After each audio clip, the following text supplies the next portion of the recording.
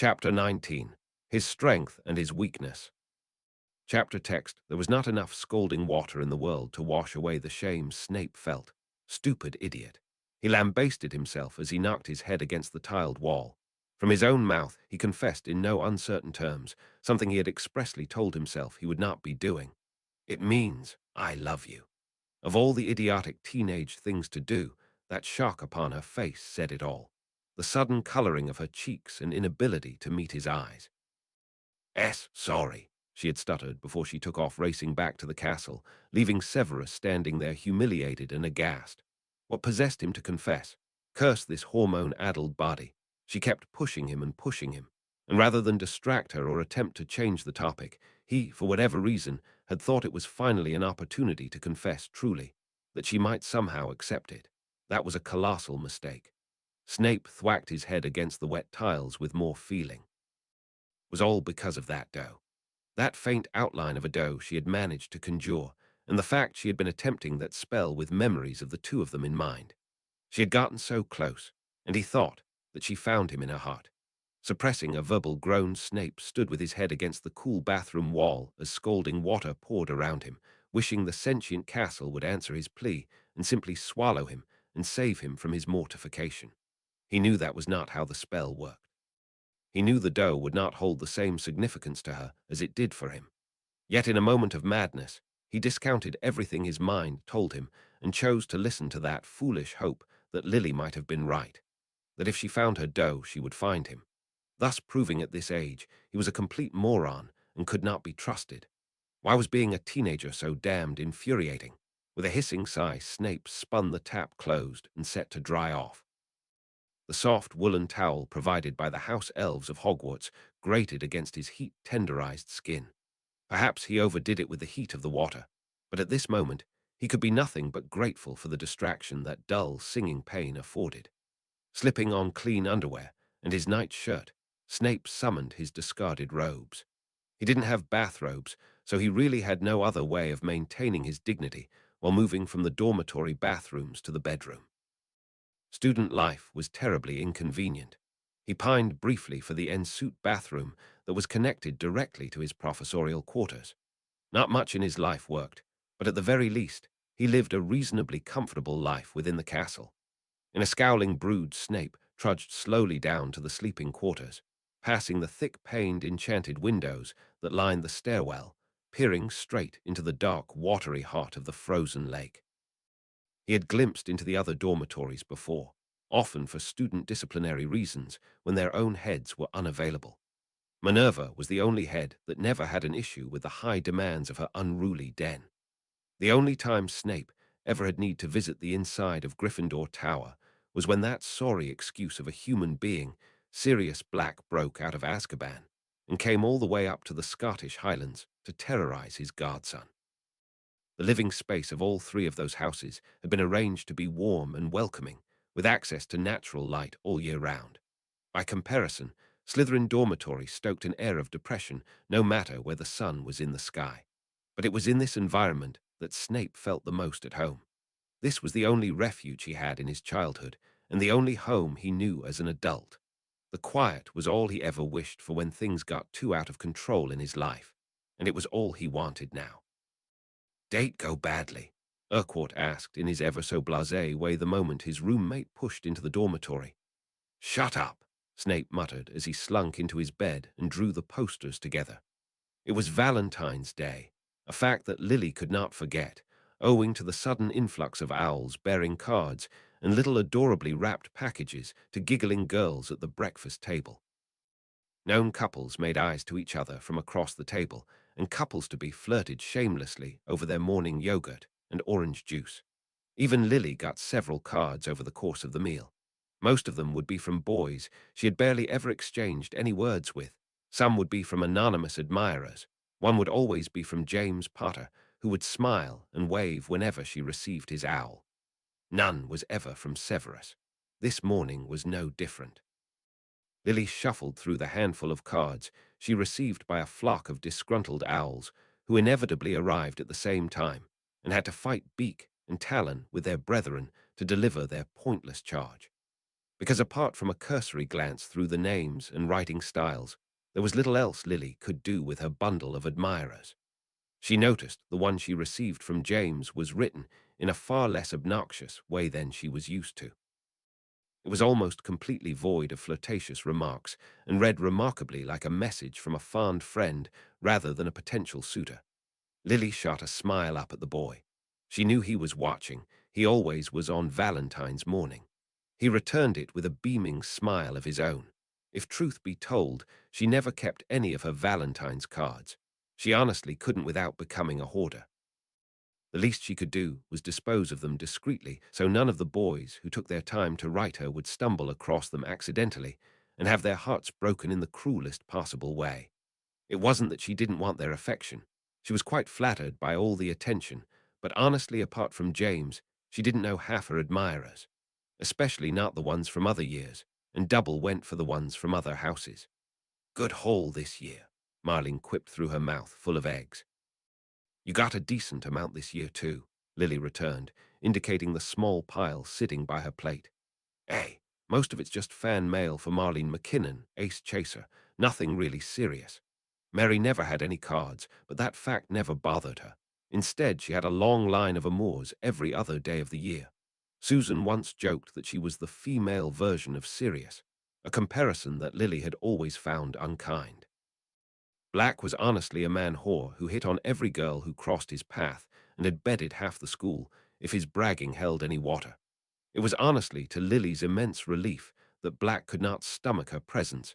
Instead, all she had to deal with was James, far less offensive advances.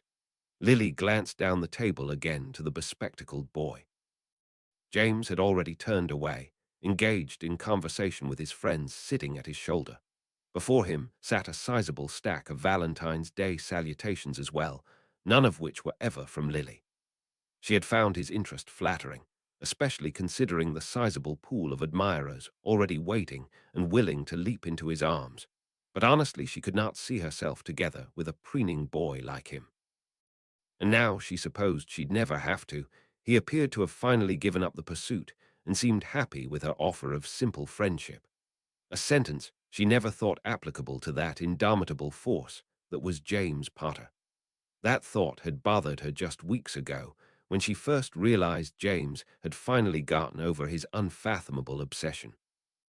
That little shameful part of her that always enjoyed the attention cried out in alarm for her sudden loss of desirability, but the rest of her dealt with it far more rationally and allowed her a breath of relief. She did love being around James. He was a wonderful, funny guy when he wasn't being obnoxious and mean. At least this way she could spend time with him without worrying about whether she could endure his swaggering arrogance to see a future for them.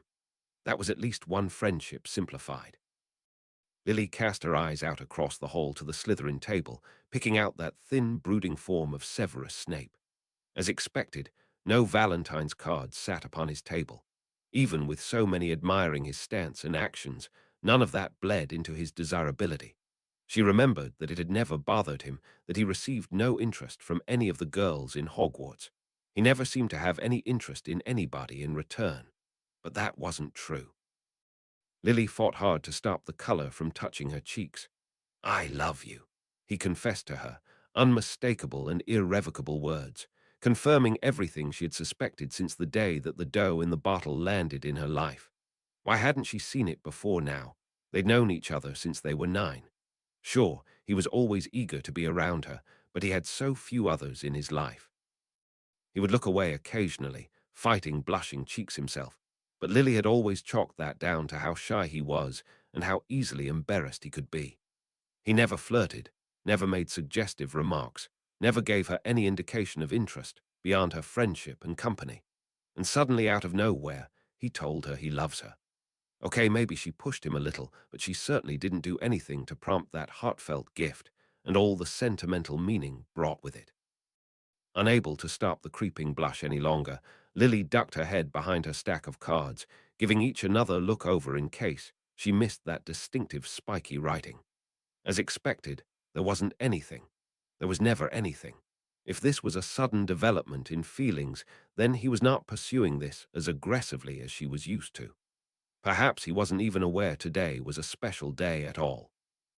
It wouldn't surprise her in the least if even after 6 years of giggling girls and hot-shaped posts swirling about that he hadn't noticed Valentine's Day. But honestly, what kind of card could she really expect from Severus? He didn't strike her as a pink hearts kind of guy. "Hey, you got a good one there, Lils?" Marlene inquired curiously over her shoulder. "You're turning a tad red." Lily squeaked and slammed the whole stack of cards down onto the table, turning every curious eye in the vicinity. Struggling in vain against the all-encompassing blush that conquered the territories of her neck, ears, and cheeks, Lily pushed the image of a dough-shaped Valentine's card from her mind. "Ooh, Lil Y, you have a crew SH." Susan's irritating sing-song voice floated from across the table.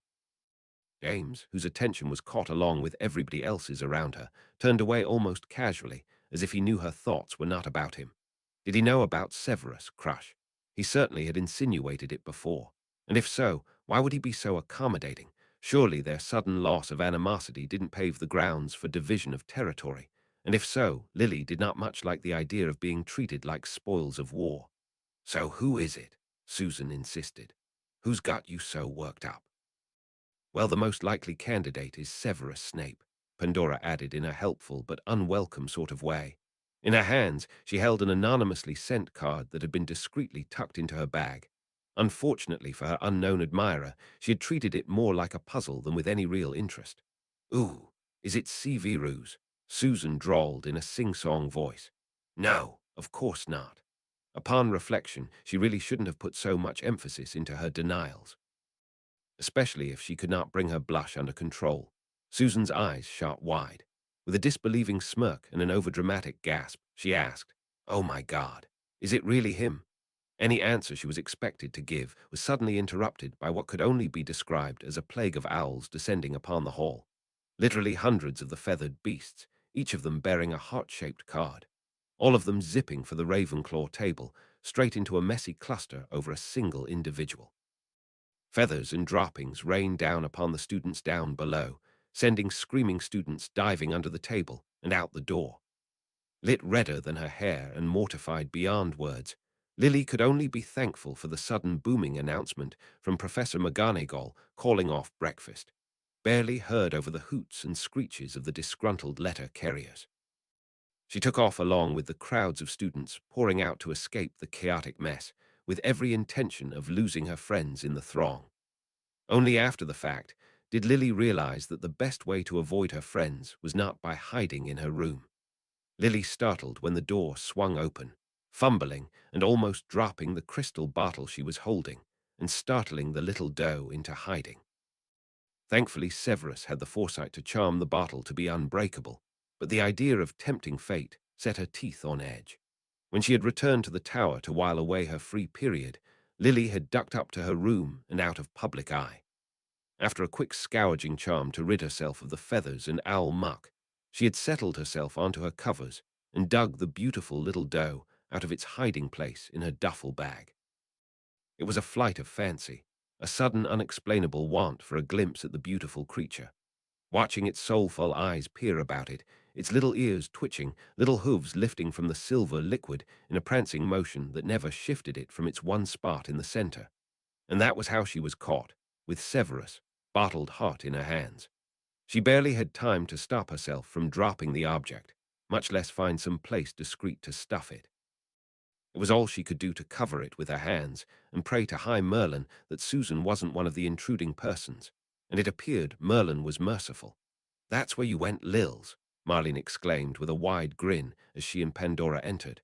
"I was afraid you were devoured by the descending swarm." As Pandora summoned her bag from across the room, she offered helpfully, "Owls don't eat witches, though." Unsurprisingly, she completely missed the hyperbole it was intended to be. "That was a mad morning, wasn't it?" Lily asked with a smile, hoping her nervousness was not as apparent as she felt. It looked like they were all delivering valentines to the same person. "They were," Marlene muttered with exasperation. "I heard it was that second-year fop of a Ravenclaw, you know, the one that keeps bragging about what a little prodigy he is." Lily winced, a braggart that rivaled the narcissism of James Potter. "I didn't realize he was so popular." Blonde girl shook her head with a smirk. "He isn't, I've just passed a buzzing flock of Ravenclaws that swear up and down that they were all sent by himself." Lily snorted and shook her head. He could really give James Potter a run for his money.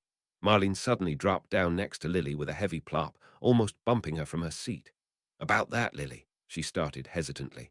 Lily instantly tensed, not liking the tension she was sensing. "What's up between you and James?" Lily blinked. "Nothing, and a lot more nothing since a fortnight ago."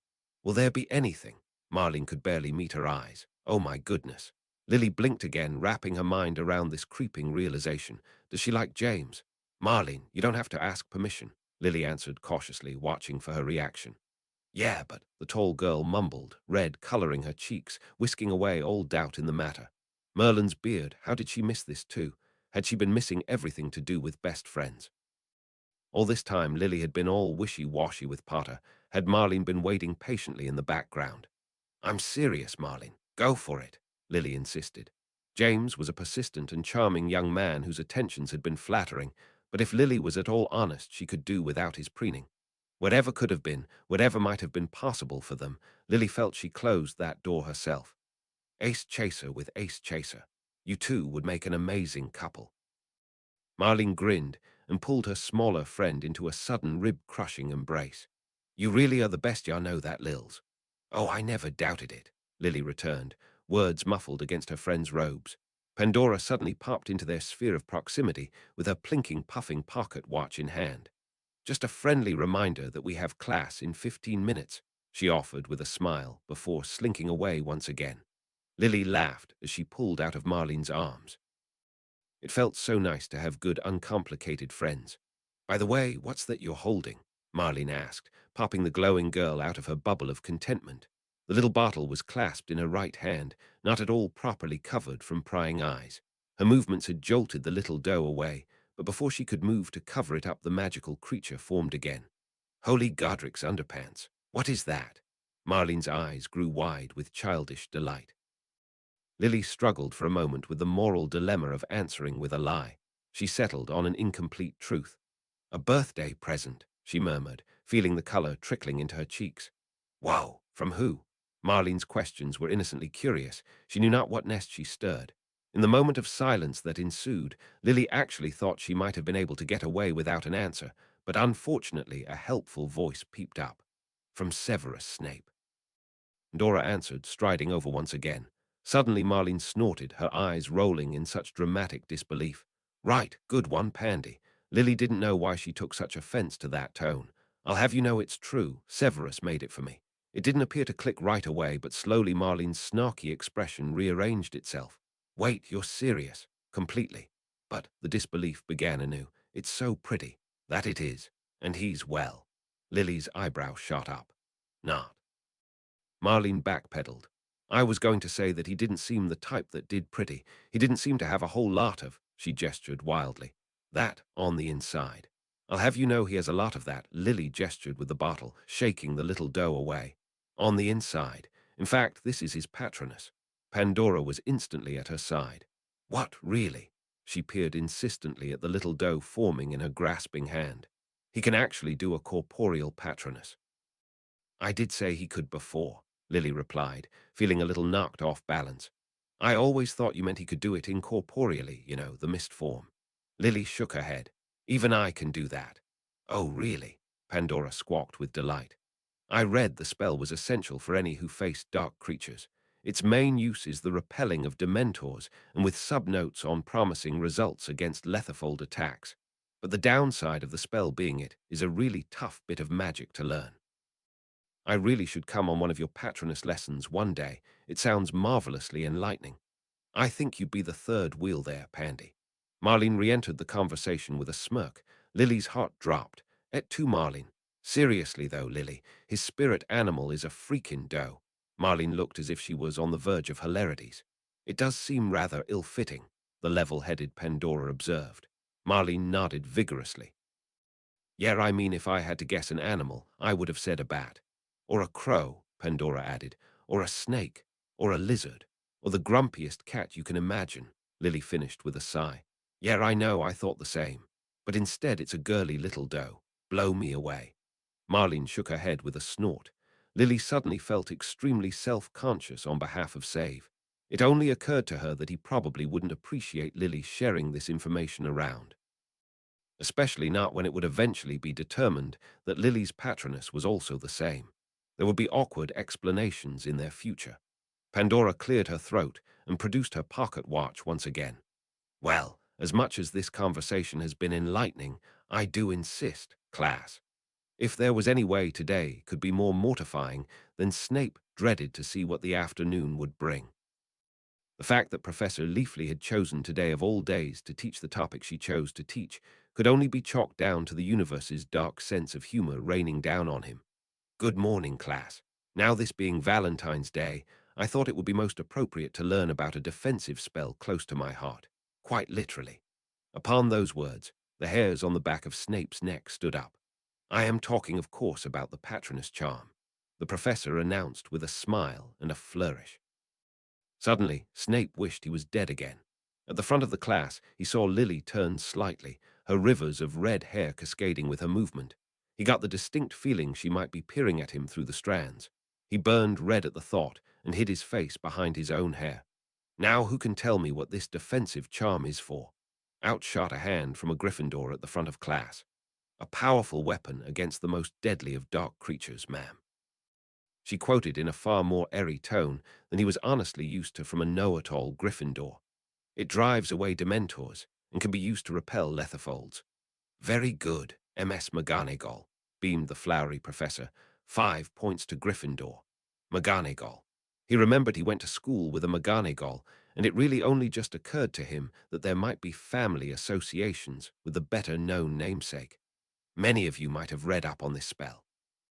An advanced charm formed almost entirely from happiness. What's so difficult about that, you wonder? Anyone want to take a stab? Professor Leafley looked pointedly at the McGonagall girl again. However, it wasn't that know-it, all that answered. It's not as simple as merely happy memories. Lily's voice sounded across the classroom. It has to be something that is life-changing at the moment it happened that still affects you to this day. The stronger the joy, the stronger the patroness. The professor beamed. Very good. MS Evans, was it? Another 5 points to Gryffindor. Goodness, it really is the Lion's Day, isn't it? Suddenly another Gryffindor's hand shot up, that blonde witch that always sat beside Lily whenever they had class together. Miss, I heard these patronesses can take on shapes of animals. With an almost snarky smirk, the girl turned to glimpse down the back of the class, straight at the shirking Slytherin. Oh, good grief. Lily, you didn't. Snape scowled into his desk, burning red. He had no illusions about those Gryffindors that shared her room catching a glimpse of the present he sent her, but he had expected the girl to have the sense to keep the fact that it was from him a secret, or at the very least the fact that it was his patroness. Professor Leafley smiled. You will be right, MS. Ah, McKinnon, the girl helpfully supplied, not at all offended that her previous contributions had never been remembered. MS McKinnon, the professor continued. The final form of the patroness takes on the form of a living creature that most reflects the heart of the caster, not unlike that for an animagus. But what you speak of is unfortunately a higher tier of the patroness that I'm afraid I am not qualified to teach you. With a circular swish of her wand and an incantation, Professor Leafley conjured a thick mist that settled briefly before vanishing. For you see, what it requires is something that I'm afraid I simply cannot find. Perhaps I have not found it yet, but I hear tale that some never do. Alas, I cannot show you. Snape saw Lily shrink into her seat. No doubt the memories of Saturday were evoked by this ill-timed topic. If he could turn back time again, he would make it his mission to stop himself from ever saying something so stupid. With one poorly thought-out utterance, he might have destroyed, yet again, all that he had regained. It was honestly almost déjà vu. However, I have heard that Minerva is able to cast a full-bodied patroness. Leafley continued with an exuberantly bright smile. I mean, your own Professor McGonagall. If you're still interested in a demonstration, she'll be the witch to ask. Snape could not imagine Minerva being pleased to be harassed by throngs of curious students for the casting of such a private spell for their amusement, but perhaps she wouldn't be bothered at all. Perhaps she'd even be pleased by their curiosity. Indeed, she had never shied away from the spell in the presence of others before. Perhaps Snape was alone in his reluctance. After all, he had never met another that hid their patroness so, with the exception of Lupin, and the idea of sharing a trait in common with that werewolf turned his stomach. Snape can do it too. His stomach dropped at that sudden announcement. 24 pairs of eyes swung around to stare as Snape shriveled in his seat, cursing that McKinnon girl and Lily's bad judgment. Clapping in delight, Leafly exclaimed, "Why, that would be quite amazing. We would all be delighted for a demonstration, Mr. Snape." No, no, no, no, no, no, no. Snape shook his head, not willing to emerge from his curtain of hair. Curse that McKinnon girl and her big mouth. Curse every smirking, privacy-invading, intentionally malicious child. Expecto Patronum. Lily's voice called out, causing every staring eye to swing about back to the front. Before the class, her mist-formed patroness slowly coalesced into a vague form of a creature, but before it could fully form in any meaningful way, it vanished. The shape of the doe was one that no one should really be able to recognize without the instinctive recognition that she and Snape shared, at least he hoped. "Oh my, that was marvelous, M.S. Evans," Professor Leafly exclaimed. "You show incredibly advanced form." 20 points to Gryffindor for that spectacular display. Lily shifted in her seat, distinctly uncomfortable. But mine's still not corporeal, though. The professor appeared unbothered by that fact. "Why, my dear, you have already reached a level in the spell many cannot. The corporeal patroness is an extremely difficult tier to reach. Few can touch upon those moments of happiness that define their soul. Most never do." Snape could not blame her for the cringe she slumped into, nor could he stop himself from doing the same. Why was this day conspiring against him so? Why did everything have to remind her about how pathetically he still clung to her? Snape kept his face turned downwards, but could not find it in himself to pry his eyes away from her form. Still pitifully hopeful against all the wisdom that his adult experiences brought. She turned slightly, auburn hair still hiding her from sight, but he could not shake the sense that those bright green eyes peered at him from just beyond the veil. "I still cannot believe you did that to him, Marlene," Lily grumbled as she and her best friend trudged up from the potions classroom. "He spent the entire class with his eyes fixed to his bench, looking utterly miserable. And potions is his favorite subject." Marlene snorted. "Spent all class looking at him, did you?" Lily sighed and rolled her eyes, not even dignifying that with an answer. The two friends had just left potions class. Being the last to leave, they had the pleasure of trudging up the dungeon corridors alone, soaking up that lovely dark, dank atmosphere. Not even the merry crackling of the hanging braziers could lend enough light to dispel the seemingly unnatural darkness down there. "Don't make fun of him, Marlene," Lily finally begged. "He doesn't deserve that." Without an ounce of contrition, Marlene replied with a shrug. "Hey, I'm sure it didn't help that you decided to give Slughorn a Valentine's gift and not Broody McLongnose. It was a thank-you gift for the book on entwining charms work he gifted me last Christmas," Lily retorted quite sharply. "I hadn't been available for the Christmas party this year, and he took the time to track me down after the holidays to give it to me." Marlene snorted and rolled her eyes. "Yeah. Thought you were going to wait until next month to give it to him. Said it wasn't ready, didn't you?" Lily flushed. "I figured out the kinks. It really isn't too difficult to turn a flower petal into a goldfish when you revise the paradigm of Marlach's simulated motion postulates." "Yeah, right. You just wanted to get Sevy's attention." Marlene was being obnoxious on purpose. Lily chose to purposefully ignore that. It honestly was that little spell suspension charm that had me in knots. "I've never spell crafted before." Actually, if truth be told, it wasn't so much spell crafting, more like spell weaving. The book Slughorn had gifted her had been a fascinating read on the basics and effects of combining spells, as well as finding the correct casting structure to produce the effect you desired. Apparently it was a form of spell crafting, but Lily could not see this process in any way resembling what Severus used to do. She once watched him work for several hours, poring over his spiky notes, scribbled all over his little scraps of paper, every now and then tracing elaborate shapes in the air with his wand, while muttering under his breath.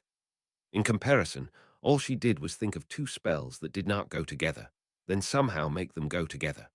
It honestly helped that she was so in tune with her magical ability.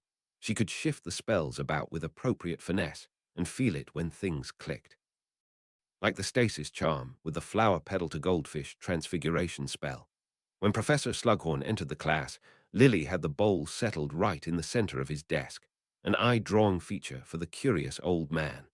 She could not see how the results of the spell had fared. Frankly, she was terrified it would be the one to break the mold and do something completely unintentional. Explosions rated high on her list of fears. However, all her worries were laid to rest the moment that smile of delight stretched across Slughorn's plump cheeks. Lily's little display resulted in both her and Marlene being made to stay over an hour after class, having been enticed into conversation over a bottle of honey bouquet aromatic wine. Even without the little magical assistance in the professor's mood, Lily and Marlene were both members of the Slug Club, indeed favorites, a fact that Slughorn never failed to remind them of. It was only over the looming call of dinner did Slughorn finally relent to letting them both go. And even after everything, she failed to get Severus to look at her even once. Not that she'd ever admit it, but a big part of the reason why she rushed to deploy her gift, even when she still didn't yet feel fully confident, was for her best friend's benefit.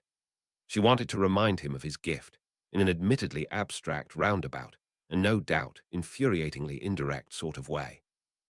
But it was the only method she could think of to generate conversation with him without getting his hopes up prematurely or crushing him with clumsy indifference.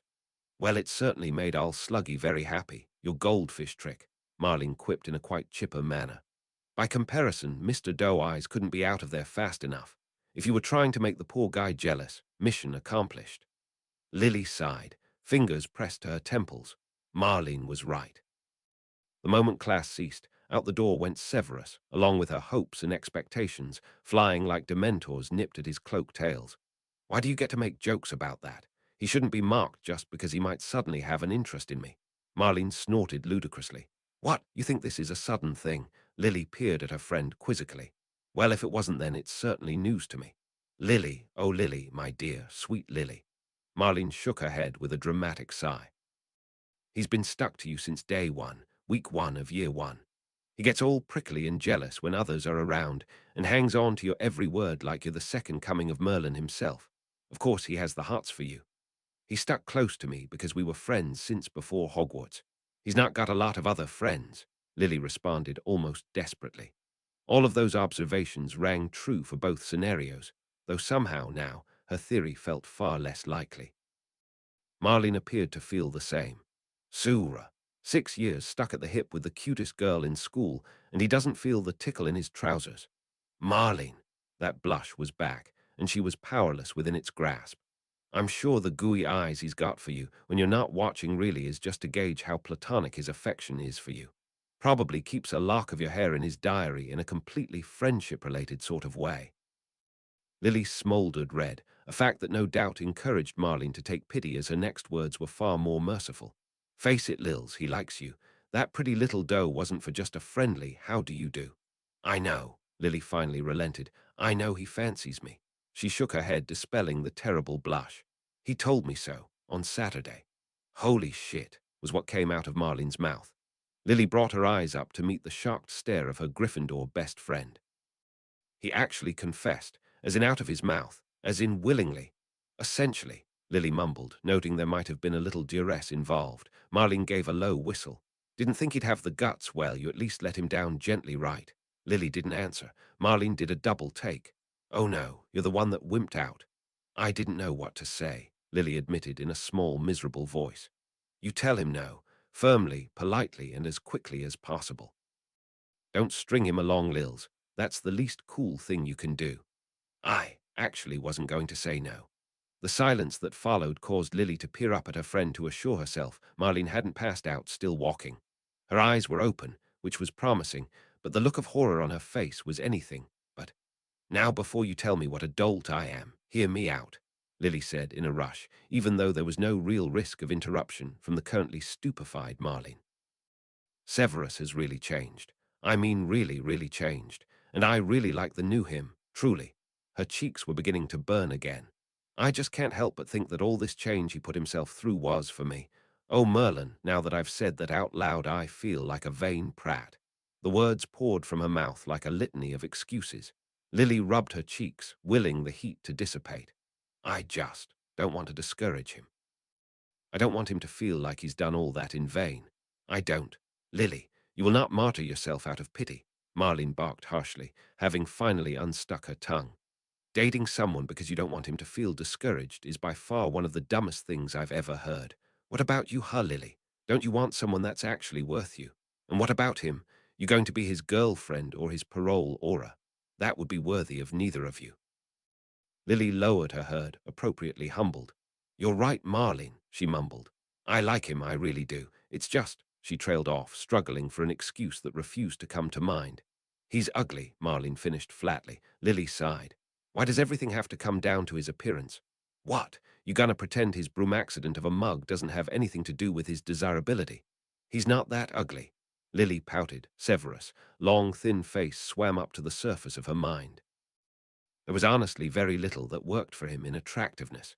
He was awfully skinny, so skinny that it made his disproportionately large hooked nose sit all the more awkwardly upon his sallow face. His hair was greasy, no matter how often he washed it, and she knew he maintained strict personal hygiene. There was no other way he could have avoided smelling of alcohol living in the household he came from. His teeth, too, were all crooked, an all too unavoidable sight whenever he cracked a smile. But he'd not smiled in months. That crooked-toothed smile Lily remembered was a sight she could not recall from any recent memory, and the thought ached her heart so. What happened to the Severus that would smile so brightly for her? Instead, the boy he was now could barely manage a lopsided twitch of the lips. His dark eyes were set deep and sunken within his skull, giving the black pits of his pupils an almost sinister look. Lily had always been mesmerized by the fathomless depth those pupils held, but now those deep dark eyes looked at her with such aching sadness that her heart twisted when she met them. Honestly, Marlene, I've known him for so long. If his looks could scare me off, they would have done so already, Lily muttered with a tired smile. Marlene grimaced back dryly. Makes a real difference when you're about to snog him, trust me. Oh, I don't know. Lily shrugged with an almost casual sort of air. His teeth might make it an adventure. The silence that followed that statement was punctured with a snort, and Lily couldn't tell which girl cracked first. Laughter pealed through the dark hallway, neither girl paying heed to the fact that they were not out of the dungeons.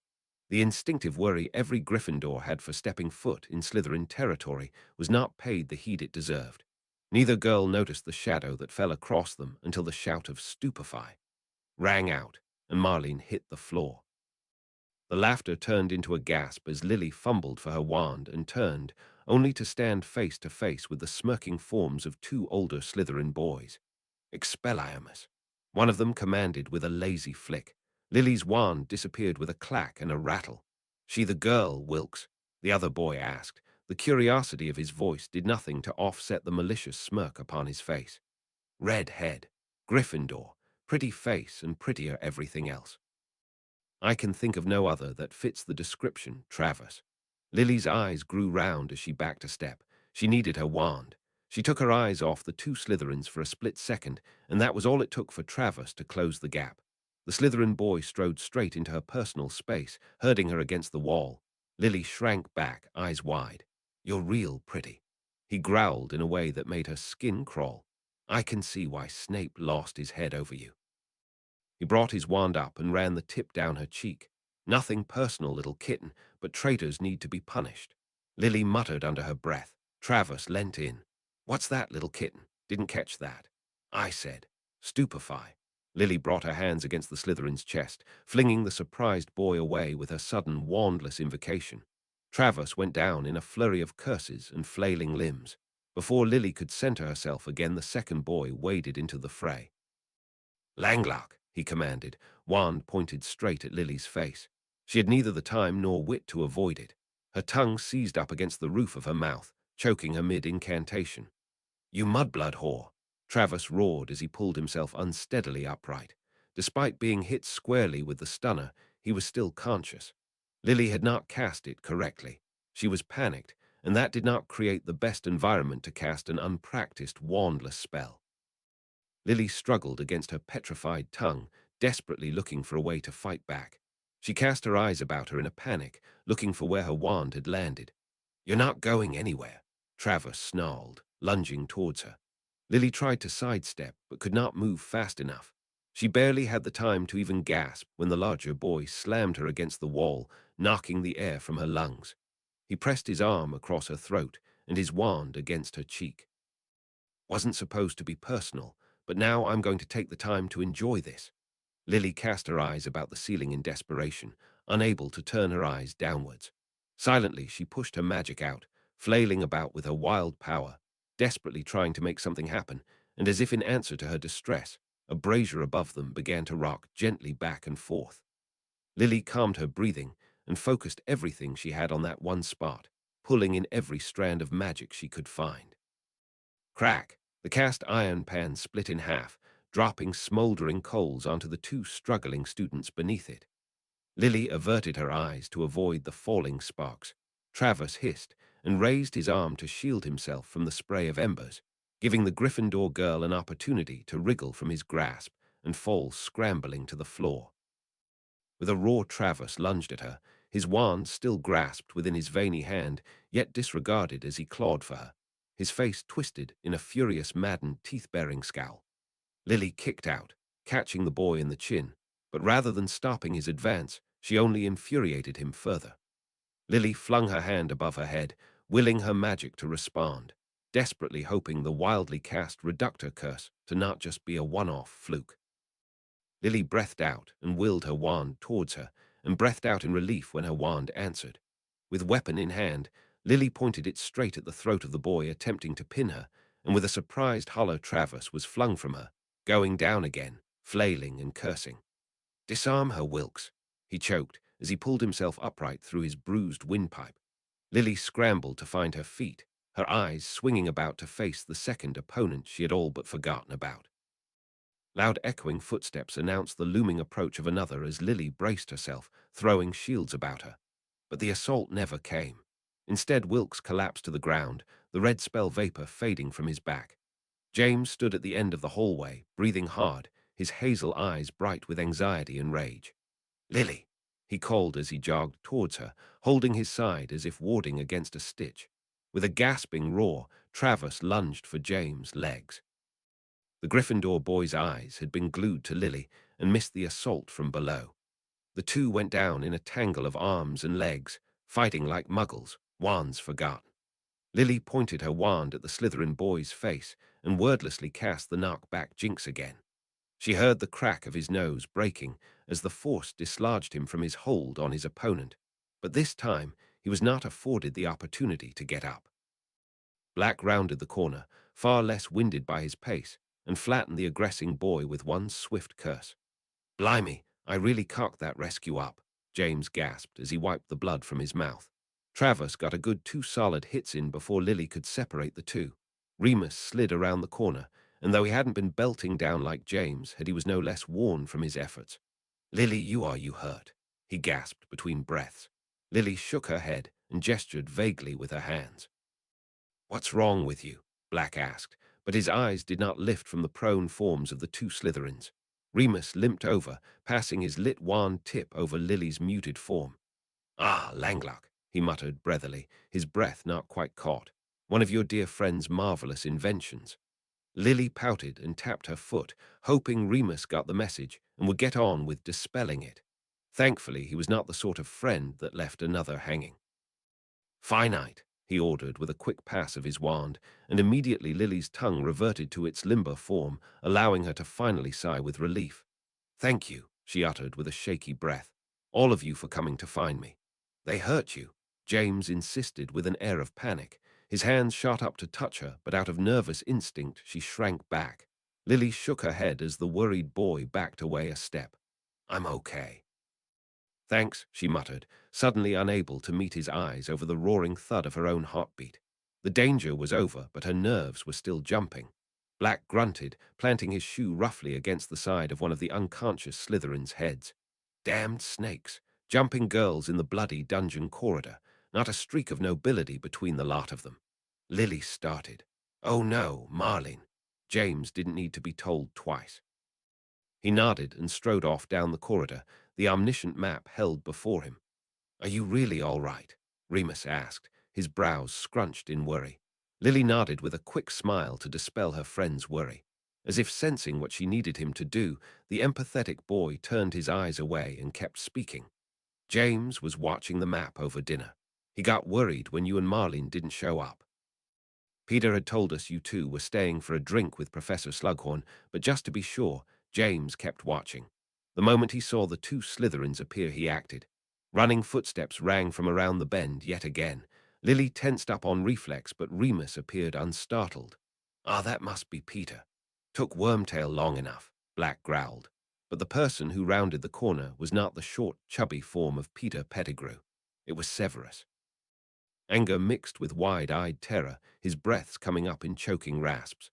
"Lily," he gasped, unable to summon the breath necessary to continue speaking. "I'm all right," she quickly answered, trying to ease the panic that took hold of him, trying to dispel her own panic that flared up in that moment. Peter finally stumbled in, slumping against the wall in wheezing breath. "Took you long enough to fetch Snivelus." Black barked, not in the mood to cut his less hardy friend some slack. "The important thing is he got here," James stated far more generously, bracing the woozy but conscious Marlene. "Heckling hippogriffs, Lily. What happened to you?" Marlene asked through bleary eyes. "I'm okay." The recovering girl insisted again. A gentle brush of fingers against her cheek caused her to start, almost barreling into the wall in alarm. Severus withdrew, his eyes wide with panic. "Soot. On your face," he grunted, suddenly unable to look at her. Lily touched her fingers to her face, and they came away with flecks of black. "Did they come after you because of me?" "No," Lily answered, certain her lie convinced nobody. Unable to meet her eyes, Severus turned away, conjuring stretchers for the two unconscious Slytherins. "Hey, mate, your girl is shaken up," James uttered, his expression incredulous. "She's a bit more your concern right now than those two vipers." "Should I be concerned about leaving her with you?" Severus retorted snappishly. James bristled. "Number, but then I leave her in your care," Severus barked, his tone closing the discussion. Lily watched on with a dull ache in her heart. She recognized his fear, that quick withdrawal when she reacted. "I'm all right, Severus," she called out. "Please, don't avoid me." She didn't know why that fear became so real. Marlene pushed off the boy she was leaning on and held upon her unsteady feet. "Hey, you ass. Lily needs you right now." James strode forward and caught the Slytherin boy by the arm. With a jerk, Severus yanked himself out of his grip and hissed, "Don't you ever touch me again." "Hey, man, I just saved your girl." James ground out, disbelief upon his voice and features. Severus calmed in that instant. Hesitantly he turned, casting a brief glance backwards towards the still shaken girl. Their eyes met, her bright green touching upon those dark pits with no end to its depth. "And for that I am grateful," he finally muttered, turning to James once again. "I will repay you appropriately." "I don't ask for anything," James retorted. "I just want you to show some basic human decency and make sure Lily's all right before you take your two damned snakes up to the hospital wing." A dark sneer touched Severus' lips. "Oh, they will not be going to the hospital wing." And with a sweep of his tattered cloak, the Slytherin boy turned off the main dungeon path and stalked off deeper into its depth, the two occupied stretchers following behind him. Chapter 20. Dance of the Silver Does. Chapter text February was ending, and with it came the rise of the mercury and the receding of the snow. The temperature only started to venture above freezing during the day, but compared to the severe minuses over the heart of winter, this was positively tropical. But on this night, the snowfall was back. Soft little flakes that fluttered against the window, a tribute to the last throes of winter. Lily sat snugly in one of the corner lounges, watching the flurries of flakes batter against the sturdy window panes, reminding her of how cold it was beyond the warmth of the Gryffindor common room hearth. "How y'all feeling, Lils?" Marlene asked with concern, leaning forward in a seat opposite. Lily's Gryffindor best friend had been treating her with kid gloves ever since that incident over a week ago. "I'm fine, Marlene," Lily replied, shifting the book on her knees. "Just thinking about the chapter I just read." It was a lie, of course, but she didn't want to concern Marlene, not the fine part. Lily got over that little scare within a week. In the day preceding the encounter, Lily ran into the two rogue Slytherins again, sparking every nerve of caution and fright to flare. But confusingly, it appeared the same could be said of them. With one look, they both took off running, holding their heads as if racked with pain. It appeared whatever Severus had done to them, it resulted in their inability to tolerate Lily's presence, a fact she was frankly grateful for. But so too was noted Severus, lacking presence. The Tuesday morning after that incident, Lily arrived into Charm's class and noticed immediately Severus was not sitting in the back. His housemates were all seated in their usual spots, apparently unruffled by their most studious member's absence. She did not approach them to ask that day, feeling both annoyed and frankly still a little shaken. No matter how embarrassed Save might have still been from their frankly awkward encounter on Saturday, he should have at least scraped up the courage, or the common decency to see her, and make sure she was all right. That stance mellowed in the following days, as she finally caught sight of the boy, stumbling down the seventh-floor corridor to his alchemy class, as if he was still half asleep. Indeed, he might as well have been asleep, considering he stumbled right past Lily without even noticing her presence. Though it was possible he was ignoring her, she didn't feel it likely that she wouldn't even get a single flicker of recognition in his pitch-black eyes. Though in the days that followed, he appeared to recover, but still hadn't been more forthcoming. His countenance appeared to take on healthier tones, but his psyche appeared to fare far less. He would avoid her approach like the plague, refusing to even sit with her for studies, even going so far as to avert his eyes every time she met them, a powerful shame clouding his features. It didn't take a stretch of the imagination to think Severus might blame himself for what happened. After all, both Travers and Wilkes had named him as their motive. Not to mention, the timing of the incident could not have been worse. The guilt the incident kicked up would have run straight into the humiliation that would no doubt be still lingering from Lily's wishy-washy response to his confession. As her father would have called it, it was the Murphy's Law of scenarios. However, if he thought the way to deal with this frankly minor threat was to treat her like a leper, then he was as idiotic and bull-headed as the boy she had once tried to leave behind. She and all the friends that surrounded her had since taken greater precautions with their safety. Lily, for one, had been practicing her wandless defensive spells like a demon, even going so far as to attempt some confidence in a handful wordlessly as well, starting with summoning. A demonstration of her shaky, newly acquired abilities delighted Professor Flitwick to no end. Not Severus, though. He wouldn't even look up from his desk at her. Lily sighed as she leaned back in her armchair, prompting Marlene to look up from her textbook. Something wrong? She asked in a suddenly too often high-strung kind of way. Just not getting this concept, Lily lied. Marlene, too, had been acting odd as of late. This very behavior of sitting demurely to study was so unlike her that Lily could swear she was the one still suffering the terrors of the attack. Indeed, mere hours after the incident, Marlene had been lamenting loudly over her embarrassment of being down so quickly, and detailed in great lengths how she would have dealt with the two Slytherin thugs had she been in possession of her faculties. Lily believed her friend to be genuinely brave, and did not doubt she would have done all that she claimed had she been conscious. But she hadn't been. She was stunned within seconds of the ordeal, and that vulnerability had shaken her once confident friend to the core. Want to just call it a night? Lily asked her friend and current study mate. My mind's just drifting too much to focus. You go on ahead. Marlene mumbled into her textbook. Lily gave her a sympathetic smile and a quick squeeze of the shoulder and slunk away. Before she headed back up to her room, however, Lily felt she ought to at least say good night to all of her friends.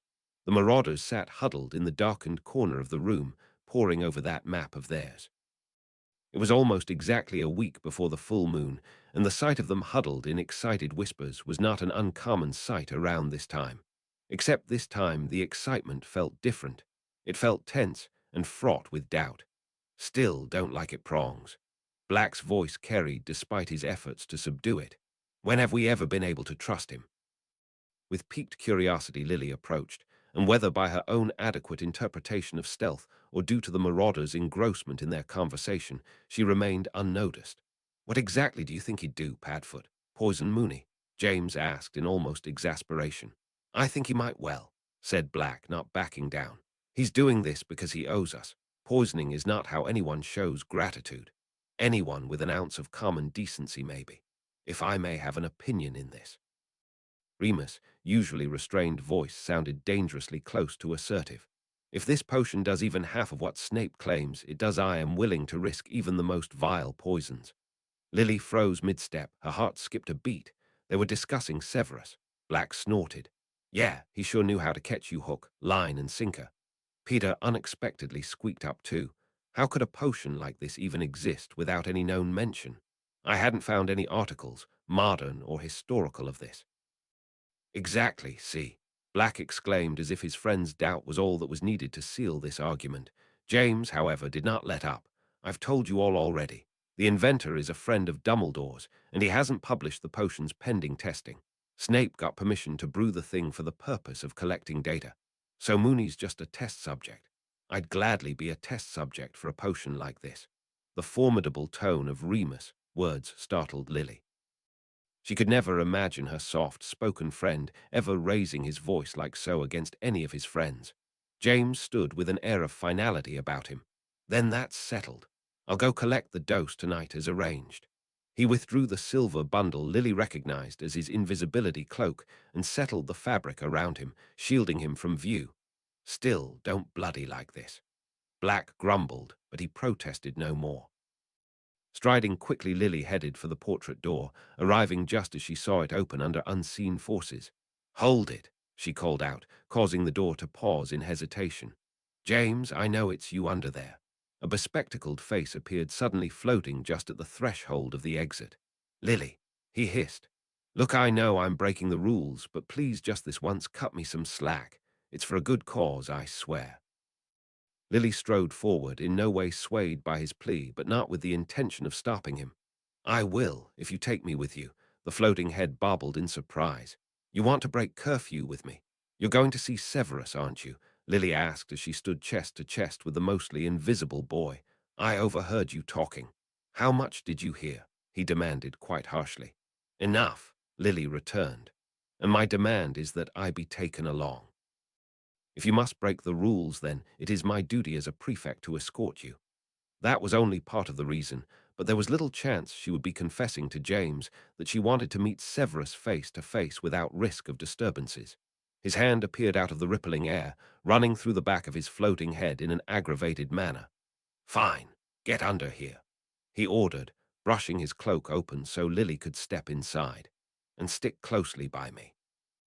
I'm going to have to stoop to fit us both." Lily grinned as she obliged and was whisked away into the shadow of the night by the quietly grumbling boy. "You're late," Snape barked the moment the door to his lab swung open silently. With a sheepish grin on his face, James Potter slipped out from thin air, standing from an almost awkward stoop. The blasted tall boy had probably outgrown his cloak. Incensed with anger he never failed to feel upon sight of the arrogant prat, and the annoyance of being made to wait, he snapped. "Tomorrow you will arrive at 8 o'clock sharp. I don't care what excuses you have. I will not be made to wait for something I'm going to the trouble of making for you." The ingrate, the nerve of him, making him wait when he graciously gave his own time to brew this blasted wolfsbane for his precious werewolf. "Yes, sorry. I will," Potter mumbled with a surprisingly cowed response. Snape scowled, not entirely satisfied with the marauder's response. The whole process could take upwards of 5 weeks when following the traditional methods, meaning a brewer could be stuck brewing for a full moon, a month over before the current moon had even passed. It was honestly to his greatest of fortunes that Snape had, in his many forays into this tedious brew, figured out a far more efficient method that reduced the brew time to a mere 2.5 weeks, including final steps. He had committed himself to chase the transformation in March, the window he was working in being just under the minimum amount of time he had brewed, combining 2 days' work into one. He had even missed a day's worth of classes in the process, and worked himself to the point of exhaustion. Most of the process was done in a large cauldron that required the highest time commitment in the first 2 days of its brew, but continued to take several minutes of every day proceeding with its ongoing treatment. The final step of the potion, however, had to be brewed individually, and took another good hour each to prepare, in a separate, smaller cauldron at that. The final product had only 24-hour effectiveness once the last step was taken, which made pre-brewing all the batches impossible.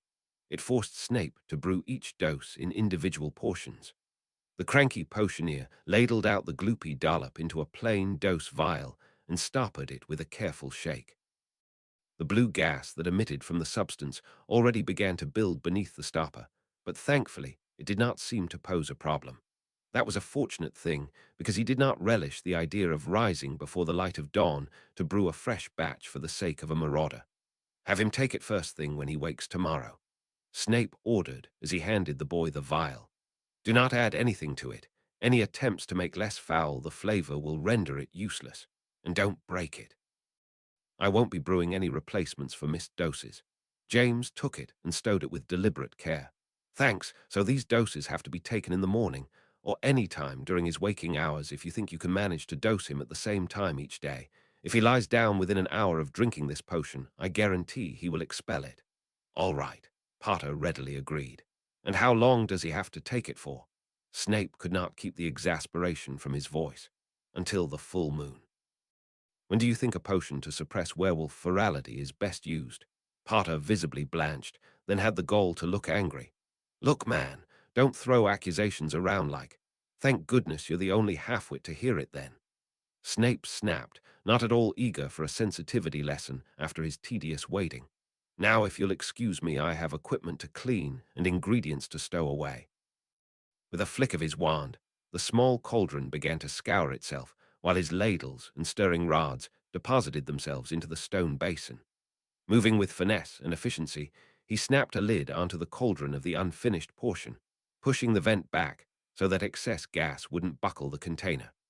It was fortunate this part of the potion kept for 2 weeks in its unfinished form, giving Snape a far more comfortable window to juggle brewing with his timetable.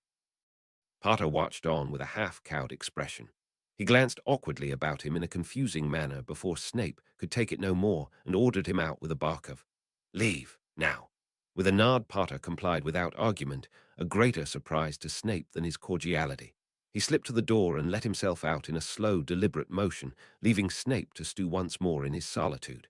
Lily let out her bated breath the moment James stepped back under his cloak. "Mooney's gonna kill me." "I did not mean for you to hear that," James muttered as they rounded the corner. They were sneaking through Slytherin territory past curfew, and neither of them wished to make a lot of sound. A small chuckle left Lily along with a portion of her tension. "If you mean about him being a werewolf, you needn't bother worrying yourself. I've known forever now." "Really?" James looked so surprised it was almost insulting. "Of course, I'm not an idiot." Lily could not stop that roll of her eyes. Except oblivious was exactly what she had thought of James before now. "How long have you known?" she asked, a question deliberately crafted to seem like she hadn't thought him ignorant. "Since second year," James answered with a rueful smile. It was kind of hard not to notice how he disappears once a month when you share a room with him. Apparently, James' insane ego had not made him blind to his friend's plight after all. Lily flushed. She had honestly given James too little credit for too long. Ever since then, however, James continued, his eyes cast forward, a smile edging across his face, we've endeavored to make sure Remus didn't have to suffer this alone. We used to wait for him in the hospital wing after full moons and spend the day with him there. That was until we found a better solution. Lily could not help but smile. The revelation of the truth of their friendship touched her deeply. "What might that be?" she asked. The smile slipped off James' face. "Ooh," Lily urged gently. "Honestly, James, at this point, I don't think there's anything you could tell me that could make me mad at you." The bespectacled boy made an awkward shrug. The crouch he was forced to do to share his cloak with Lily made it difficult for him to move freely. "I feel like this one might be taking the cauldron cake a bit." "Try me," Lily prompted with a raise of her eyebrow. "We're illegal animagi," James blurted out suddenly, as if that confession had been niggling at him for a while. Indeed, by that proud little smile he was fighting down, it was obvious why. "We use our animal forms to hang out with him on full moons. Werewolves only actively hunt humans after all." Though she had just claimed she would be cool with his confession, she could not help that little reactive start. "That's illegal." "Oh, I am aware." James nodded cockily. "Hence the term illegal animagus. I mean there are serious repercussions if you're caught." James turned with one upraised eyebrow. "Why? Are you going to turn me in?" "No," Lily shook her head vigorously. "But I'm seriously scared for you now." "Keep mum and we'll be fine," James replied with a smile and a wink. Lily turned away, her sudden bristle of anxiety causing her to fidget under that cloak. "Quit your nervous twitching, Lily. You're tickling me in all the wrong ways," James grumbled, trying to shift away from her without pulling the cloak up about his ankles. They had stepped through into the entrance hall now, and the threat of patrolling teachers and caretaker became all the more real. "Sorry," Lily mumbled and attempted to hold still. "So what does Save have to do with any of this?" she asked, trying to change the topic. James grinned then, not in his arrogant way, but with genuine thankfulness. "That is where things get weird. Weirder than finding out you four marauders are actually animagi." She tried her best not to be too much louder than a whisper. "Three, actually," James corrected. "And yeah, weirder, because we genuinely don't expect human kindness from Snape." "He's not a monster," Lily muttered. "I can see that now." James muttered back. The touch of shame upon his features surprised Lily. Just this Monday he approached Remus in their morning arithmancy class together and told him he had a solution for his lycanthropy. When Remus had repeated his words on to us, we were all skeptical at first, so we agreed to come down to talk to Snape together. Turned out he was brewing that big cauldron of stuff, and had been doing so since the day after that dungeon corridor incident. He muttered, glancing at Lily cautiously. "I'm fine now." Lily shrugged. "Go on." "Well, see, Snape explained to us there was this miraculous potion that allowed the human side to stay in control during transformation." Lily gasped. "That sounds too good to be true." "Yeah, we thought so too. I mean, Mooney was over the full bloody moon at the thought, but the rest of us were a bit more cautious about the idea. But Snape explained the potion wasn't his invention. It was already created by some big-shot potioneer that I've never heard of, who invented a recipe that doesn't even really exist yet." Lily raised a skeptical eyebrow. "How would he have gotten hold of the recipe then?" I asked that too. Apparently Dumbledore was friends with the potioneer and had mentioned it to him during a tutorial session once. Well, when I went to ask old Gramps about it, he confirmed that the thing exists and that he had given Snape permission to brew it. I saw no reason to doubt any longer. He grinned, that bright white, even-teethed grin. Turned out Snape had been quite insistent in being allowed to do so, stating it was to repay the debt he owed for saving you. His smile faltered, momentarily awkward. "I mean, we told him it was our pleasure, and he didn't owe us anything for helping you." "I'm absolutely happy to be the excuse," Lily quickly interrupted. "And thank you for doing so, because I'll be damned if I've ever seen Remus so happy going into a full moon." James' grin returned in full force. Lily's heart swelled. She could not help but feel the infectious jubilance upon James' excited face. To see how much good Severus had done, how much good he was doing, and how much more he still could do. Her clever, noble save. See, Lily couldn't help that well of pride growing within her own chest. "I told you Save was a good guy." "I concede you might be right," James returned easily. "I'm just so happy things have turned out like this," Lily muttered, riding the wave of euphoria. James' smile faded, his grin receding into an awkward smirk. "I guess you chose well. I was worried at first, but you were right. Your boyfriend's a decent bloke."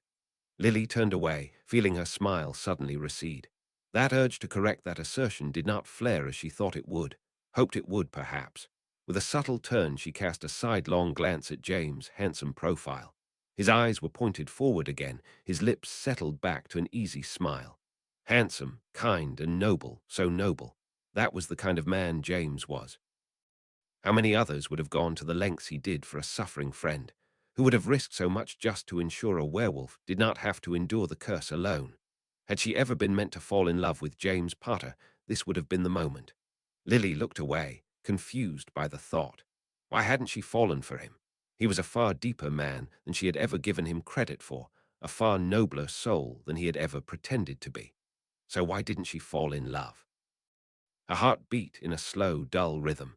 The rush of blood sounded in her ears, bringing with it a creeping realization. An improbable, ridiculous, exhilarating realization. In her heart, where things that find their way in would seldom get dislodged, already stood a man with a noble soul.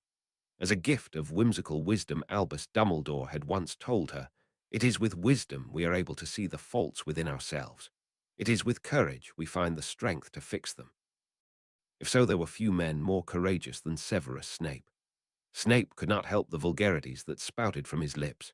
He dashed gasping from the castle gates, at full sprint towards the lake edge, as fast as the snow about his ankles would allow him. Of all the idiotic, he doubled over and slowed his pace, trying to fight his way through the stitch that had just formed. With one glance upwards, he steeled himself back into his lung-splitting run, the pain and exhaustion be damned. For above him shone the full moon, and Lily got it into her fool head it was the perfect night for a stroll. Snape got the message at 8 o'clock that evening, when he had settled into a plush couch in the common room with a book, ready for a relaxing night in. After spending a solid 2.5 weeks brewing that blasted potion, he was glad to finally get his evenings back. That was when the fourth-year rockers approached him, holding a scroll bound with a red silk ribbon. "A Gryffindor girl named Lily asked me to give this to you," he announced dutifully as he handed the message over. Snape thanked the boy and sent him on his way, wondering with a scowl what it could possibly say. He felt a squirm of fear that his exercise in avoidance had finally worn down her patience, and she decided to reject him indirectly with a written message. It was a selfish sort of worry considering all that he brought down onto her with his needy attention, but if there was a place he should be able to indulge self-centered thoughts, then it was within the privacy of his own mind.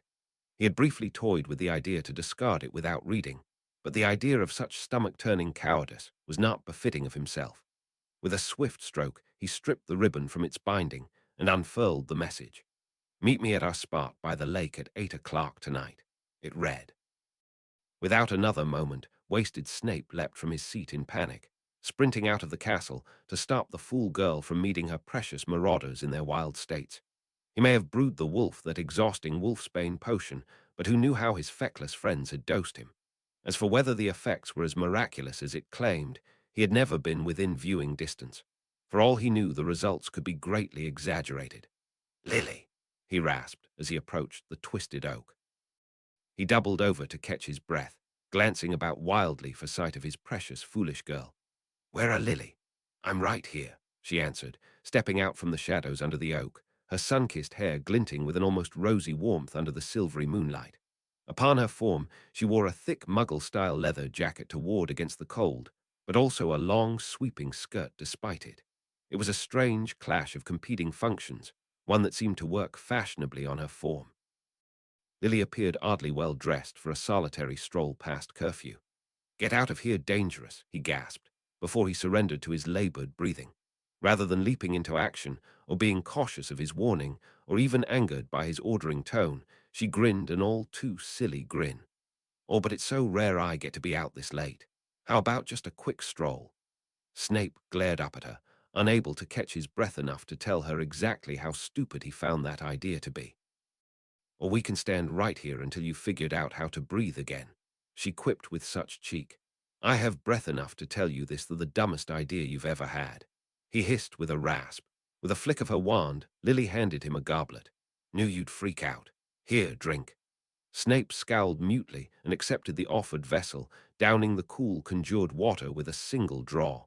The moment he emerged from the goblet, however, he took Lily by the hand and set off back for the castle. "You have no idea what danger you've put yourself in," he hissed, his throat still scratchy and raw, but far better than before. But it really was the most efficient way to get your attention." Snape glanced back sharply at Lily's sweetly smiling face. "You risked life and limb for attention." Apparently, the Potter brat's predisposition for seeking attention was not just inherited from his arrogant father. It worked right. Lily's little streak of deviousness was something he had inconveniently forgotten about. With a grit of his teeth, he stopped in his tracks and swung to face her, this girl who apparently was more gormless and reckless and lacking of forethought than he had ever recalled her being. "We are out, on the grounds, past curfew, on a full bloody moon. A sixth-year defense student like you should damned well be aware there are creatures that prowl on nights like this." I faltered, but fear was not what replaced it. "Didn't think you'd be this scared." "I'm not scared," Snape growled, "and I'm not joking here, Lily. There is a reason why Hogwarts grounds is out of bounds after dark. Oh, save, the whole castle is out of bounds after dark. And you should know this as the prefect. You of all people should respect this." "I do, just not tonight." Snape could tear his hair out in frustration. "You would choose tonight of all nights to act like a bloody fool Gryffindor." "Why, you still think there's a werewolf on school grounds?" Lily asked, almost too innocently. Of all the... Snape struggled in that moment, fighting with the desire to berate some sense into her, against the oath he had made to Dumbledore all those years ago. Foolish risk to take, was all he managed through gritted teeth. A gentle smile touched Lily's lips. You really have changed a lot, Save. Snape struggled briefly, feeling his fury trickling away. Damn his foolish heart, disarmed by a mere smile. Just last year you were swearing up and down that Remus was one. She continued, causing Snape to freeze in place. You take every opportunity to out him, with proof or without. It was honestly quite trying. She was talking about the young him, the foolish him, the him that was no more. He looked away, knowing too well the boy she was describing was the boy that had lost his way with her. He would give anything for her to forget he was ever like that. But I know he is one. Lily suddenly said, causing Snape to look back with a start. Remus Lupin is a werewolf. What? He breathed, but the touch of her cold finger upon his own whisked away any regretful words that might have formed upon his lips. Snape looked down, confused, finding her fingers entwined within his own. His heart beat loudly in his ears, the reflexive anger he felt with Lily's calm acceptance of the dark beast warring with the shameful flutter of his heart. The playful tug Lily brought him to the lake bank, and all he could do was mutely follow. He could not understand her behavior, and confusion rendered him dysfunctional. Look, Save, she breathed, bringing up their entwined hands. It took him a moment to realize she was pointing, and he slowly brought his eyes about. Across the half-thawed lake, beyond the moon-touched frost-thin ice, stood a great red stag. Beside the creature shuffled a hulking black dog, its form almost lost among the shadows of the night. The rat, while not visible from this distance, was no doubt not far from that eclectic pack. But no shadow could hide the great grey wolf that loomed between them, the wolf that stared solemnly across the lake, unmoving. Snape felt Lily's fingers tighten around his. Whether it was out of fear or in response to his own tension, he could not tell. Remus, Lily whispered, her breath misting upon the frigid air. It was as if her words carried that impossible distance. The great wolf dipped its head, a gesture all too human. Thank you, he seemed to say, and with that they vanished into the forest beyond. Snape felt the tension leave his form, relieved the potion did as it should, relieved that his abilities had this time spared both him and Lily from a terrible fate. Her fingers curled, a gentle touch that prompted Snape to swing about. The smile she had held none of the fear he felt. I wouldn't have missed that for the world. Lily murmured, her fingers stroking a confusing sensation upon the back of his hand. With a jerk he separated their hands. You risked too much, he hissed. Now that the fear had passed, the anger returned full force. Did you think for a moment what might have happened had that damnable wolf been feral? That would mean you'd have to make a failed potion. Lily answered with a smile, reaching out to take his hand once again. But rather than allow her to thread her fingers through his, he cupped them between his warm palms. Lily's eyebrows shot up, giving her smile a hint of exasperation. Feeling her cold fingers warming, Snape's adrenaline subsided, leaving him along with his ability to meet her eyes. You convinced me our school motto was designed for a Gryffindor, he grumbled. Nobody else could be so reckless as to tickle a sleeping dragon. Her pale skin glowed under the touch of the moonlight, casting shadows about her smooth, perfect face. The depth of the evening caused her auburn hair to shimmer a dark ruby red, but not even the darkness could fully mask the green of her eyes. The memory of his confession intruded upon Snape's mind, bringing with it an unwelcome flush he could do nothing but scowl through. He made to pull away, but Lily's hands flew out to catch his. The touch of her now warm fingers prickled his skin where they touched. Don't leave, Save, she muttered, her voice as gentle as her touch. Not before you hear what I have to say. Fear wormed its way into his gut. On his tongue was already the taste of bitter rejection. Bitterness he had no right to feel. In no lifetime was he blameless for the dangers that had befallen her. If you feel the need to answer me, don't. I get it. He tried to pull away, but her fingers gripped tighter, refusing to let him go. Save, please. She beseeched, her bright green eyes peering up at him in such a way he felt the fight leave him in its entirety. He willed his courage to his heart. She will not be cruel, he told himself. He felt her fingers move against the back of his hand, her thumb tracing circles against his palm, the tips starting to cool again. What you've done for Remus, she began, stirring a stroke of annoyance that the thrice-cursed marauders had to be a part of this. You're amazing, you know that, Save. He looked at her sharply, dark eyes glinting in the shadow-cleft recesses of his sunken sockets.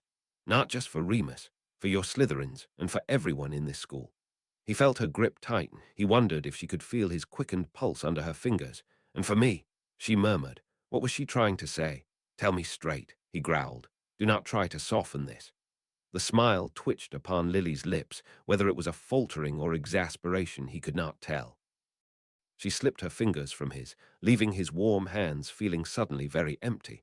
"How about you just let me say what I want to say, and not ruin the mood with your sunny disposition?"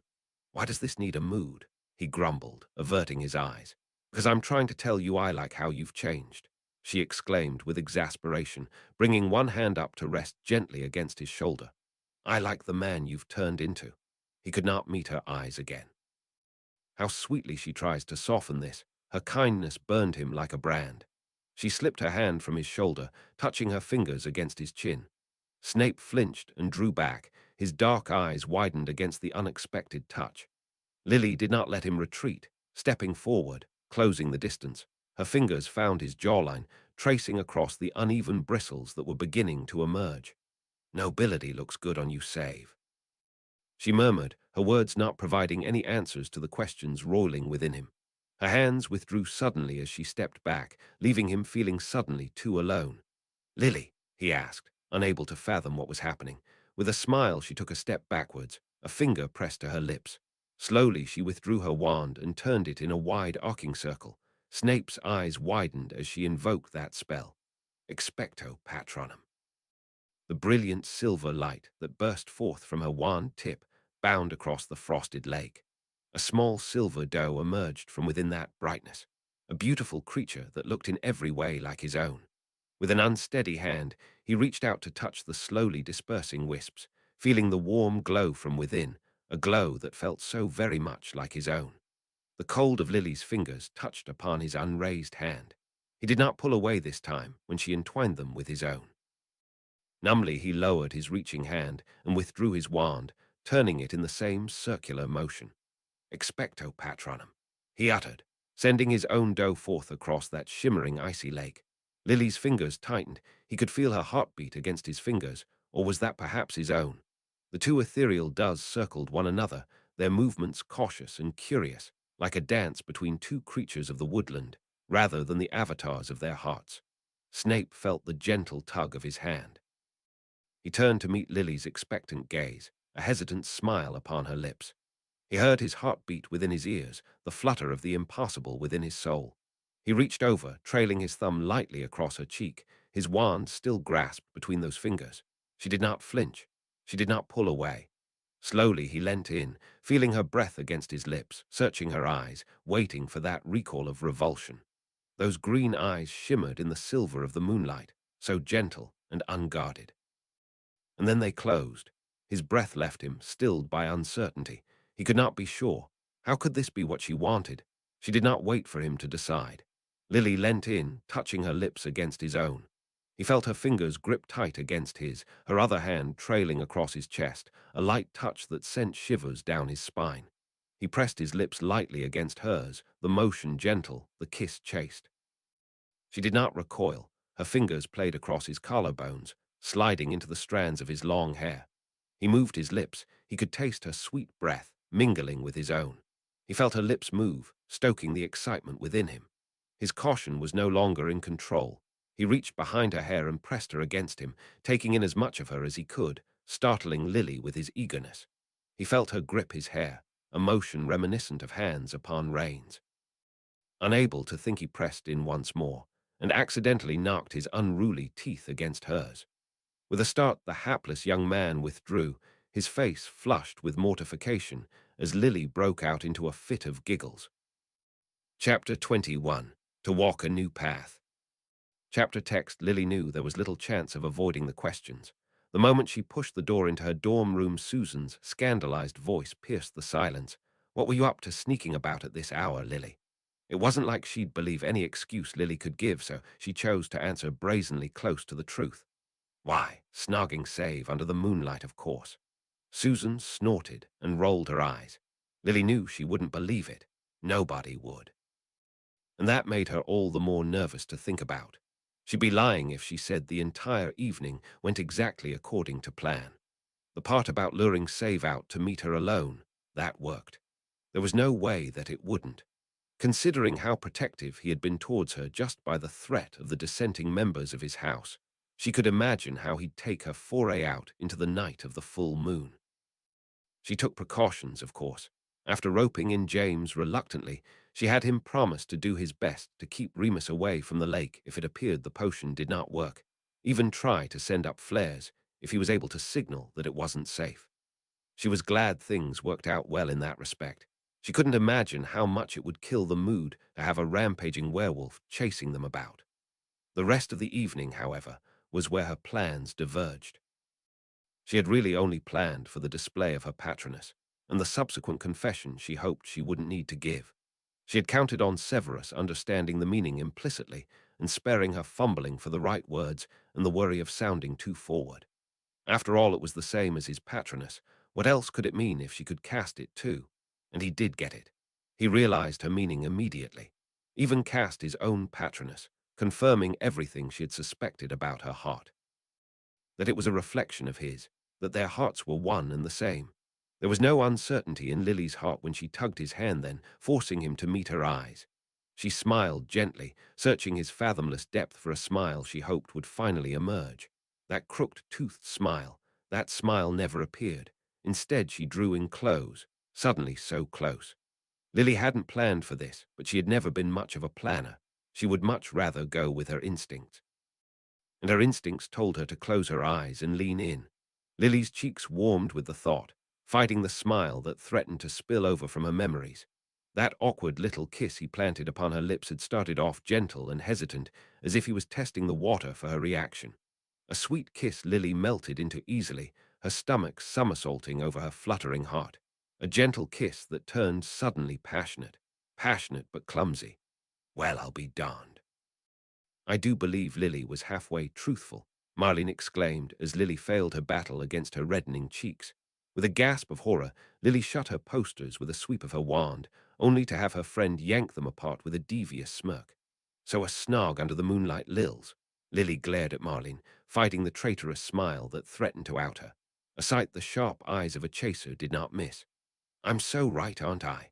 Come on, Lils, who's the lucky guy? Susan drew to the end of her bed as well, eyes bright and hungry, lured by the scent of scintillating gossip. Even Mary looked up from her Muggle novels, her usual distance to this childish display parted with a hint of real curiosity. Only Pandora remained disinterested in the proceedings, or perhaps she was so engrossed in the mysterious neck-garb trinket turning between her fingers, she hadn't noticed all her roommates had gravitated to the opposite side of the room. It had been a birthday present left for her by the house elves the night before, a present from her own mysterious admirer that drove her into determinations to unmask. Nobody really believed she had any interest in the poor boy beyond the mental stimulation he provided. Even her haughty black cat, Achilles, peered at it curiously from her warm lap. So, spill Lils. Marlene insisted aggressively, shining her lit wand straight into the poor girl's eyes. That was the last time Mary would be allowed to share her detective novels with the overeager witch. Which boy, how long, and mouth or cheek? Honestly, Marlene, Lily muttered with a roll of the eyes, the effect somewhat detracted by the puffing smoke she was certain was emitting from her burning ears. Ooh, I do believe the answer is mouth, Susan squealed, unfathomably delighted. Fine, Lily exclaimed, done with the charade. I wasn't lying. The grin could split Marlene's face in two. Yeah, which boy, though? I mean, I wasn't lying. Lily trailed off, her eyes cast to the side in a fit of shyness. You don't mean? Marlene breathed, her grin replaced by an expression of wide-eyed horror. Yeah, Lily couldn't help the shy smile that bubbled forth. Suddenly, two hands gripped her shoulders so tightly that it hurt. Lily, what? No. Marlene shook her back and forth, causing her teeth to rattle.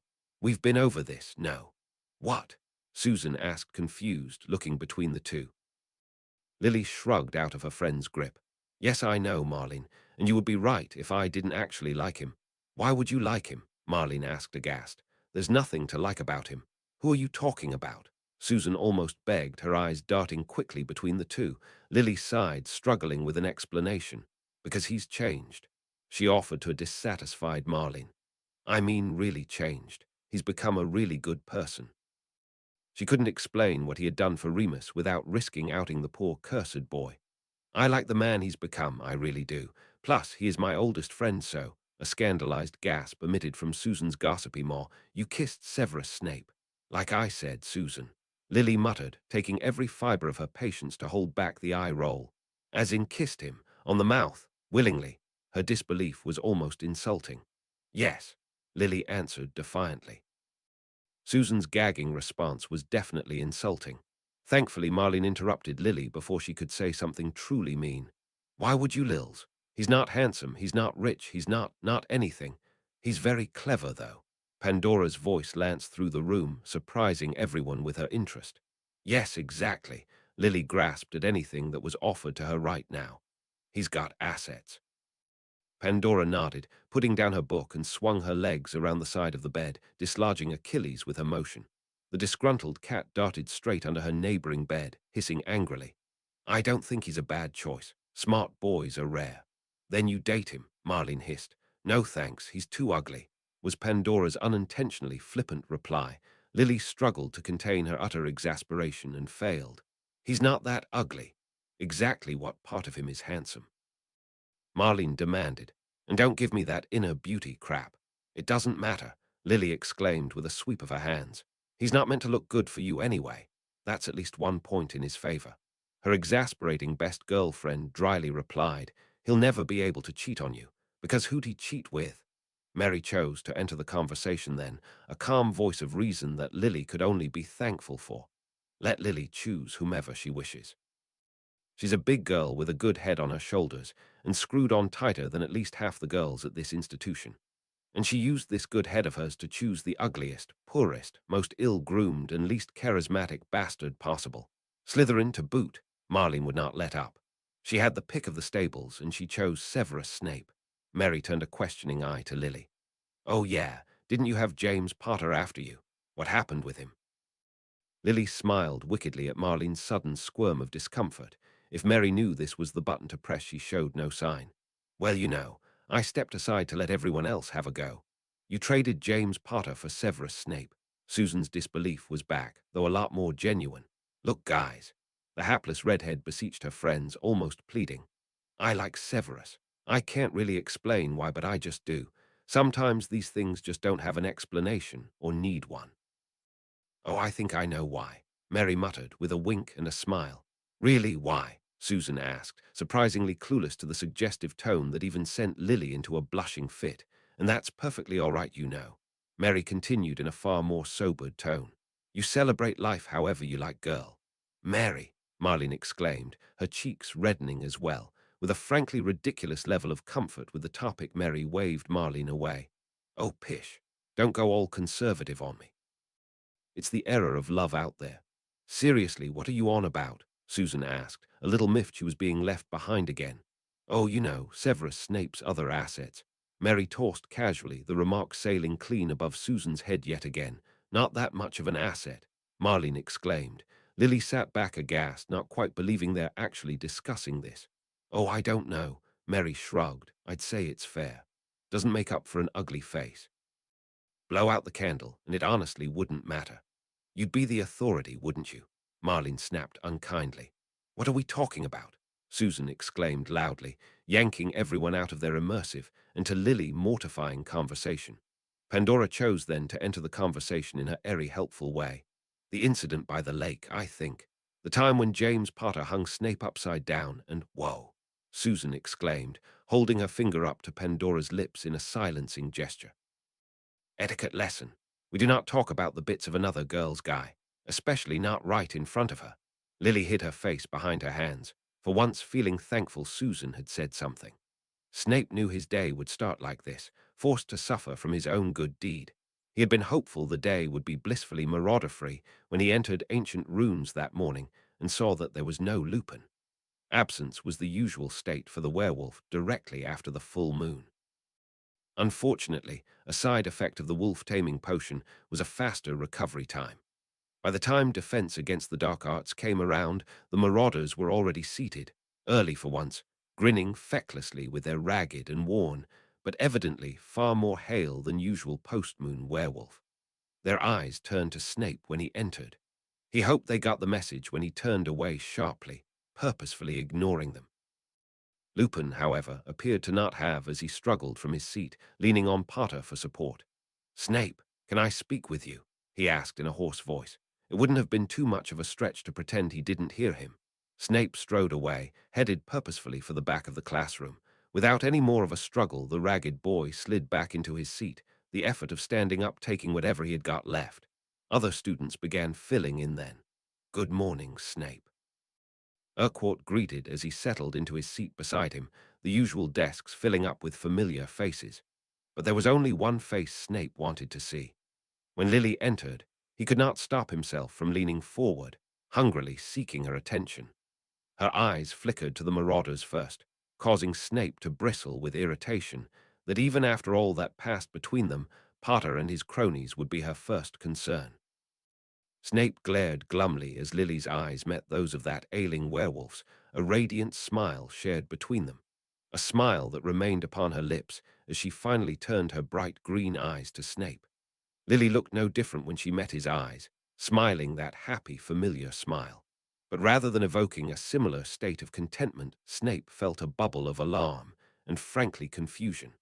Was she not affected by what transpired between them? Did that kiss mean nothing? It certainly seemed the case when Lily settled into her seat and turned her attention away, leaving Snape feeling flustered and irritable, his head swimming with confusing memories and thoughts. 2 nights ago they had kissed, a situation straight out of his wildest imaginations. But no amount of hormone-induced fantasies could prepare him for how wildly, stupidly he would react. She had kissed him first, or so he kept telling himself. She had met his lips before he could even rein his mind in enough to decode the situation. And after that, he was only in control of his faculties for the grand total of 5 seconds. He rushed ahead, humiliated himself, and then couldn't even meet her eyes for the duration of the entire walk back to the castle. He spent Sunday hiding and licking his wounds, convinced that if everything that happened on Friday was not actually a dream, then he destroyed his only chance with Lily with his own utter incompetence. It was with great effort Snape dragged his focus to the front when Professor Leafley called class into session, resolving to settle things face to face with Lily after lessons. Unfortunately, upon class cessation, Lily wasn't the first in line seeking his attention. "Snape, got a second?" asked Lupin, leaning heavily against a desk in front, barely stopping himself from collapsing. Snape scowled as he stowed his books away, keeping an eye on the Gryffindor girls at the front. Thankfully, it appeared whatever heated discussion they were having was keeping Lily from slipping away too gracefully. "What is it, Lupin?" Snape growled, sending a glare to the rest of the marauders hanging back and watching on with a concerned eye. I kind of wanted a private conversation with you." Lupin trailed off, casting a sidelong glance to Urquhart. The blond boy shrugged and shouldered his bag. "Your business," he remarked before sauntering off, taking Lester along with him. Mulciber, however, hesitated, glaring at the solitary marauder and back at Snape in an almost questioning way. It hadn't been so long that people had forgotten the bad blood between this band of lions and the solitary snake. With almost reluctance, Snape waved Mulciber away, hating how conciliatory the situation made him look. "Well, spit it out. I don't have all day." Snape snapped before Mulciber was even out of earshot. Lupin slowly turned a seat around and eased himself into it so he was facing Snape over his desk. "Well, first of all, I have to thank you for what you did for me." Lupin started off in his inherently dishonest way. "And if there is anything I can do for you in return, anything at all, please don't hesitate to ask. For one, you can keep away from me." Snape could see where this is going, and he felt no inclination to keep this civil. "If that is what you want, then I will. I won't come within 5 feet of you." Lupin agreed readily. "I will do as you ask. Only, here it comes. I beg of you, please, will you keep making that potion for me?" A nasty sneer came across Snape's face. "Always with the ulterior motives with you, isn't it, Lupin? Never does any offer of thanks come without." A flicker of discomfort came over the werewolf's features. I do believe this is the first time I've ever thanked you. Not that it should have been. I should have thanked you for saving my hide back in that corridor incident."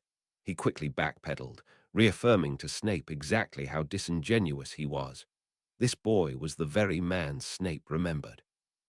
That outwardly polite, but surreptitiously mocking half-breed, always hiding his false nature behind his kind words and gentle facade. "I'll bet you've never given a thought to how difficult a potion it is to brew," Snape said in a dangerously low voice. "It takes 18 days to brew this potion, 2 of which are taken almost completely. No error can be tolerated on any of its numerous steps, lest it bring harm to both brewer and imbiber, or if I'm lucky, only the imbiber." Flicker of desperation passed across Lupin's dishonest face. "But you made no mistakes on the first try. The potion worked perfectly. It was everything you promised. More even. Then is my debt not repaid?" "There was never any debt," Lupin said with a shake of his head. "We told you we were more than happy to help Lily that time. Then all the more repaid it must be." Snape growled with a tone of finality. Lupin drew back, the fight draining out of the boy's exhausted eyes. "Right. You're right, Snape. It really is too much to ask of you." He stood then, his shoulders slumped more than just by exhaustion. "I am very thankful, you know," he offered quietly. "I mean it, Snape. You gave me 1 moon free of my curse, and I will be forever thankful for it." The werewolf withdrew then, back to his friends, his limping gait worn with exhaustion and defeat. James Potter stared at Snape with an air of muted disbelief, whilst Sirius Black looked thunderous. Snape would not put it past the boy to curse him while his back was turned regardless of their truce, and how thankful his friend purported himself to be.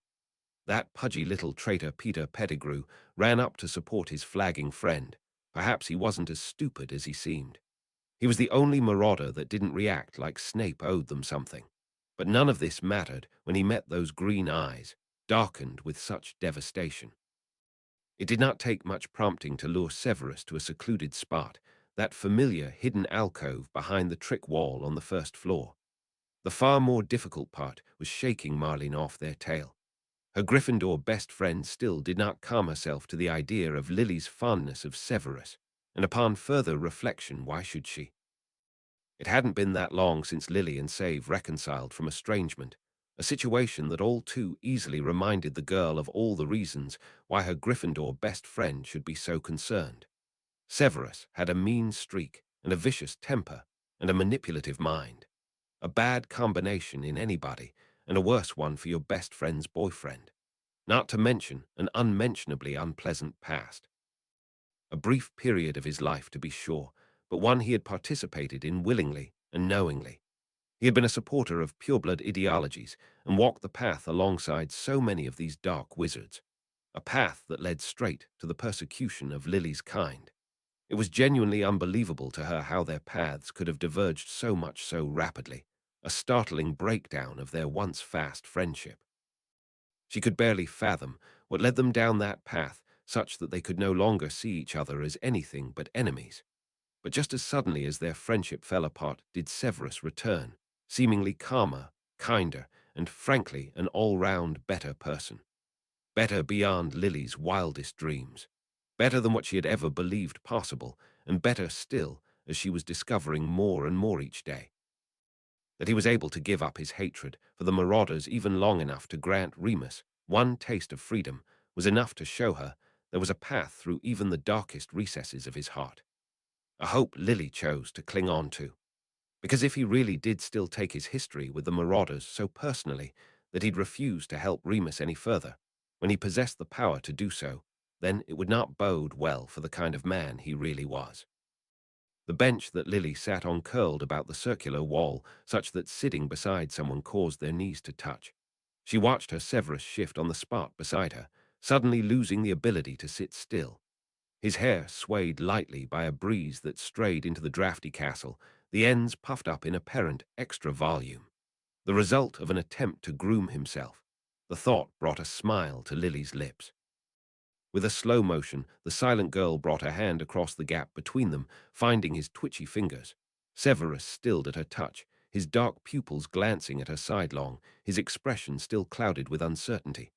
"I meant what I said," Lily offered softly, coaxing the boy to turn and regard her with those deep, dark eyes. "I like who you've become." His hand turned beneath hers, threading through her fingers. Lily saw his eyes soften around the edges as he turned fully to regard her, his words still silent. But she began, her words causing him to retract immediately, both physically and emotionally. "We need to talk about this, Save." His fingers separated from hers, and his eyes turned clouded once more. Lily reached out to cup his cheeks between her palms to stop him from physically turning away. "If we are to be more than friends, then we need to talk, Severus," she stated firmly. The hard lines faded from around Save's eyes. "Are you telling me we have a path forward?" His voice was almost disbelieving, but his dark eyes glimmered with hope. "Well, I certainly didn't lure you out for a romantic walk under the moonlight just for fun," Lily quipped, feeling the heat rise with her smile. Severus' hopeful eyes was touched by a hint of dark doubt. "You actually want this, as opposed to what exactly?" He did not answer, rather shrugging out of his hands and turning away, a scowl beginning to form upon his brow. "Don't feel obligated," he muttered, causing Lily's heart to clench. He had spent the last 6 years of school marked for everything that he lacked. Before that it had been Petunia, and perhaps others she was not even aware of. How can anyone go through life as he did with their self-worth intact? But somehow he still found the courage to confess to her, this boy who always deserved more. "You are worth more than everyone would have you believe, Save." Lily took his hand again, giving his fingers a squeeze. "I would not choose you if I didn't believe it. Then don't regret it," he growled as he suddenly drew in close, pausing only at the threshold of a kiss. Lily didn't flinch or draw back, returning his dark, searching stare with her calm, muted gaze. She was startled, but struggled to hide it, lest he mistake it as confirmation of his own misgivings. He did not press forward, nor did he withdraw. He didn't move. Lily touched her fingers against Severus' cheek, trailing them up through several wayward strands of his long, dark hair to rest against his temple. His dark stare eased as she rested her forehead against his. His own hand reached up to brush against her dark red strands. "But I still do want to talk, Severus," she muttered, certain he felt the tickle of her breath on his lips. Severus withdrew, but not as hastily this time, his dark eyes still fixed upon hers. "I want to talk about what you did for Remus." A shudder went through him as if he struggled to suppress an outburst. "I admire what you did for him, and I want to know if it is possible for you to make it again." A scowl played along his lips, his dark eyes flickered away briefly, his blink lasting half a second too long. "It is."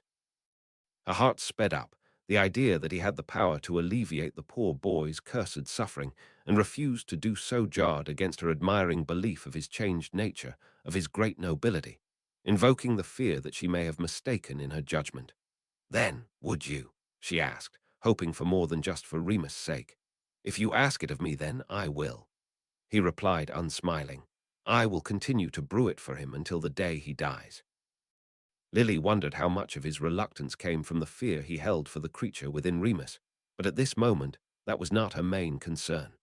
"Thank you," she exclaimed happily, throwing her arms about his thin shoulders and drawing him into a crushing embrace. She could actually feel his ribs sticking into her. Even after half a year's worth of Hogwarts eating, he still didn't fully recover. "You don't know how much this means to me," because how could he? She felt his hands reach around her back to return her hug, his body rigid with tension, and words she felt remained unsaid. Evening had fallen when Lily finally found a spare moment to speak to Remus. It wasn't so much because of Severus that she spent the day preoccupied. Indeed, she had really only spent the duration of the break period with him. It wasn't long after separating from their hug that Severus had to leave for arithmancy, with a parting promise to see her again at potions tumbling clumsily from his lips. This was to be their relationship, and she had never seen him as unsure of himself as he was with her now. Though never really bristling with confidence, he was at the very least comfortable with her, back when they had been friends. With time he would be comfortable with her once again. She was certain of it. After that, Lily's responsibilities took over the rest of the day's spare minutes, having to make arrangements for the upcoming Easter break. The head girl, Angelica Tills, made it abundantly clear she expected all prefects to attend an after-class meeting, one where she would have to apologize for the absence of Remus and take notes on his behalf. No matter how much holler he was looking after this full moon, he was still in no shape to limp about to these matters.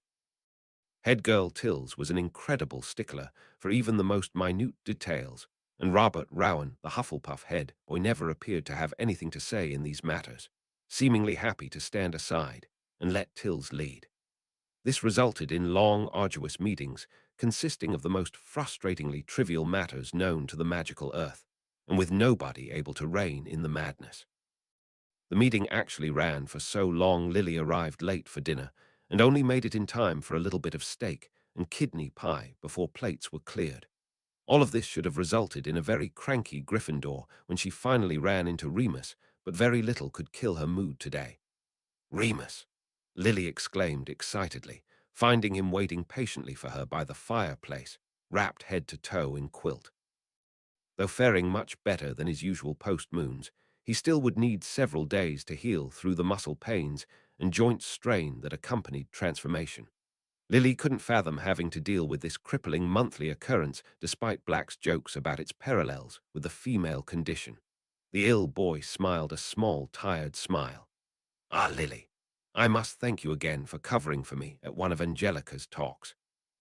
Went on for half an hour about the importance of stricter enforcement of the uniform standards on robe length to maintain dignity and decency. I'm not even kidding. A streak of cheek shone through Remus' tired countenance. Can't imagine how Snape would react to the accusation of wearing his uniform indecently.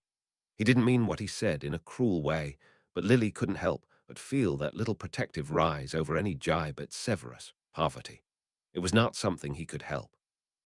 "Come on, Remus, that's not funny. You know what it's like to not be able to afford new uniforms." The smile retracted from the suddenly contrite boy's face. "You're absolutely right, Lily. I'm sorry for my thoughtless words. That was the nice thing about Remus. It didn't take much to make him see the errors of his ways." "Good, because it's not right to insult the guy who's brewing your potion." A shudder passed across Lupin while his face stayed adamantly void of hope. I mean," he said. He changed his mind. Lily smiled sweetly. Hope shone in Remus' stormy green eyes, but his brow was still creased with concern. He made it very clear how much of a hassle it would be to brew it monthly, and how dangerous the process is. The smile slipped off Lily's face in response. She hadn't realized it was dangerous, too. She had thought when Remus retreated from Severus' table earlier today with shoulders slumped that it was simply a petty disagreement arising from their history. She assumed the worst without ever pausing to ask for Save's side of the story. "Well, I got involved. You're welcome, Remus." "You changed his mind?" Remus asked, a hopeful smile edging from his tired countenance. Lily returned with a wink and a smile full of cheek. One of the perks of dating him. The smile fled from the boy's face. "You're actually dating him, hadn't James said?" Lily asked with a slightly defensive air. "Yeah, but apart from him, we all thought you said what you said specifically to stop James' advances." "It may have been at first," Lily admitted, comfortable in the knowledge that Remus would keep what was said between them to himself. "Now it isn't. I genuinely like him." A small smile touched Remus' lips, a little strained around the edges, but Lily appreciated the effort. "Then you do what you wish, Lily. Don't let anyone tell you otherwise." He reached out and took her hand, giving it a firm squeeze. "But if you have to get out of that relationship, don't even pause to consider me. Don't you dare." "Gee, thanks for the encouraging words of support," Lily muttered dryly, separating their hands.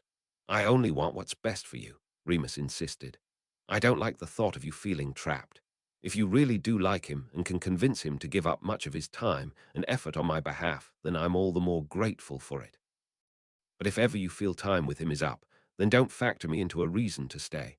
"I won't even think about you," Lily promised with an eye roll and a smile. Remus leant back with a careful smile, as close to satisfied with the situation as he could bear to be. His hand reached out yet again. "Now I do believe you have notes for me. It seems congratulations are in order." Dumbledore quipped lightly the moment Snape settled in his seat. Scowling darkly, Snape growled warningly. "My relationship with Lily is none of your concern." A deep worry gnawed at the thought of the headmaster's interference. "Stay out of my affairs. As much as I am delighted for the ground you found with Lily Evans, that was not what I was referring to." The headmaster quipped as he gently strained his suspiciously copper-red tea, apparently chosen to match the deep crimson red of his garish robes. "I was more congratulating you on finding a new method for transmutation that appears to be both novel and effective." To which Snape acknowledged with a muted nod, while refusing to touch his own cup of miscreation. In alchemy class earlier that day, Snape had revealed to Flamel his solution to his own transmutation issue. Rather than force himself to practice a method of casting he had long known he had no talent for, Snape utilized his experience in spell creation to come up with a solution. Months of struggling fruitlessly, and in the end the final piece of the puzzle was handed to him by Lily of all people. The afternoon she gifted Slughorn with the transmuting goldfish was the afternoon he realized he was thinking about the problem the wrong way. The spells he needed already existed, he simply had to thread them together. A stasis charm woven into the molecular transfiguration spell was all he needed to do. With the focus stone grasped in his hand, he suspended the spell above the mouth of the cauldron like a net as he proceeded to liquidize the block of lead. Taking care to keep the substance churning, he then poured the lead out onto the table, allowing liquid lead to pour through the spells like a sieve, touching every molecule with the spell along the way. The result of his demonstration was a lump of copper of almost equivalent molar mass to the lead he had used. A result achieved without ever needing to cast from his left hand. A result that had pleased the 6th-century-old alchemist to no end. Over 1,000 years this craft has persisted, yet not once had anyone thought to try to find a solution as you have. Dumbledore continued, smiling with genuine admiration. It is simply what happens when you have too many masters institutionalizing a craft. Snape replied easily. Nobody with the proper knowledge tries to find a solution for a problem they don't have, while those unable to master the skill are deemed untalented. While you have a good grasp on the theory, experience in spell creation, and a lack of talent for traditional methods, a perfect combination for creative solutions. Dumbledore could not be more unintentionally insulting with his assessment if he tried. Sometimes it takes the inspiration of the mundane to usurp the brilliant. Snape muttered scathingly in reply. With a twinkle in his eye and a quick sip of his tea, the headmaster changed the topic. I would also like to congratulate you on the successful application of the wolfsbane. I imagine Mr. Lupin, too, was quite pleased with the results. It would be petty of him to complain. Snape sneered, but unable to put the level of vehemence he hoped for. Treating Lupin's condition, after all, was the entire reason he was able to catch Lily's eye, and if his continued treatment was what was needed to keep her, then he was more than willing to do so. A sliver of disgust touched his conscience at the idea of holding her hostage to her kind heart. That would be acting far less than he owed her. Snape quickly looked away lest his emotions weaken his mind walls and let the prying headmaster a glimpse of his turmoil. No doubt he'd say something exasperating about the power of love, or perhaps worse, remind him about how inappropriate it was for a professor to be dating a student. And unfortunately, with that thought Snape had managed to remind himself all too well of that fact all on his own.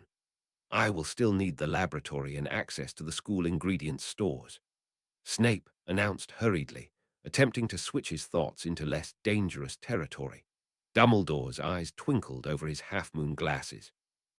I am certainly pleased to see you have decided to continue to treat Mr. Lupin despite your adamance that it was to be a one-off kindness. Don't make me change my mind, Snape growled. His threat lessened with the knowledge that there was nothing that the headmaster might say that could actually change his mind. However, knowing Dumbledore's enigmatic mind, he already knew what was to be the case, or at least suspected. He was certainly not treating Snape's threat with the dignity it deserved. Cannot think of anything that could mark your heart as free from darkness as your deeds as of now. Truly Lily's love is your guiding light. Enough!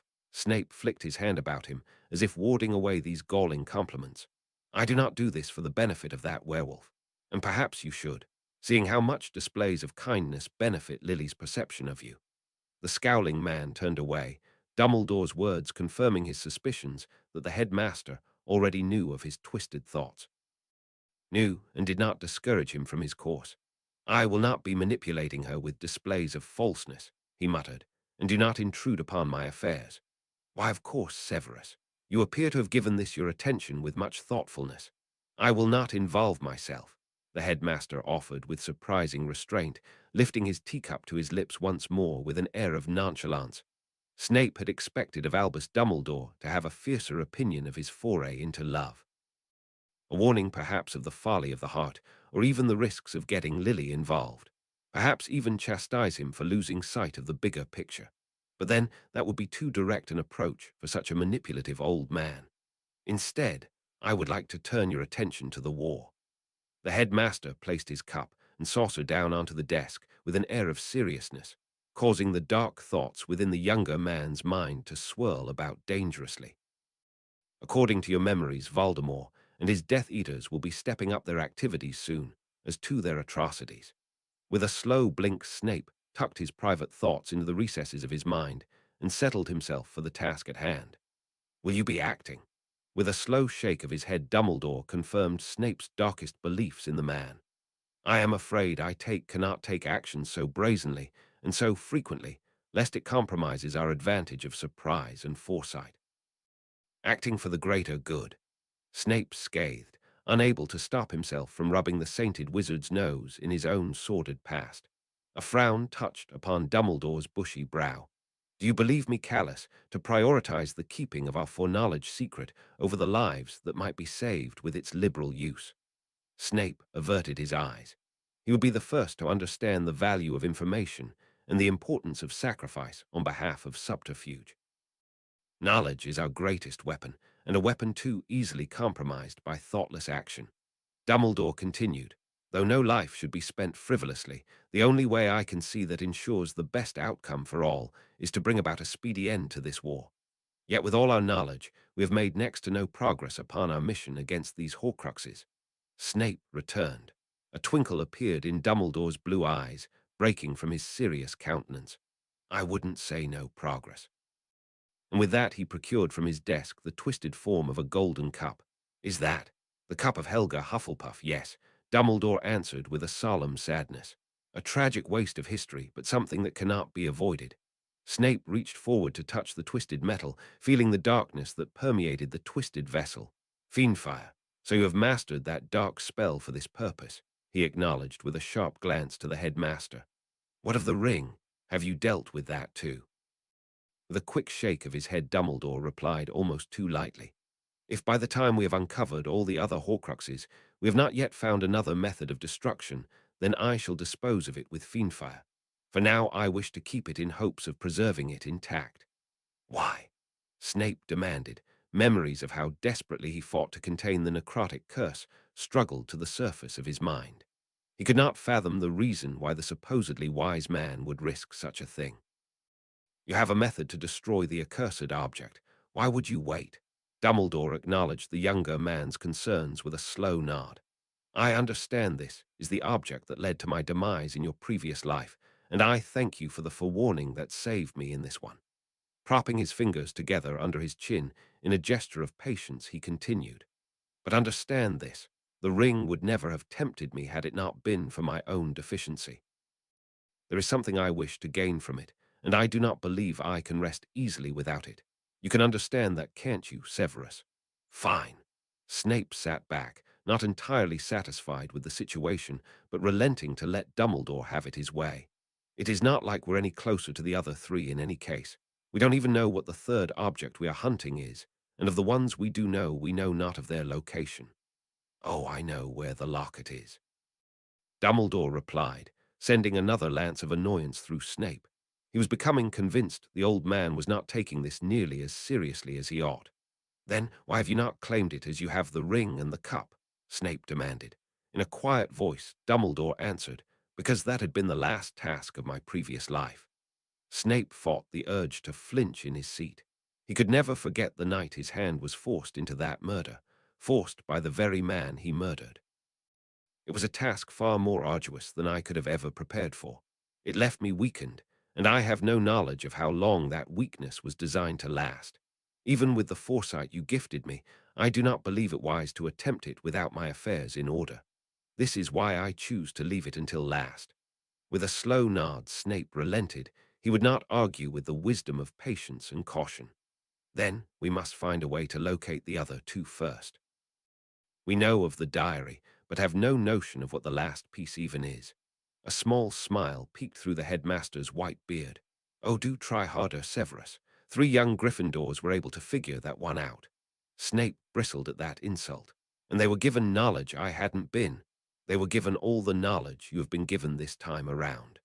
The headmaster continued lightly, not at all seeming inclined to take mercy on the irritated once-professor. A grand magical artifact, I'm sure, Snape growled, unable to keep the irritated sarcasm from his voice, because there are so few of those in rich pureblood families. Do you think the histories of all those artifacts would be equally appealing to an egotistical man like Tom? Immediately Snape's temper waned as he mentally kicked himself for being slow. Those items he had chosen as Horcruxes were not chosen at random.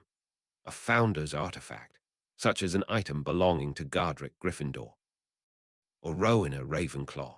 Dumbledore finished with an approving smile. Our mysterious last item is not so mysterious after all. We know the sword of Godric Gryffindor never made it into Tom's possession. Then it's likely an artifact belonging to Ravenclaw, Snape concluded, his scowl more for himself than for the man riddling him. And the best method for finding the artifact is through questioning Helena Ravenclaw, the Grey Lady. Knowing the privileges that come with the headmaster's position, you would agree that it is a task suited to me. Dumbledore asked with a twinkle of his eye, causing Snape to scowl with intense displeasure.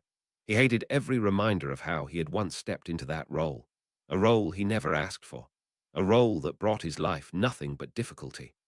The denizens of this castle will be more cooperative with you, I'm sure, the once usurper scathed with as much vehemence as he could manage.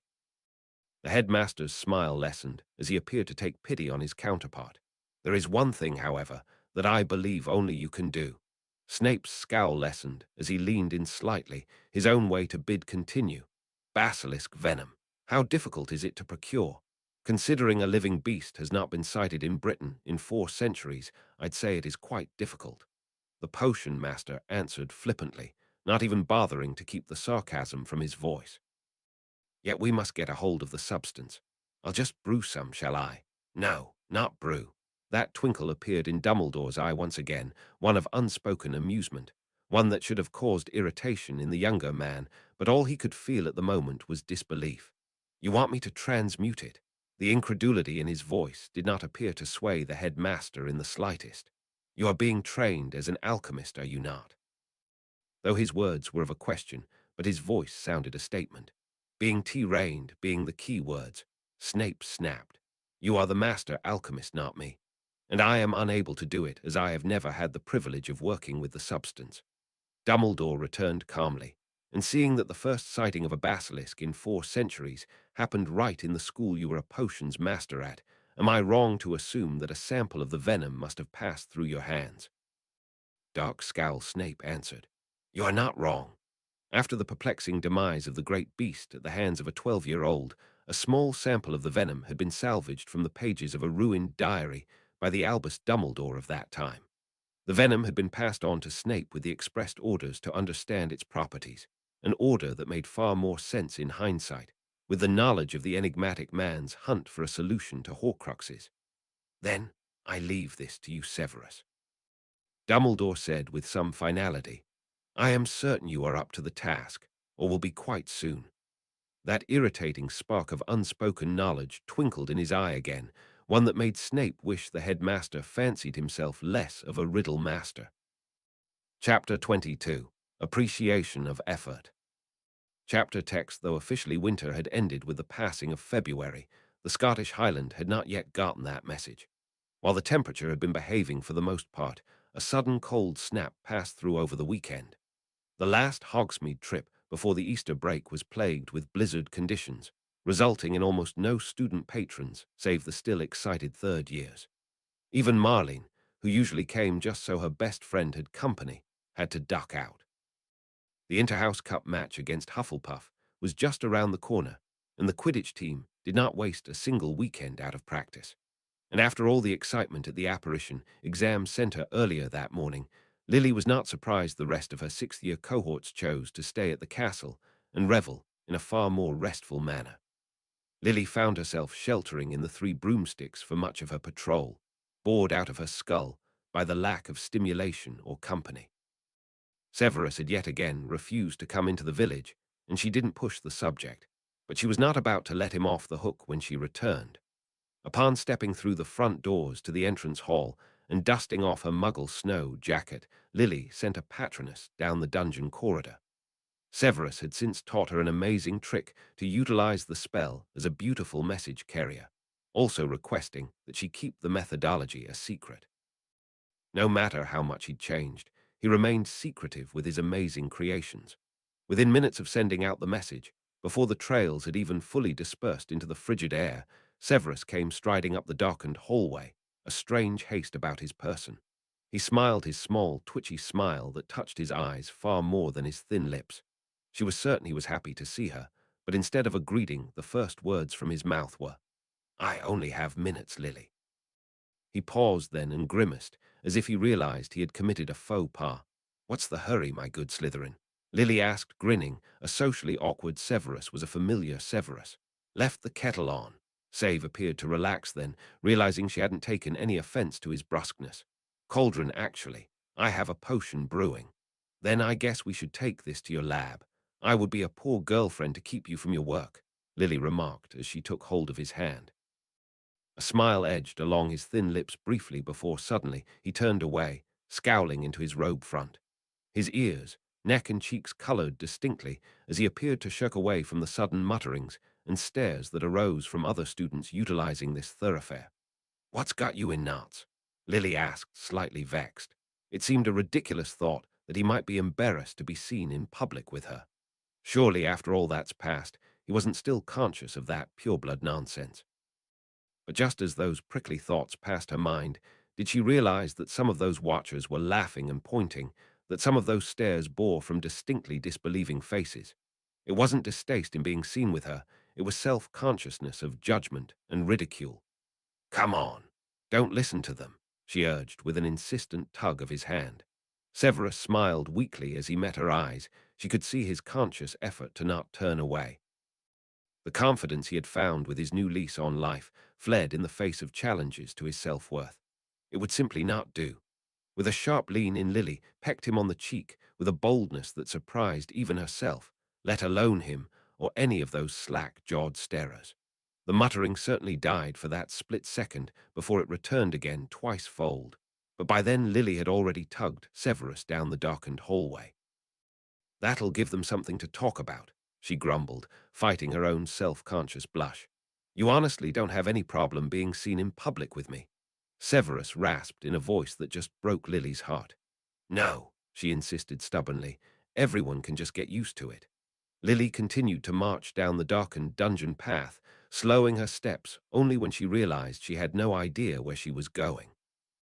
Severus thankfully stepped in front without any prompting, leading her deftly through his domain.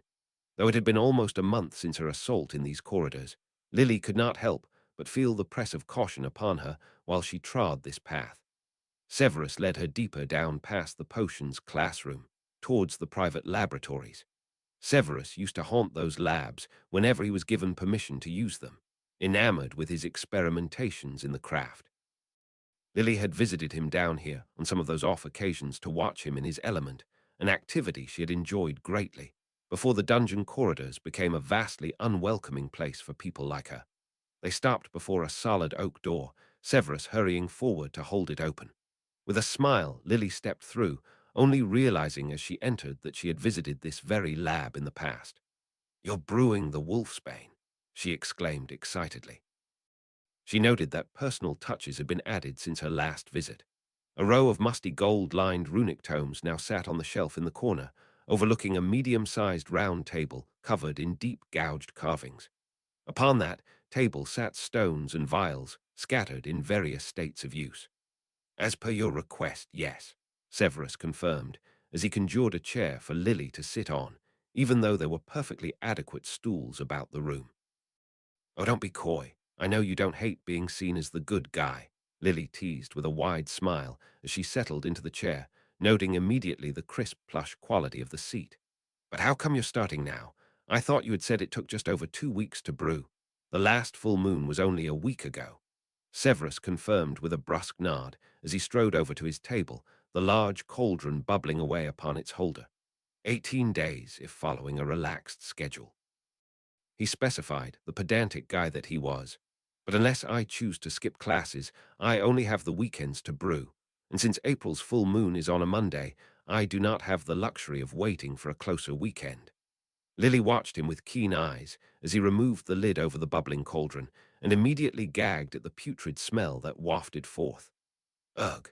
Oh, no, she gasped with her hands pressed in futility over her mouth and nose. Severus, however, appeared unfazed as he produced a small dish of some sort of paste and smeared it over the back of his ladle, dipping the instrument into the pot in that careful stroking turn that Lily recognized as a technique to disperse minced ingredients in a slow and controlled manner. Immediately, the yellow putrid steam being given off turned a startling lavender, with the cloying smell edging away from putrid to merely stomach-turning. How can you stand it? Lily gasped, watching Severus' calm disposition with something akin to envy. I got used to it. A smirk touched Severus' features, turning his answer into a gloat.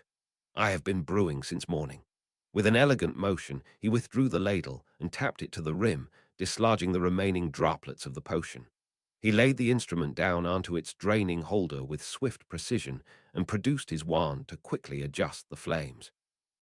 This potion requires extremely precise control of temperature, stirring motion, and ingredient dispersion. Not one factor can be out of place, lest the results become deadly. There it was, confident Severus, the one place where he wasn't blushing or awkward or unable to speak. He was right there in his element, surrounded by the noxious gases of a ridiculously complex potion. Lily fought to keep her smile from tinting her words, lest it be taken as mockery. How does Albus Dumbledore figure that a student would be able to handle a potion like this? He looked up from his stirring, his hands still following those precise strokes despite his shift in attention. I assume it is because I am the best in our potions class, and I have proven my ability with dangerous materials as a student of the alchemical arts, he answered with a cool, almost dismissive tone. Well, he thought right, Lily grinned, so proud of her Severus. With another ringing tap, the potioneer withdrew his ladle again and adjusted the flames, this time cupping the lid over the top. It has to come to the boil and be allowed to simmer for precisely 5 minutes, no more and no less. He flicked out the silver pocket watch Lily had bought him, bringing a smile to her face. With a flick of the wand, he cleared the air. The gagging smell immediately fled from the room. Lily wondered if any of the odor still clung onto her hair and clothes, but shirked at how unrefined she'd look sniffing at herself. But then again, Severus never minded when she acted out a little. Did the rules change when they were dating? Severus, however, answered her question unintentionally by bringing the strands of his own long hair to his nose in a not-so-subtle self-assessment. Lily took it as a cue to do the same. Thank goodness the smell doesn't cling, Lily remarked as she stood from her seat to approach, Severus, black eyes boring into her. She turned her eyes away to sweep across the desk, taking in all the instruments and materials he had neatly arranged on his bench ready for access and use. Where's the recipe? Lily asked, scanning the desk for parchment. Strangely, for such a complex potion, he did not appear to have the written instructions displayed. Don't tell me you've memorized it. I have memorized it, Severus answered without a hint of smugness. Lily felt that swell of pride for her best friend that was always followed by that little hint of jealousy. Nobody could argue that Severus Snape had a mind as sharp as his silver blade and a creativity that would put many an artist to shame. As much natural talent as Lily possessed with her magic, she would oftentimes find herself wishing for the sharpness of Severus' unnatural mind instead, especially when academic performance was called on far more often than practical display during scoring. Do you think it's possible to teach me? He almost seemed to hesitate. A small furrow of his brow bespoke a storm of turmoil beneath, before his features suddenly cleared, and with a smile and a single nod of the head, Severus replied, If you can stand the smell, then it will be my pleasure. I don't suppose you can get me a copy of the potion before the Easter break begins. Severus appeared to startle. Easter break. Lily rolled her eyes. It appeared even with his exceptional memory and brain power he was still able to somehow forget about upcoming holidays, despite having 5 years of experience with the concept. You know, that 1 week break in April between now and our last scramble for exams. It starts less than a week after the end of the full moon next month. Right, he mumbled, his dark eyes darting about the room, his rising level of discomfort almost tangible. What's wrong? Lily inquired with a hand upon his arm. She could feel the coarse frayed material upon his too short sleeves of his robes. He had grown again, Lily noticed. He stood nearly a good foot taller than her now. With a shake of his head, Severus turned away, a scowl poised just beneath his collected countenance. Lily wasn't fooled by his calm disposition. No matter how much he seemed to have changed, he still required a lot of prodding to divulge what was actually bothering him. Let's say I pretend I believe you. Just like the last time something bothered you last year, things didn't exactly go well. She actually meant her words more as light-hearted teasing, but to Severus it seemed it was anything but. He seemed to have actually taken it as a threat. It's just. He scowled as he shrunk on the spot, struggling with his words. I don't want you to leave. He glowed red upon his admission, his face a mixture of mortification and misgiving.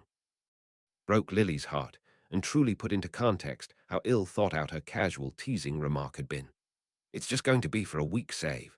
It's not going to be 6 months this time, she promised, wondering why she appeared to be making things worse. That scowl that had been threatening spilt forth upon his face. Anguish and shame warred upon his features, along with an unnamed darkness that marked his eyes in a way that almost frightened her.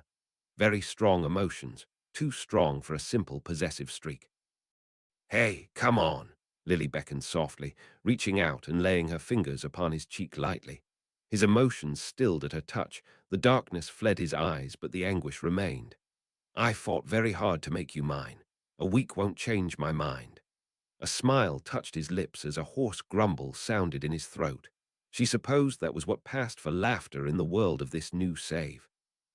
Really making me work for every smile I get, Lily groused good-naturedly, trailing her fingers down to his smooth chin. She could feel his thin skin stretched taut over his jaw. Even after almost a year at Hogwarts, he was still undernourished. Or perhaps he had been eating enough, but everything was going into his height, and not his frame. He shot up by at least a good inch or two since they reconciled. She remembered a time when she stood taller than her best friend, and it hadn't been that long ago. Lily felt a light touch upon her waist. Severus watched her carefully, drawing in close, his dark eyes staring with dark intensity. Her smile faltered as her skin prickled. She could feel his breath on her skin. Her hands slid from his chin to the back of his neck, her fingers trailing through his thick long hair spilling across his shoulders. With a nervous smile, Lily closed her eyes, awaiting that promised kiss. But it never came. Instead, she found herself being thrown suddenly to the floor, landing not so gracefully upon the stone tiles. Before she could get her bearings, Severus bore down upon her, sending her into a confused panic, especially when he landed bodily on top of her. Head down. He roared, and his hand grasped her by the crown of her head and pushed her flat against the ground, just as an explosion tore overhead, rattling the instruments from shelf-lined walls. Lily lay there blinking and dazed as Severus sluggishly rolled off her, his cloak covered by a thin film of putrid purple goop. He pulled himself to his feet, his eyes scanning the room with a crestfallen scowl plastered across his face. What happened? Lily gasped as she struggled to an upright position. Color ran up his neck, the sort of embarrassment that bespoke of humiliation. I wasn't watching the time, was all he managed through his clenched, crooked teeth. It was not an easy Monday morning for Severus Snape. Exhaustion dogged his every step as he dragged himself, 20 minutes late, to defense against the dark arts. He was hoping to not draw attention to himself when he pushed open the door, but immediately Professor Leafly set upon him. You're late, Mr. Snape, and not fashionably so either. I have no excuse, he ground through gritted teeth. The usually quite affable witch appeared not in a merciful mood this morning. At least in this we're in agreement. 5 points from Slytherin for tardiness. Snape glowered as he made his way through to the back of the class, challenging those snarky looks he was getting with a glare. Lily met his eyes apologetically from the front seat, appearing to shrink into her seat as he passed. He tried to reassure her with a small smile, but he couldn't tell if it came out right through his haze of exhaustion. The usually plucky Gryffindor girl had been mortified after the accident in the Wolfsbane lab. Just 4 seconds over 5-minute mark was all it took for the exacting potion to be rendered unusable. Half a minute after that, and it became chemically unstable. The result was an hour's worth of clean-up and another hour of reassuring the aggressively weeping Lily that it was not all her fault. Reassurance rendered not entirely in platitude. The fault had been his own. For 16 years he taught as potions master at Hogwarts. He knew the rules of the laboratory like second nature, having set them himself. This time, it was he who disregarded those rules in pursuit of his own pleasures and reaped the consequences because of it. After that, it was back to the beginning, restarting 10 hours of work and adjusting his day-night cycles to accommodate this. It all caught up with him this Monday morning when he was forced to drag himself to class after a grand total of 4 hours, sleep over 2 days. Though as an adult this type of sleep deprivation was honestly not that much different from the norm, it was far more common to find himself mired in insomnia. The bottle of dreamless sleep became a part of normality. Despite the relief that came with ease of slumber, he was finding this young, growing body he now inhabited was terribly high maintenance. But the nightmares never left him. It was now a roll of the die whether or not he would be visited by the spectres of his guilt. Ancient Runes was a bust. He could barely find his face at the time, let alone his way up to the 6th floor. It was with great difficulty that he had even been able to drag himself all the way up to the 3rd floor to attend defense class. "You look like crap. More than usual," Urquhart observed with his usual level of tact. "Shut up," Snape barely managed before he collapsed into his seat, unable to care enough to unpack his bag. With bleary eyes, he turned his attention to the front, barely able to register more than Dementors being the topic of today's lesson. There were some unpleasant connotations associated with that, but he could not gather his wits enough to dwell on it. "What happened to you?" Lester asked, his concern possibly real. "Probably his girlfriend," Urquhart answered with a roll of his eyes. The confusion cleared up in Lester's eyes. "Oh, congratulations. Had that much fun, huh?" Mulciber grumbled. Snape couldn't find the energy to even react more than a lethargic grumbling scowl. Defensive charm against these foul dark creatures. I'm sure you all remember the Patronus charm from February. Oh no, the groan passed sluggishly through his mind. Snape laid his head against the table and closed his eyes. Perhaps if he pretended to be asleep, nobody would call him into attention. "M.S. Evans, I remember you possessed a remarkable talent in the area. Can I interest you in yet another demonstration?" "Certainly, Professor Leafley," answered Lily's bright and bubbly voice. It was good to hear after what happened that there was no lasting damage to her morale. With a quick incantation, a collective gasp rose from the crowd. Snape knew what he would see without even cracking his eyelid. Lily's patroness, the silver doe, cantering about above their heads, in every way identical to his own.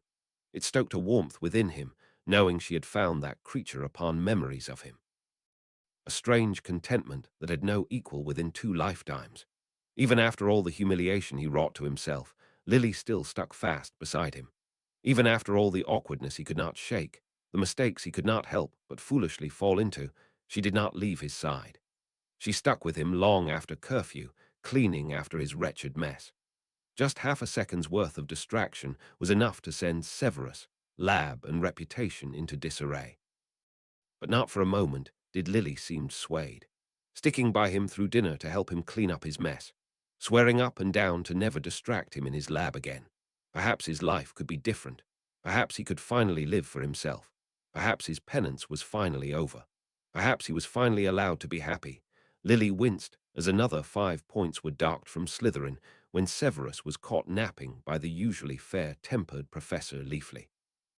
With head bowed low, she debated whether or not to distract the professor with a question. The professor seemed to like Lily, as most professors did.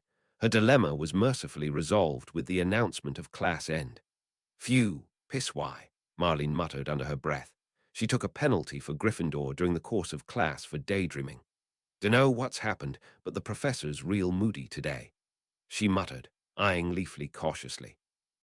"Probably fighting her monthly demon," Black cracked from across the way, luckily not loud enough to draw attention. "Dare you to say it to her face?" Lily shot back. He snorted in reply. "Not that stupid." "Trouble at home, I'll bet," Peter whispered in a conspiratorial voice. "She's one of those professors that live off grounds." "Didn't know professors did that," Marlene whispered back with genuine interest. Lily was beginning to realize her best friend may be on equal gossiping grounds with Susan. Dorcas Meadows pitched in from her seat by the window. "What do you think professors do if they're married?" Marlene grimaced. "I didn't know professors got married." Well, it is about time something started happening to the professor, James muttered darkly. Everyone fell silent. The shadow of the unnamed but ever-present jinx hung above the class. No teacher had ever lasted a year within this role, often befallen by some tragedy or another before their term was up. By their 6th year, everyone had learned to be a little sensitive around this time, knowing the end for the professor was nigh. The Gryffindors averted their gaze as Professor Leafly stepped by to gather up her things. The front desks at which they sat were not an ideal location to continue discussions. With a subtle nod, James indicated the door. Lily packed her items and hesitated to leave, glancing back at the flagging Severus, who hadn't yet gathered himself enough to even realize the class was vacated. A twinge of guilt flared within Lily. After all, it was her fault he was in this state. "You guys go on ahead. I'll catch up," Lily remarked before floating towards the back of the class. The other Slytherins had already left. It appeared even with Save's newfound popularity among his peers, his welfare still ranked low on their list of interest. Marlene glanced up at her with an almost disapproving look. There was no warming her to Severus. She refused to hear anything good Lily had to say about him, and she refused any offers to meet him face to face. The latter was probably for the best, however. No matter how much for the better Severus had changed, he still suffered from the inability to represent himself in the best light. "How are you feeling, Save?" Lily asked gently to the flagging boy. He was actually trying to pack his textbook in sideways into his slowly deteriorating bag. He looked up with a small, bleary smile, the easiest one she received from him thus far. A small elation bubbled within her. A minor victory was still progress. "I'll live," he answered, his book still held sideways. Lily reached over and helped him straighten his load. With a grateful nod, he tied the flap down on his bag. The latch had long since stopped working. "Perhaps you should take the rest of the day off," the concerned girl suggested, her guilty conscience screaming in her ears. "I certainly can't miss arithmancy," Severus grumbled. "I have nobody to help me hand in my work or take down next week's homework topic for me." "Remus can do it," Lily suggested. She knew he would decline even before the scowl of distaste passed his features. "I think I'd rather simply attend. I'll take a 15-minute nap before class starts, however." "Don't overdo it," Lily muttered, still feeling contrite by her own actions that led to this. "I won't forgive you if you faint into that putrid gunk and drown." Severus returned her a pale smile. As he struggled to his feet and prepared to leave, he paused mid-step, as if exhaustedly struggling with something. His eyes flickered to her, then to the door, and Lily realized her friends had waited up for her after all. 6 pairs of Gryffindor eyes stared from the front, or really 5 pairs. Pandora was only watching to fit in with her peers. "Well, I'll see you in potions," he mumbled, stepping past her, suddenly unable to meet her eyes. It was only as he walked past her semi-hostile friends and slipped out of the room did Lily realize Severus had wanted to kiss her. She felt a little guilty at the relief she felt over his choice not to do so in front of her friends. Not that she was embarrassed by him, rather she didn't feel like having to deal with the judgment from Marlene, or the repercussions of when it made it back to Susan later. "He's certainly seen better days," James muttered as Lily drew in close. "Not that you can tell with how goony he looks," Marlene added unkindly. "Sure you can," Pandora remarked, taking the comment literally and not in the spirit in which it was intended. Lily shouldered her backpack with a harumph. "He's doing so much good, and all you can do is make fun of his looks. All he's done is make sure a few little snakes aren't lonely," Marlene muttered with a roll of her eyes. "And apparently that little break from shitness is enough for you to snog him." Lily almost wished Save had just kissed her then, if only to make a point to her best friend. "He's doing more good than just for Slytherin," James unexpectedly spoke up. Remus gave a small, hesitant smile of agreement, as close to the truth as he could dare to approach. Lily feared Marlene would contend that statement, but she unexpectedly accepted it on face value. "Really? I mean, if you say so," she muttered in a sudden show of coyness.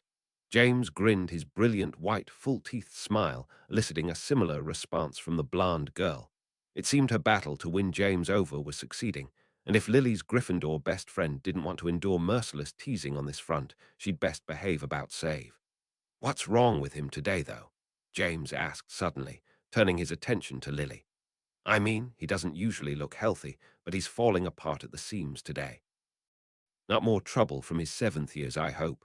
A sudden elbow into his ribs caused his eyes to widen and him to clam up and glance nervously between the girls. "We're fine," Marlene muttered with a hint of annoyance. She spent a good part of the month insisting she was recovered, and for all intents and purposes she had. "And it's honestly my fault," Lily muttered. "He was brewing a complex potion, and I wound up accidentally distracting him and basically blew him up. This is what it looks like when he has to play catch-up." Remus looked questioningly at her, to which Lily returned with a slight nod, confirming that it was what he think it was. A small, grateful smile passed through the cursed boy's features, a flash of the euphoric anticipation for another month's relief. She felt the warmth bubble within her, a shared joy with her pitiable friend, and relief her own mistake hadn't cost him his catharsis. With almost alarming precision, Black ruined the moment by cutting in. "You caused Snivelus to blow up. Must have been quite the distraction." "It took mere seconds," Lily exclaimed, trying to justify her role in the accident. "Well, none of us really expected him to last long," he replied coolly, smirk edging under his smooth, handsome face. It took a moment for Lily to realize exactly what he was implying, as too did her friends from their looks of mutual disgust. With a grimace of annoyance, Lily sighed. She could always count on Sirius Black to be oh so generous with his vulgarity. The weeks trickled away, and the potion finally entered its stable phase. Severus Snape's time in his laboratory was now solely spent on solving the alchemical problem Albus Dumbledore had given him, albeit indirectly.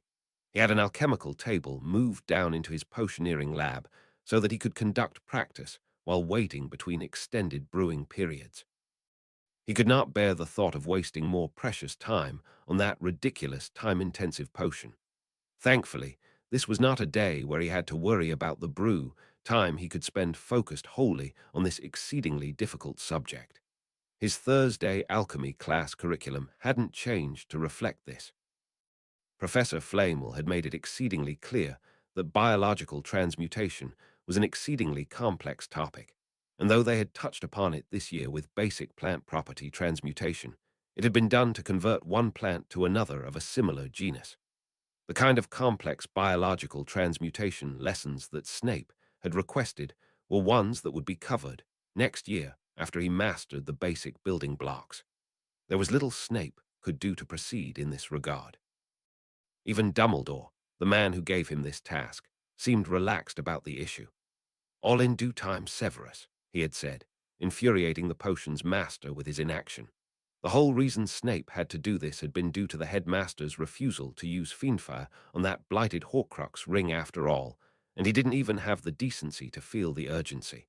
It wasn't all bad news in this regard, however, as the topic of focus stones came to the fore in his lessons. A lesson Snape was certain would become invaluable in finding a way to transmute basilisk venom. Just over a week away from the full moon, Snape spent the temporary window of peace experimenting with what this new branch of alchemy offered him. The focus stone was a catalyst used to reduce the magical power needed to make the transmutative change of one substance to the other. The more specialized it got, the lower it drew the power threshold. Creation of one was a complex and rather inexact matter, using symbolism more than magical science to construct. It began with the solvent, a substance that controlled how specialized or general the focus stone would be. For a broad cover of elements, water was generally used, as it was the liquid that runs its course through the most substances on Earth. For a specialized stone, the solvent was required to be of symbolic or chemical relevance to the substance the alchemist wished to transmute. The example given to Snape had been an aqueous salt brine in the transmutation of copper. A strange concept at first, but Flamel had explained that the metal is touched by an oxidized tarnishing, and a solution of salt was what sped it to its ultimate fate. The second part of the focus stone was the nucleus, often a speck of the substance that was to be the main focus of the stone. In the same example, the nucleus would be a piece of copper, readily available after all the practice Snape had done. The third part of the process was the most arbitrary of them all. A strand of memory that was somehow arbitrarily linked to the substance to be transmuted, a link Severus Snape had yet to fully understand. In the process of creating copper, Nicholas Flamel had told him many memories would work, But the memory the professor used was one of what could only be from a century long past, with people dressed in the most odd assembly of clothing. He was trying to deal with a youth who he had paid to paint a portrait of Flamel and his wife, a wizard who made a name for himself as a great artist and all-round genius in the Muggle world. An obvious Gryffindor had he ever been sorted by how he procrastinated. In the end, no painting was procured, and Flamel had faced the result with poise and incredible calm. How that memory was in any way relevant to the element coup of the periodic table was beyond the old potion's master, but he persevered, attempting to create the stone as advised.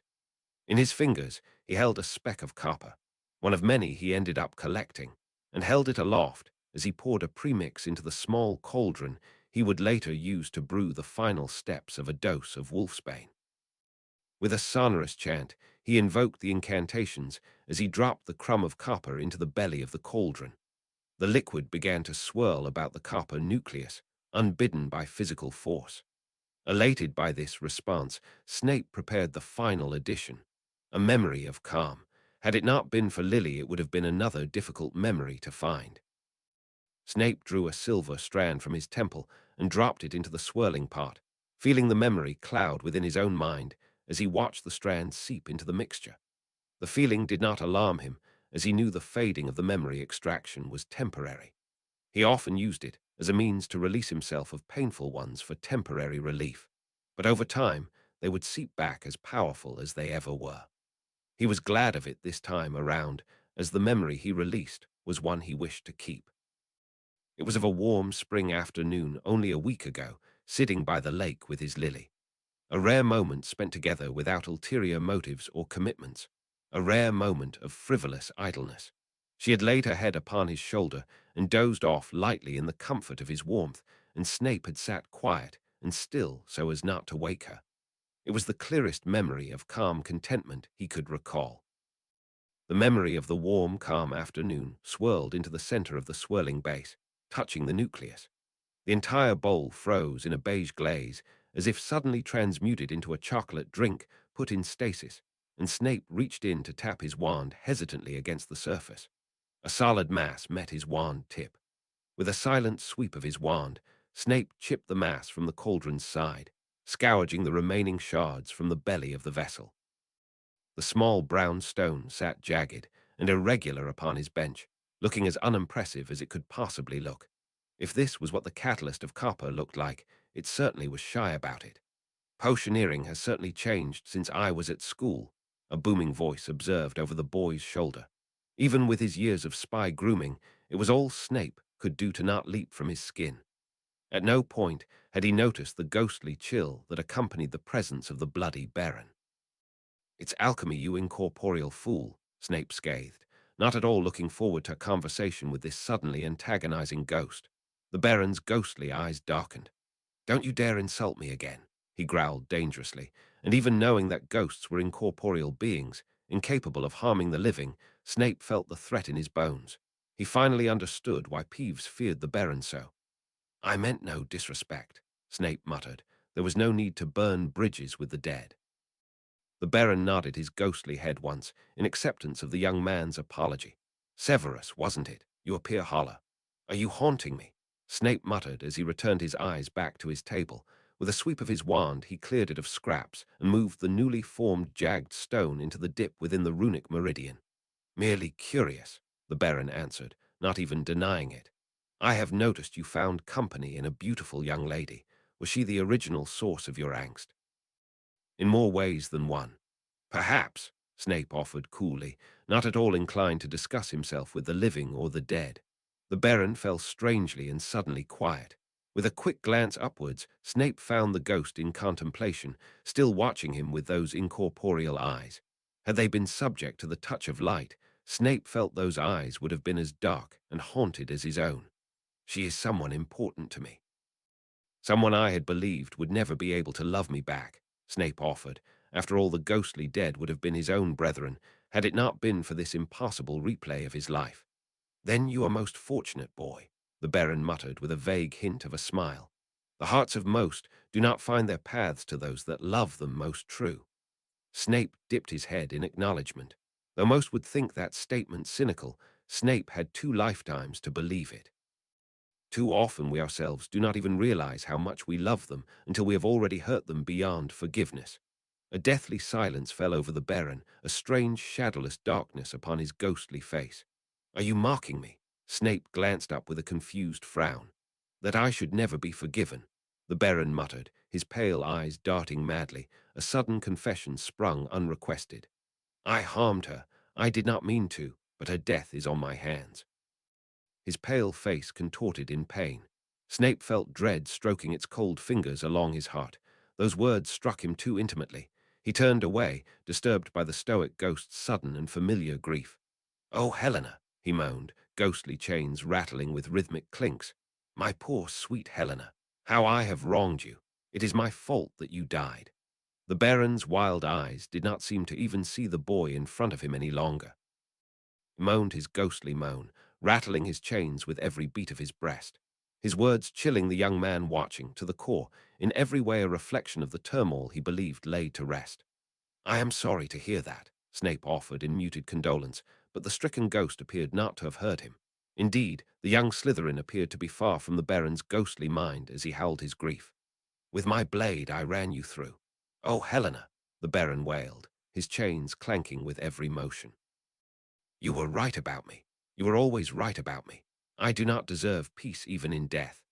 And with a ringing howl, the Baron swept through the wall, leaving the now silent Slytherin staring after him in his wake, leaving Snape alone once more, with only the dark thoughts that confession invoked for company. It was the night before the full moon, and the werewolf had come personally to collect his last dose of wolfsbane. Snape glowered as the boy entered, deeply irritated that the foul creature would presume to enter his sanctum, so close to his moment of returning to his feral nature at that. But he said nothing. Instead, he scooped the rank liquid into the stoppered bottle the creature had returned to him and offered it back without comment.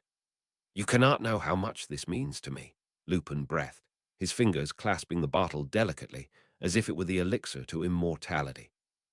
With a venomous edge to his voice, Snape scathingly responded, "If the effects were not known to me, one wonders why I would even bother to make it." "Ha!" The wolf had the gall to offer false laughter. "You're not a bad guy, Severus. Can I call you Severus?" That he even had the gall to ask. "No." "Ah, Snape it is then," Lupin backpedaled, certainly a familiar feeling for this disingenuous creature. "Well, I just wanted to say thank you. I know it isn't easy to brew this." Snape glowered, hoping the wolf in boy's clothing would get the message and stop. No such luck, it appeared. "And I just want you to know it means the world to me, truly, and I hope that at some point we might become friends." Disgust seared his throat, ugly and hot. "We are not friends, Lupin. We will never be friends." Snape spat. "Right, I'm sorry." Lupin dropped his gaze and rounded his shoulders in an apt act of contrition, but not for one moment did Snape truly believe him to be so. "I just wanted you to know this grievance between our circles. I feel you are very magnanimous to help me regardless." It was all Snape could do to not upend the leftover contents of his cauldron onto the groveling boy, to bellow, "Get out," on the top of his lungs. "It was not for you," the potion master seethed through clenched teeth. Lupin's eyes widened with alarm, finally noticing the dark rage within the Slytherin boy. Finally realizing what lay before him could never be cleared by mere offerings of goodwill. "I am sorry for everything. There were truly terrible things done to you, and I would do anything to rectify it." With a snarl, Snape swatted away the offer of the olive branch. A pity, then, that the past cannot be changed. As those words left his mouth, he felt his soul chill. The mournful lamentations of ghostly regrets battered against the walls of his mind. A blade that cut too close to the truth of his rotten core. "Just go," Snape commanded, his mind clouding suddenly with terrible dark thoughts, thoughts that were never too far away. With eyes round and startled, Lupin looked between Snape and the exit, as if torn between the will to obey and the foolish belief that he could make amends. I'm sorry." He struggled briefly with himself before finally revealing his true intent. "Please don't stop making me this potion," the wolf begged. A truly disgusting sight. This was a creature without pride. "That was never something that could be determined by you," Snape muttered. "I brew it because Lily asks it of me." A still silence fell between them. The werewolf stared at the Slytherin boy, his brows furrowed in concern, but not concern for him. "If you're using this against her, please stop." Snape blinked slowly, his dark eyes boring into the sandy-haired boy before him. "If you're holding her with the promise of helping me, then please stop. Are you asking me to stop brewing the wolfsbane? To release Lily?" Snape felt the incredulous rage within him, that this half-breed would presume he was keeping her against her will. But it was essentially true, was it not? Even if she wished to, a kind heart like Lily would not leave him if she thought he would stop brewing otherwise, no matter how miserable she felt. She was the kind of person that gave everything to her friends, right up till the moment they became friends no longer. "Get out," Snape muttered. Lupin hesitated, his eyes glancing between the Slytherin and the door once more. "I said get out," Snape roared, sending the wolf boy scampering with his tail between his legs. As silence and calm settled within the lab once more, Snape laid his hands upon the bench, clenching his fists so hard that his knuckles turned white. His heart was in turmoil. The happiness fled. Unforgivable, the Baron's words had reminded him. Profligate, the werewolf had insinuated of him. Unworthy of her, he felt. Unworthy of her and the joy she brought. Chapter 23. The Impassable Breach. Chapter text alighting from the invisible horse-drawn carriage, Lily had determined this would be her last trip by train this year. Angelica Tills could danged well manage the Hogwarts Express on her own. The head girl had a disagreement with the Gryffindor prefect over her leniency with the noise allowance, devolving into a full-on spat that would have certainly have spilled over the noise threshold. Ordinarily, Lily would not have risen to such an occasion, but her temper was frayed by the week she'd had. What should have been a peaceful week at home devolved into something straight out of the books from the restricted section on the topic of the wizard prison Azkaban. First of all, Petunia had returned, unannounced, the first day of holidays. Lily felt aghast with the idea of having to share such tight living quarters with her grievous sister, unable to stomach the prospect of a week spent enduring her scathing remarks about her freak of a school. However, then it turned out it hadn't been as unannounced as Lily had thought. Her father had known her sister was returning. In fact, he had invited her, and with one thing in mind. What Lily had expected to be a relaxing holiday at home turned into a full-blown intervention. Lily had written letters in the month leading up to her homecoming to her father, sharing with him the wonderful news of Severus' amazing turnabout, leading into a gushing announcement of their decision to begin dating. Replies she had received never really conveyed the level of disapproval as this unwelcome homecoming surprise had revealed. "Lily, we need to talk," Lily's father began, her holier-than-thou, sneering sister sitting by his shoulder, peering down at her in that oh-so-superior way. "It's about this decision you've made in regards to Severus." "It's abhorrent," Petunia had remarked, not even bothering to keep the delighted disgust from her horse-like face. "Why would you choose a scrawny, filthy little thing like him?" "I'll have you mind your own business. Thank you very much," Lily returned with an upturn of her nose. With a pleading eye, Lily beseeched her father, a man she could always rely on to put a stop to Petunia's nastiness. But this time that was not to be. "I'm afraid I'm inclined to agree with Toonie." After that horrifying encounter, the holiday had been a bit of a blur. What with the arguments and crying, and Petunia's shrieking, the Easter break had turned out to be far more stressful than Lily could have ever anticipated. And to top it all off, Severus hadn't returned a single Patronus mail she had sent. Lily took in the empty entrance hall steps, wondering if he even remembered that she was returning to school today.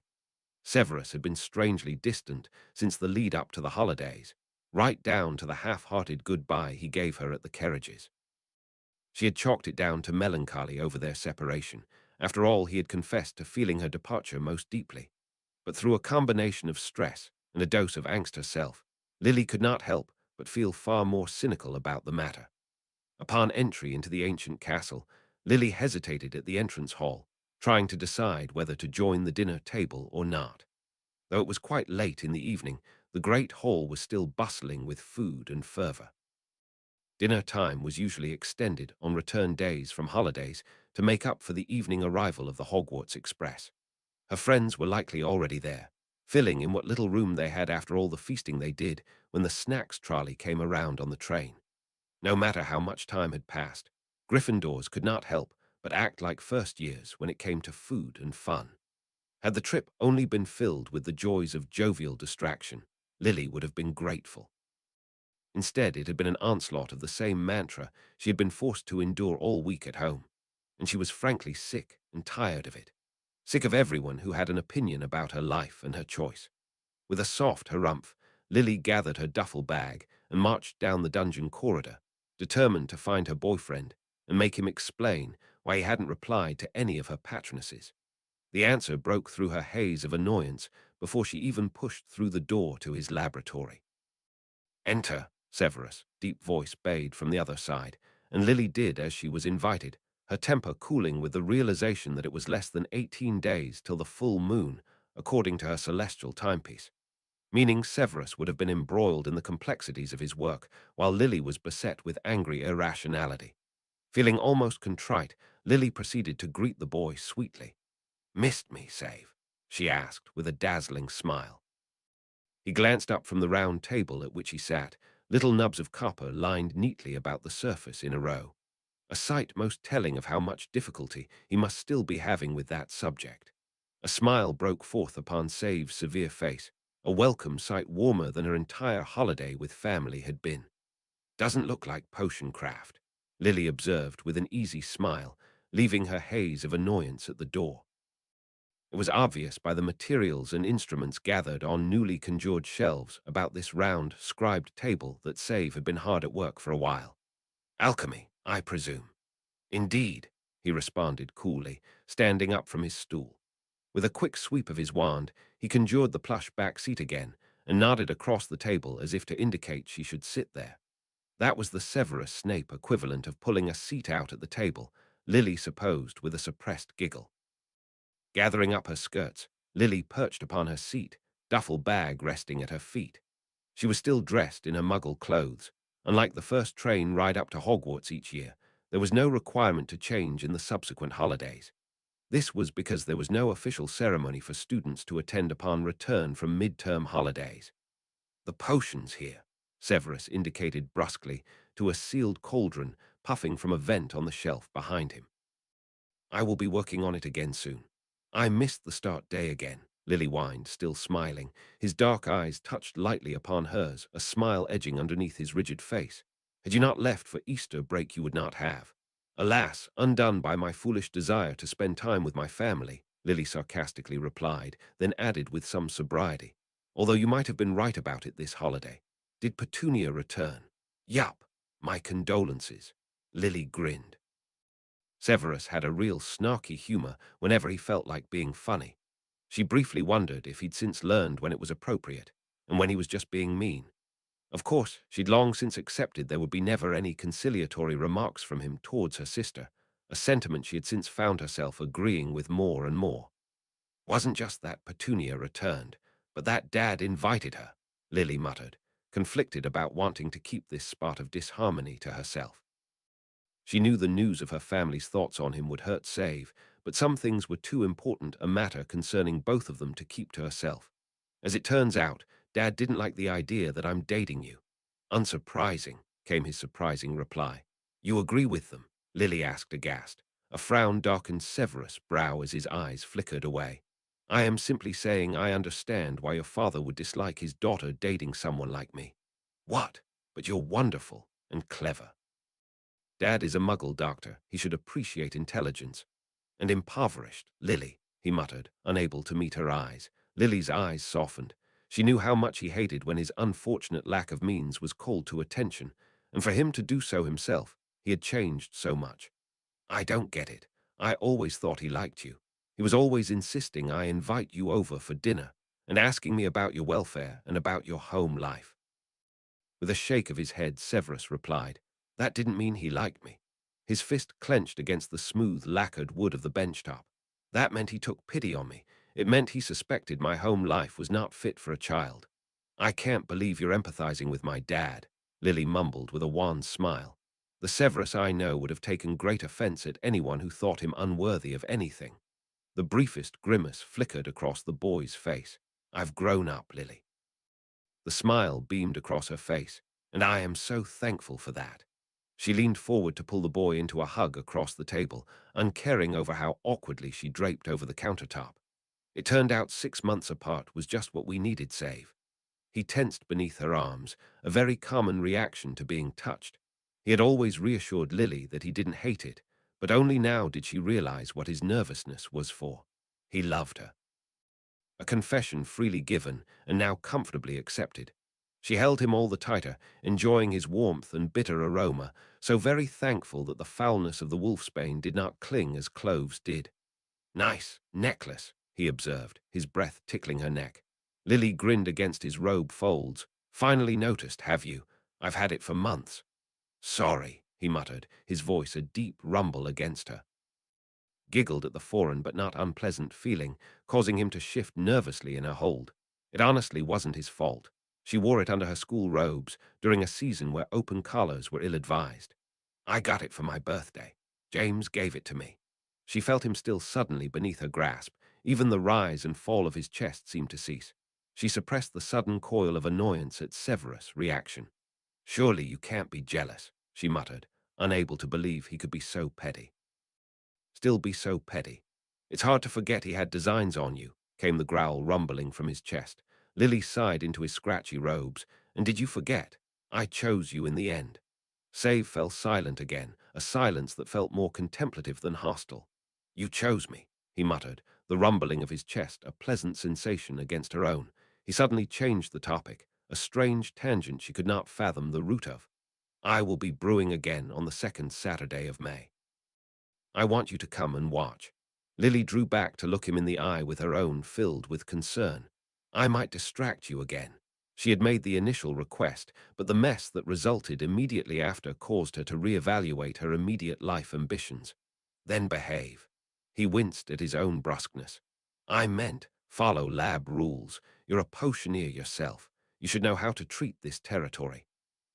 Immediately she released him and withdrew, allowing Severus to straighten with a forlorn expression drawn upon his sallow face.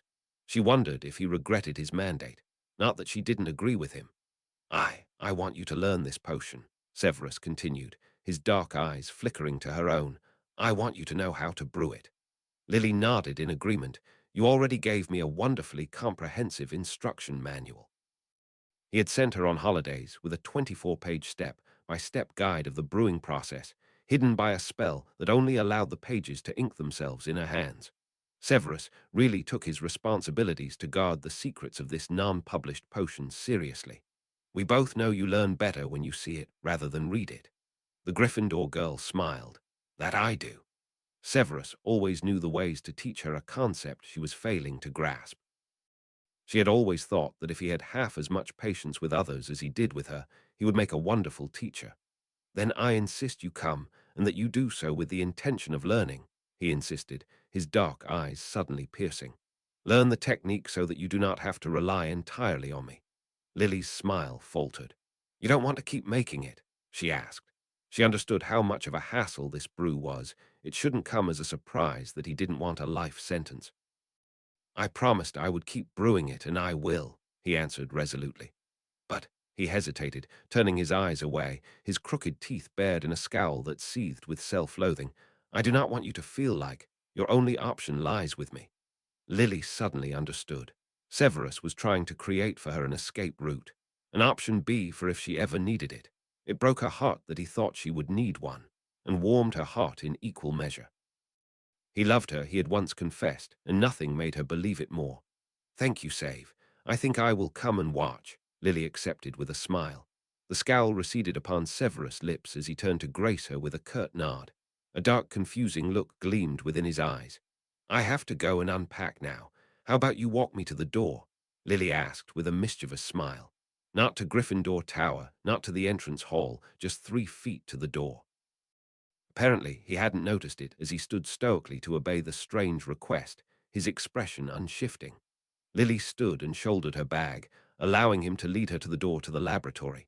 He pulled open the door a fraction, just wide enough for the girl to pass through. She obliged, stepping past him before pausing just past the threshold. She turned to meet his dark eyes, still staring from that crack in the door. With an unassuming gesture, Lily beckoned the watching boy closer. He opened the door a fraction wider, leaning in just far enough to easily hear her whispered words, and just far enough for Lily to reach out and take hold of him, her hands cupped on either side of his cheeks, her fingers pressed through his long hair dangling about his jawline. With that, she closed her eyes and leant in, pressing her lips suddenly and insistently against his. She could feel his chapped, thin lips curl upwards against hers. A smile only for her. A smile only she could elicit. His lips moved gently against hers, his rapacious haste discarded in favor of soft revelry. Then all too soon it ended. She felt him slip from her hands, the touch of his lips becoming only a breath upon her own. She edged her eyes open and found him retreated back beyond the threshold of his door, those dark ones boring into her, a mixture of elation and doubt swirling within. Not going to break your lab rules, Save. I won't kiss you if you're in there, Lily warned, only half in jest. A smile touched those kissed lips, and for that moment, at least the doubt in those darkened pits receded a fraction. Lily ran her fingers along that angular jaw, feeling the roughness of newly grown stubble against her fingertips. A pang of sadness clenched Lily's heart. Here was a man who knew such deep love, yet never felt its touch returned, nor ever expected it to be. The Gryffindor common room was a brightly colored bustle of activity. Many of the newly returned had not yet changed into their black school robes. Vibrant hues of Muggle and wizard attire alike brought the usually lively den into a positively vibrant atmosphere, helped along with the bustle of the usually lively folks who lived there.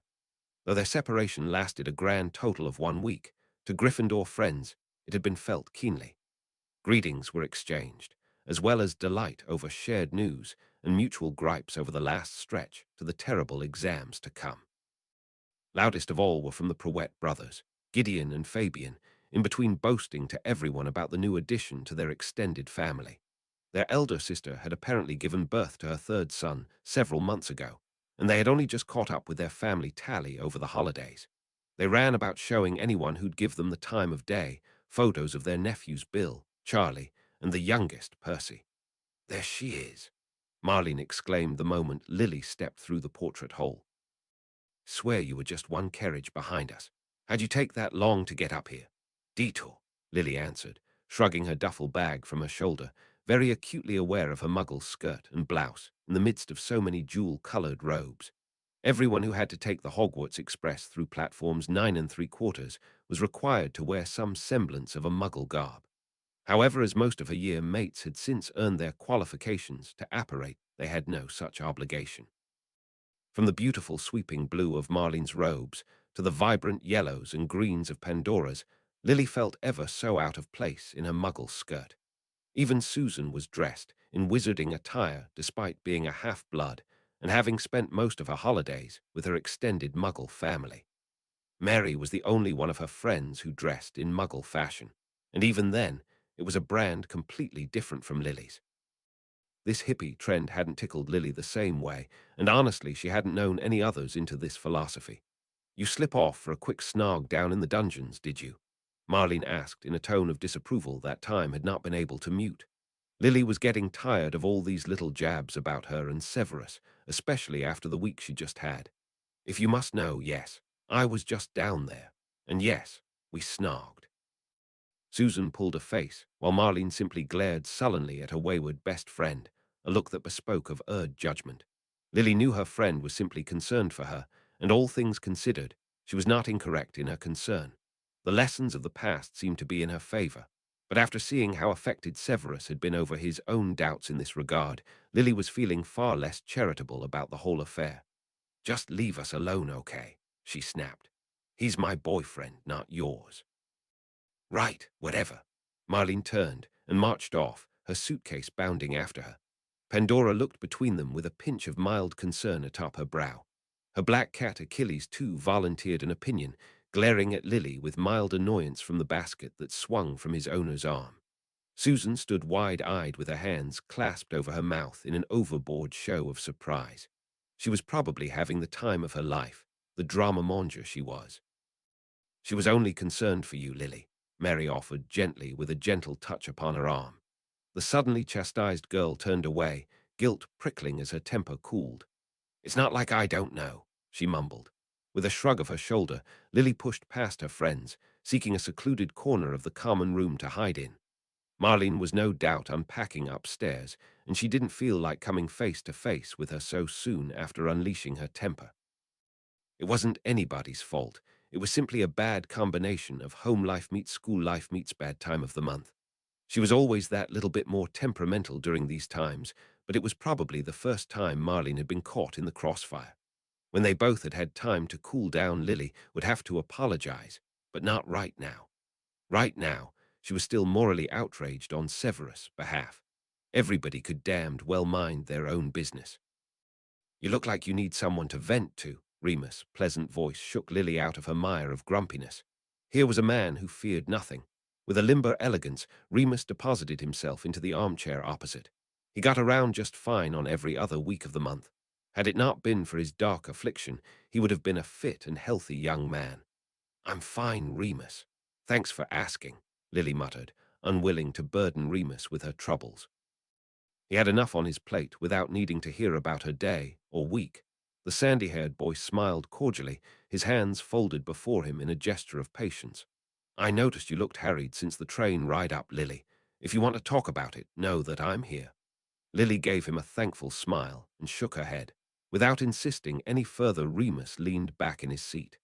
Then, if you don't mind, I'd like to keep this seat until my friends show up. James and Sirius were apparating here together later, and Peter's out with a stomach ache. Said he had bad ham in his sandwich on the train ride up. Please do, Lily replied with a smile, quite thankful she still had someone to make small talk with until the tempers blew over in the girls' dorm.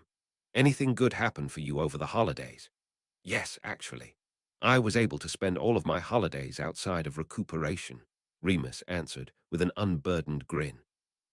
First day back, and my father could hardly believe his eyes. Not 1 week out of full moon, and I was up, and about like nothing was the matter. Lily felt her heart swell. I'm so happy for you. Here it was, the wonderful proof that Severus had become someone who brought good to the world. He had given this wolf-cursed boy a second lease on life, where nobody else could have. He spent the whole holidays asking me what I was doing differently to cope, Remus continued with a reminiscent smile. I've never seen him so relieved. A pang of empathy twinged her heart. Not long after Remus found out about Lily's acceptance, he had told her the full story of how he was turned. His father had angered a werewolf named Fenrir Greyback, who in revenge savaged his then young son. The father had blamed himself since then for Remus' condition, chasing every whisper of a miracle cure to the ends of the earth, whittling down their once comfortable lot in life to nothing. Did you tell him? Lily asked, grinning from ear to ear. The sandy-haired boy's smile seemed to falter. No, I didn't want to get his hopes up. Lily could sigh with exasperation. His hopes should be up. His son has found his miracle in the form of a potion, with a super-talented potioneer brewing it to boot. Her grin widened. In fact, I was just down there, and you'll be happy to know I didn't ruin it this time. He's already got your next batch coaxed well past its danger phase. You won't be going without any for the foreseeable future.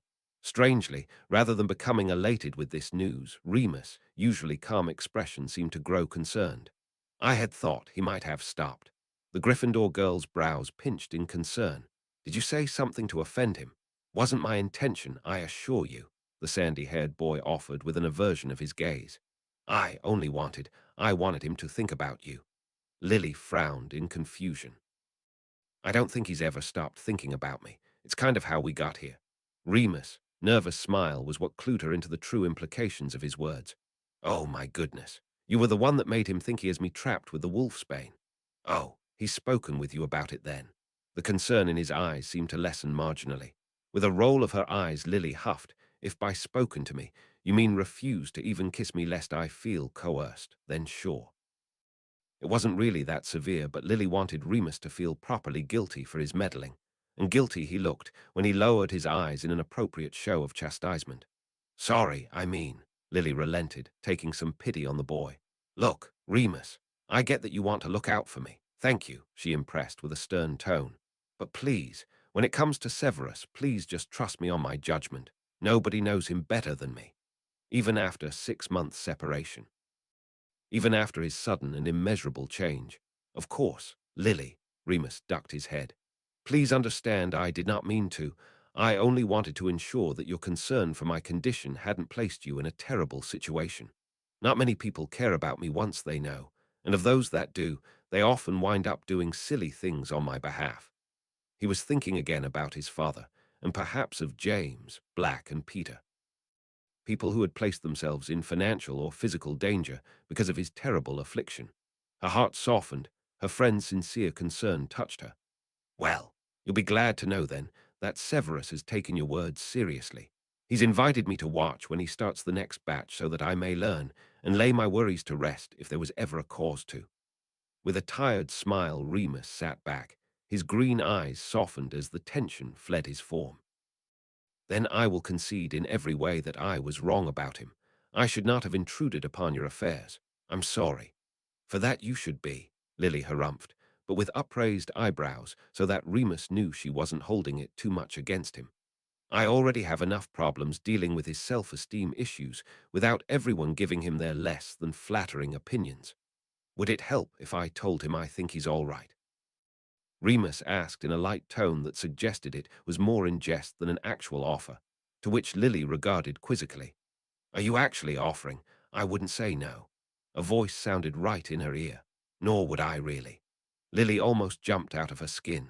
She turned quickly, almost striking the glasses from the bridge of James' nose with her flailing start. It was only the boy's quick Quidditch reflexes that saved him from a bloodied face and a very apologetic Lily.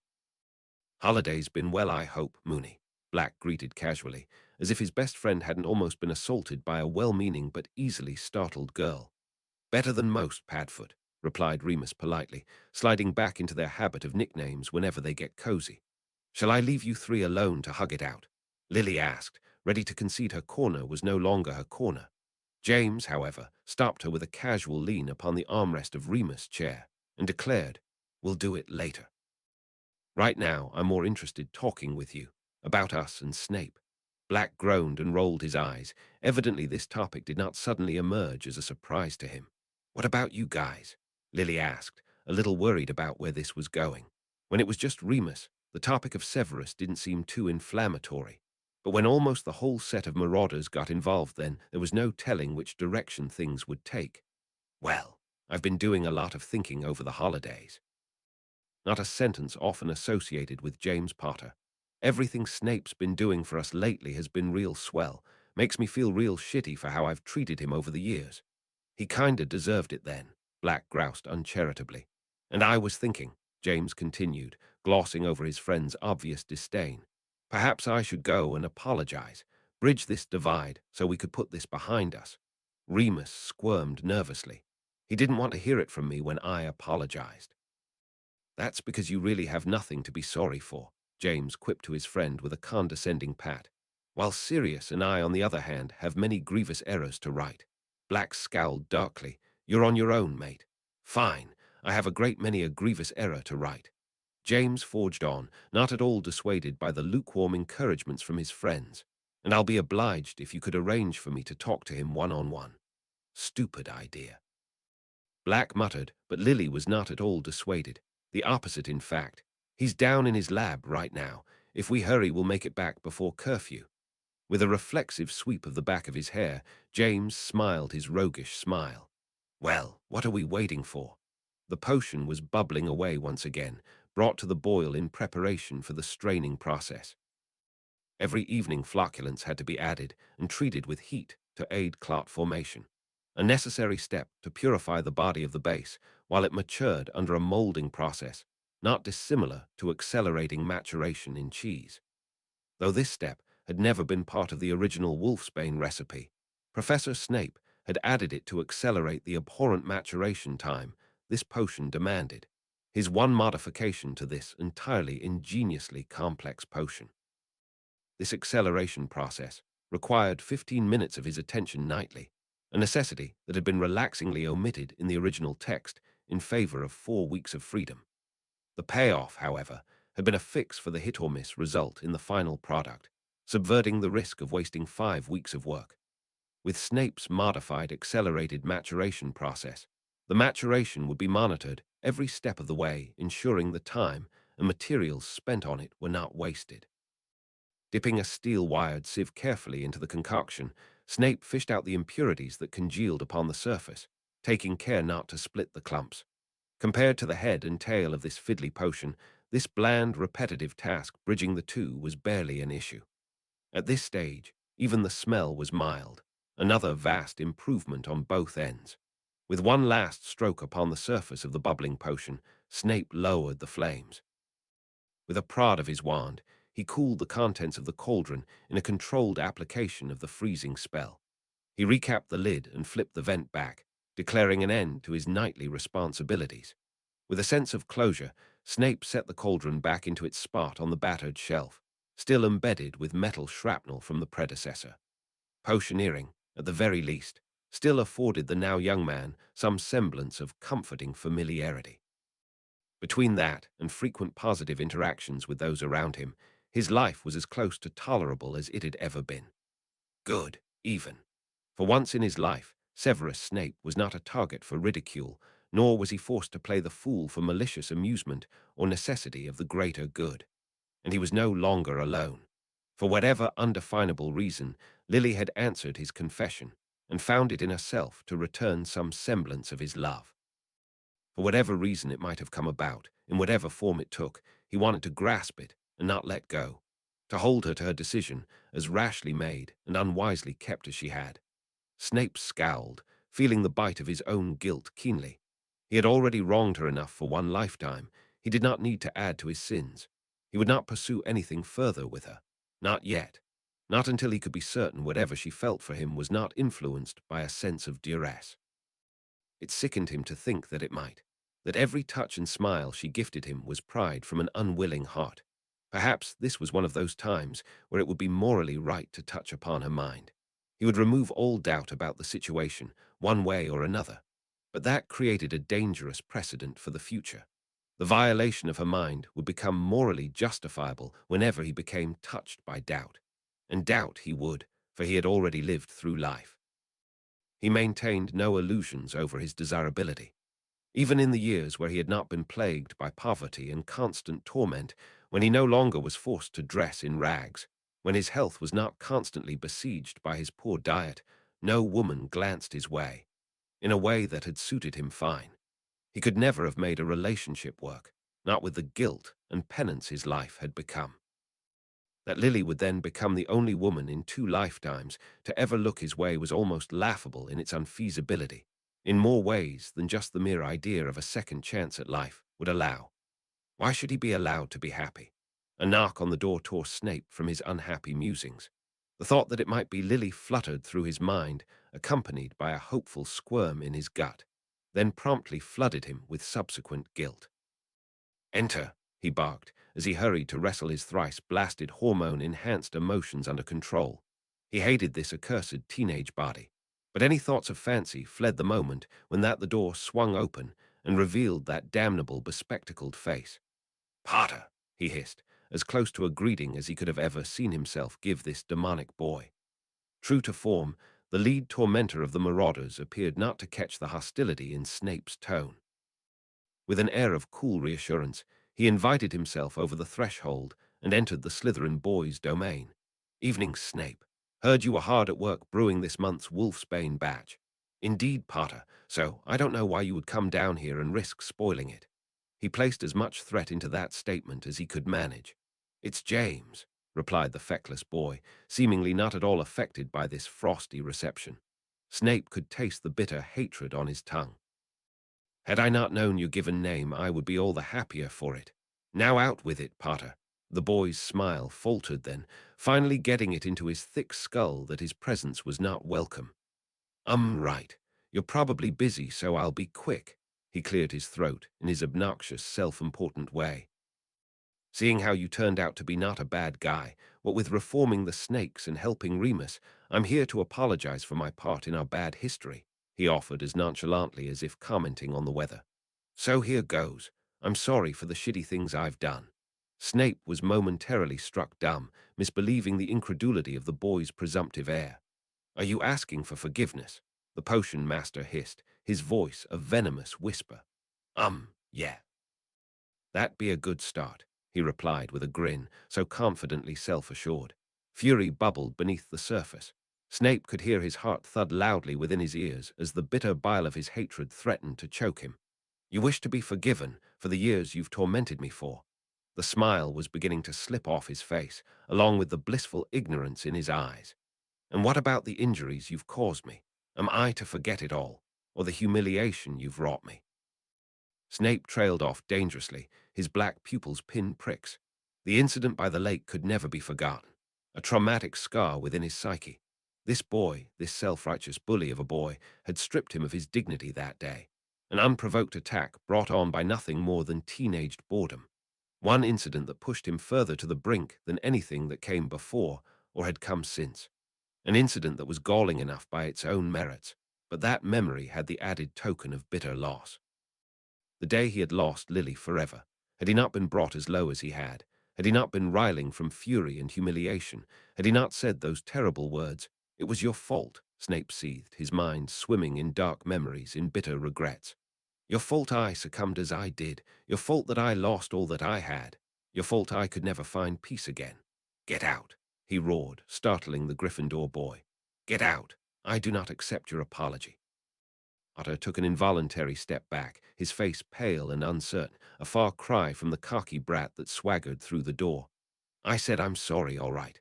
I get that I've done some pretty awful things to you. I get that. He seemed to struggle for words in the face of such unexpected vitriol. But back then, you didn't seem like a decent bloke, and I've been proven wrong. I'm man enough to admit it. What you've done for Remus, well, it was big of you. It was not for you. It was never for any of you. Snape spat. Right, it was for Lily. Potter was beginning to pull himself together, rearranging the surprise off his expression. And how grateful you were that we saved her when we did. Well, guess what? That wasn't for you either. But I'm glad that you took it upon yourself regardless to do us a good turn. His voice regained a semblance of its conviction, his head tilted in an apologetic but dignified manner. In return, I hope you can at least take solace in the fact that we are no longer your enemies. Though we may never be friends, we wish you no ill, and we will always look out for Lily.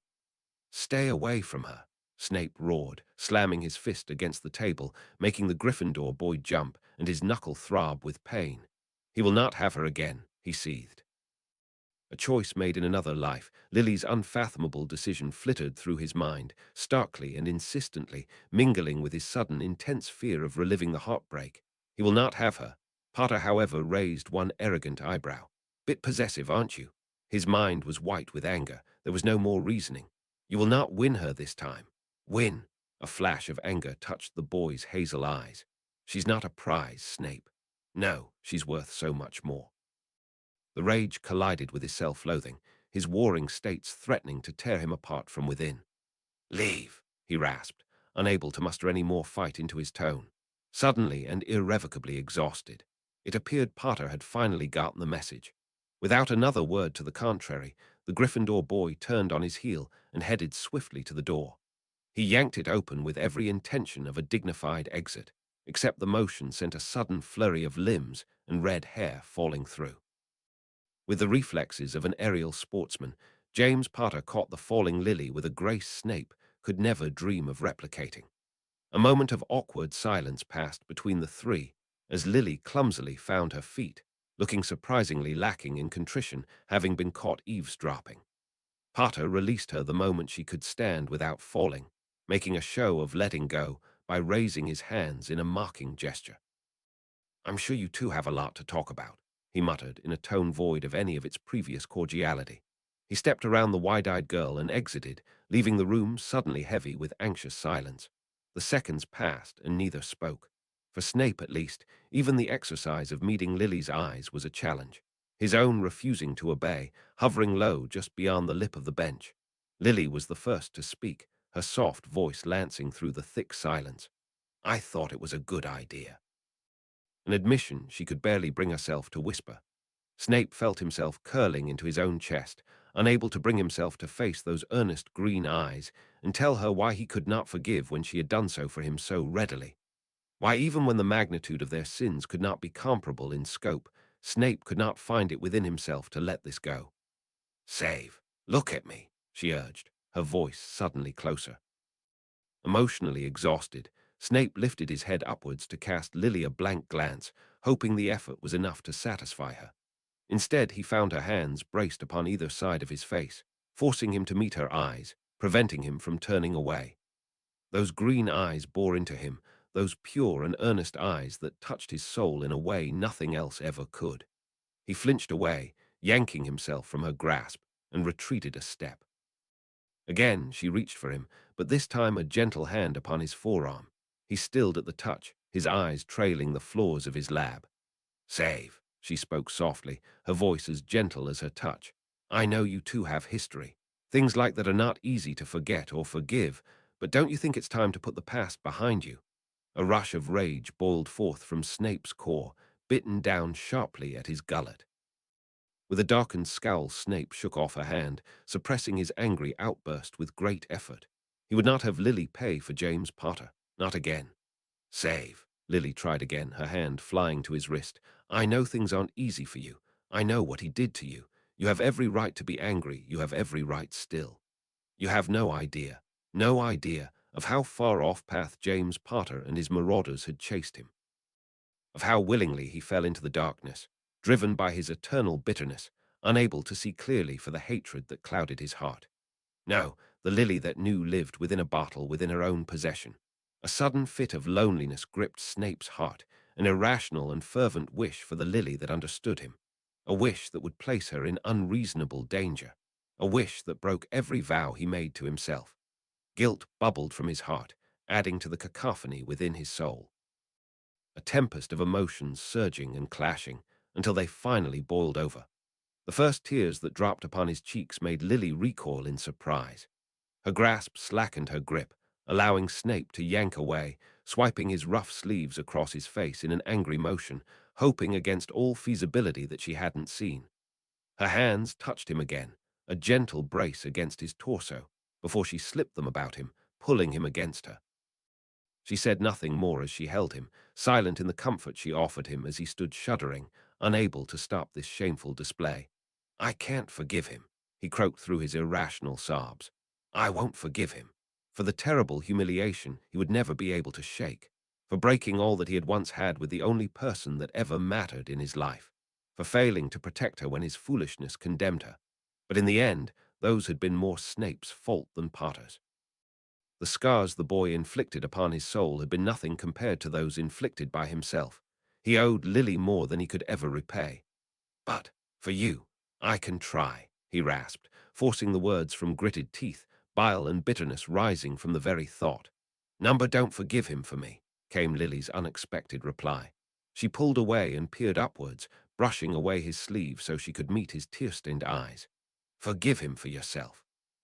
She laid her warm hand on his chest, over where his heart would be. "You don't deserve to carry this around with you any longer."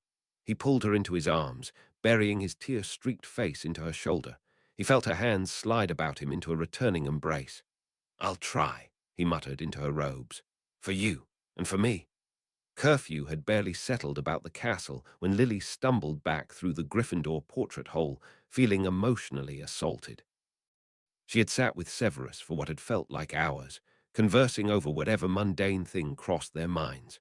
Severus had calmed quickly, his sudden alarming outburst wiped away in a matter of minutes, until all that remained of his tears of unspoken frustrations was a red ring about his eyes, barely visible in his sunken sockets. But Lily could not forget that outburst, that glimpse into his tortured heart, of pain he always tried to hide. The thought of him dealing with that alone sickened her, and that was what would have happened had she not allowed him back into her life. The marauders were still up in the common room, seemingly unexhausted by the long trip back from holidays.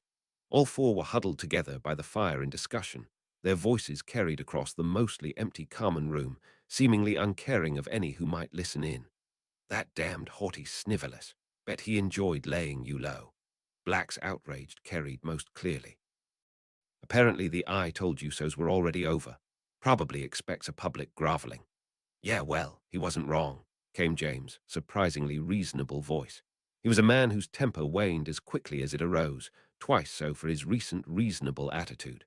Black recoiled as if struck, his handsome face twisted with incredulity. "Have you forgotten those times he hexed us?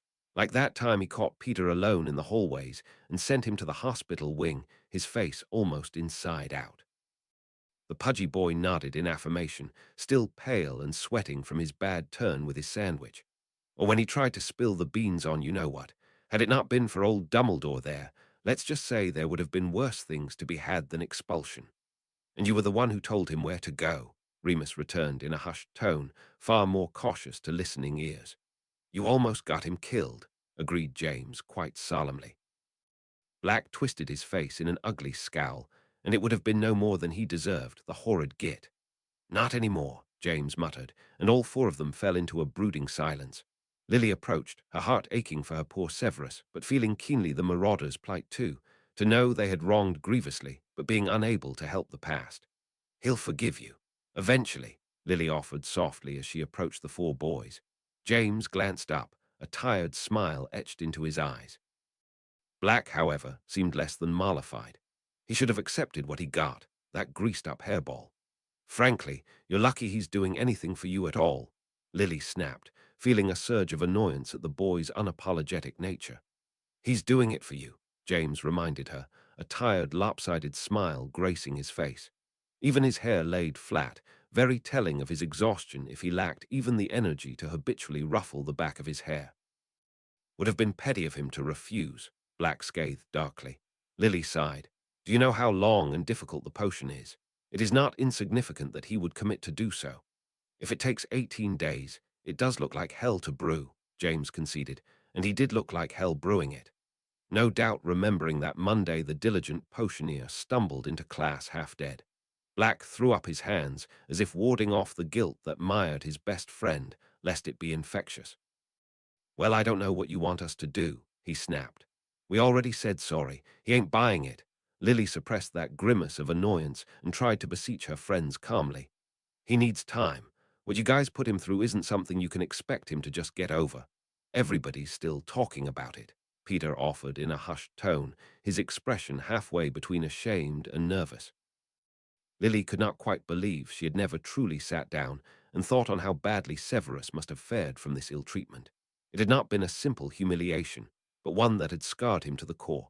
She hadn't witnessed what happened after she turned away from him that day, but she had heard James say those words. Who wants to see me take off Snively's pants? Mired in her own righteous fury, she hadn't turned around. She ignored the vicious laughter that erupted around her. She ignored his howls of fury and humiliation. That might have been a step too far, Black conceded, surprising them all. Remus nodded in agreement, his brows pinched in concern. I would find it difficult to forgive something like that as well. Even among her friends, the incident was recalled, unreasonably frequently, and with sickeningly twisted humor. And now she felt so ashamed she hadn't done anything more to defend him. Chapter 24. Removal of Duress. Chapter text, there was no denying it. He was skulking. Snape peered around the library shelves to peek at the table where Lily sat amongst her fellow Gryffindors, textbooks piled high before her, scribbling furiously on what would likely be tomorrow's Transfiguration homework. It seemed she too suffered from the frequent Gryffindor affliction of leaving work to the last minute. Behind him stood a Ravenclaw, alternating periodically between browsing and shooting him suspicious glances. Snape sent him scampering away with a well-placed glower. He wasn't trying to be creepy. He had a purpose for approaching her today. He just didn't have an opportunity to do so. It had been less than a week since the passing of May's eldritch moon. A month since he avowed himself control, to wait until he could pass to her the wolfsbane potion, and ensure any advance she might accept of him would be of her own volition. However, that conviction was always tested when Lily would pursue instead, and in those moments he allowed himself to indulge, allowed himself to believe that she chose this willingly. She sat now at that table, amongst two other Gryffindor girls and a Ravenclaw, only one of which he recognized as the younger McGonagall. Of the other two he could barely recall, but he had the distinct impression the Ravenclaw was someone he would hate to have in his potions class. Though he had long since completed his homework for this week, Snape had briefly thought to take a table within eyesight of Lily and for her to notice him. Perhaps do a little alchemical reading to camouflage his intent. It would have certainly beat skulking about these bookshelves and making a royal nuisance of himself. Unfortunately, every table was already occupied by at least a smattering of students, quite frequently Ravenclaw. Nobody would feel comfortable for Snape to share their table, least of all Snape. He scanned some of the Slytherin tables, hosting far younger students than he was used to interacting with. They at least might feel somewhat more at ease with his presence than any of the other strangers, but whether or not it would be the same for Snape would be another matter entirely. He peeked around at the Gryffindor girls one more time, trying to decide whether it wouldn't be a better idea to ambush Lily after class tomorrow, or simply wait for her to head out for the bathroom or fresh air. But no, even then a pack of girls would no doubt follow. That was the strange thing about teenaged girls. They were rarely solitary creatures, or he could get his tail from between his legs and deliver his message directly. He had been dating Lily for almost 3 months now, and he still could not bring himself to approach her when she was with company. This was about as humiliatingly cowardly as he had ever permitted himself to act. These were teenaged girls, not the Dark Lord's inner circle or the warlocks of the Grand Wisengamot. Before any decision could be come to, a voice sounded in Snape's ear, startling him into mortified stillness. "Come to talk with our Lily, Severus Snape." Snape scowled as he stepped back to regard this surprisingly sneaky Gryffindor. With a little surprise, he found he could recall this girl's name as Mary, the only other Muggle born in Lily's cohort, with a surprisingly non-judgmental smile on her face. "Want me to go fetch her for you?" she asked, surprisingly reasonably. "That would be decent of you," he muttered, unable to stop the humiliating sense of relief he felt over being spared the task of facing a table full of teenaged girls. Without another word she left, flitting over to Lily's side with an air of ease that Snape wished he could emulate. He had been thankful to see that the girl kept her word and spoke to Lily in only whispers, alerting none of the others sitting at the table to his request and frankly embarrassingly stalker-like presence. Unfortunately, Lily shared none of her sense of subtlety. She immediately sat up straight in her seat and looked directly his way. "Save," she hissed, no doubt believing herself to be whispering, waving her arms in a beckoning gesture. Snape cringed as all eyes at that table swung about to meet him and momentarily contemplated disillusioning himself and melting into the shelves. "Save." Lily tried again, this time louder. Snape glared back with an air of incredulity. There was no other choice if he didn't want to look absolutely foolish while being chased out by a screeching Madam Pince. With his head down, he crossed the open floor quickly, hoping to evade further scrutiny from those curious eyes that followed. He arrived at the table just as a chair slid across the room and positioned itself by Lily's side. She leaned over and smiled over the offered chair, and Snape could only stare back at her, refusing to believe she could actually not realize he had no desire to approach a table full of no doubt cruel-tongued teenaged girls, much less sit with them. "We've heard so much about you," the unknown Gryffindor remarked with an excited gleam in her eyes.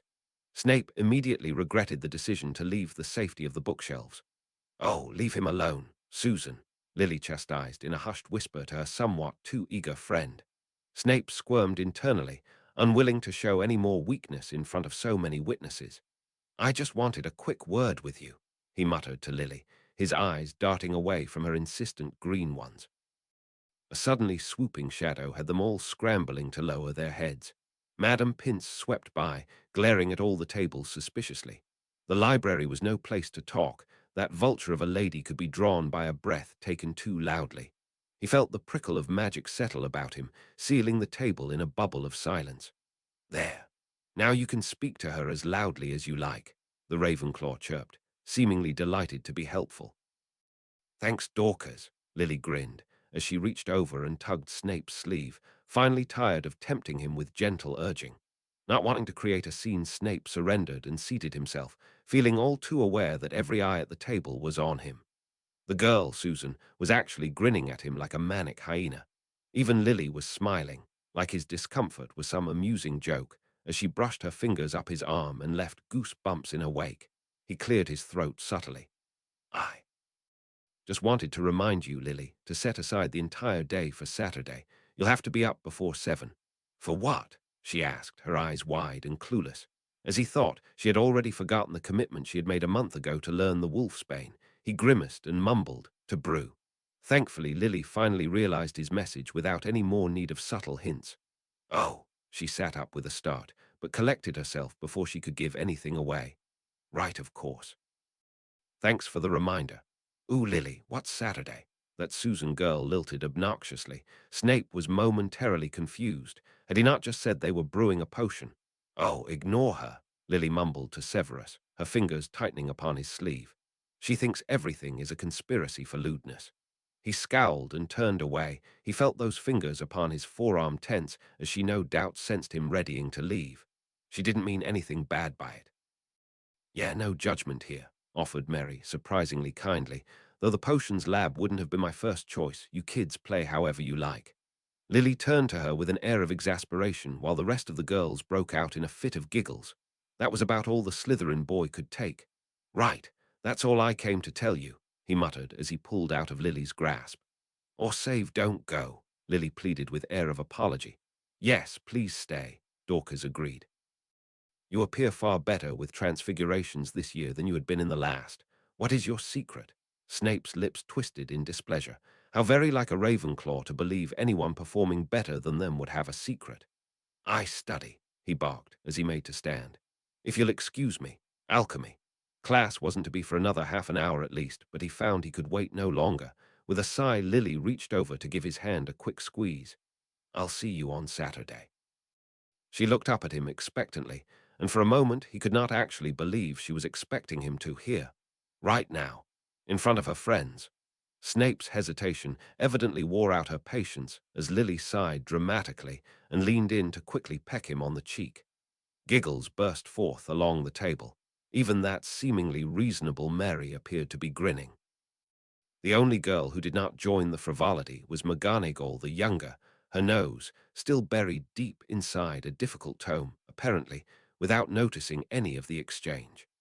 For the past month, since the day he'd embarrassed himself by breaking down in front of her into a blubbering mess of mortifying tears, Lily had been trying to entice him into dating a lot more publicly. He hadn't even been aware they had been doing it in secret. It just seemed like the polite thing to do to keep private affairs from becoming a public nuisance.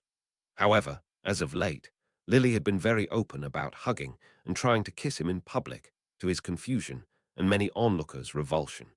If he didn't know any better, he'd have thought Lily was showing him off, but that seemed ridiculously unlikely. He stood as Lily finally released him, his eyes not leaving hers. She smiled a shining smile, seemingly untouched by any of the doubts that peeked darkly from within his mind. Kiss her back, shrilled Susan, sending the table into another fit of giggles, marked by a gaggle of giggly teenaged girls. Fantastic, with a scowl Snape turned away, stomping out of the bubble of silence and out the exit before he could draw the vulture's ire. The moment Lily stepped through the door to the lab, she couldn't help the sensation that she stepped into a classroom. Beside his neatly placed cauldron and tools were the ingredients, arranged upon the desk in a clear and thoughtful manner, obviously in order of how they would be used in today's brewing session. A crutch she knew, all too well, that Severus did not need. Lily suddenly felt all too self-conscious about turning up out of uniform. This arrangement was for her benefit, and he could not have designed it more like a lesson if he'd tried.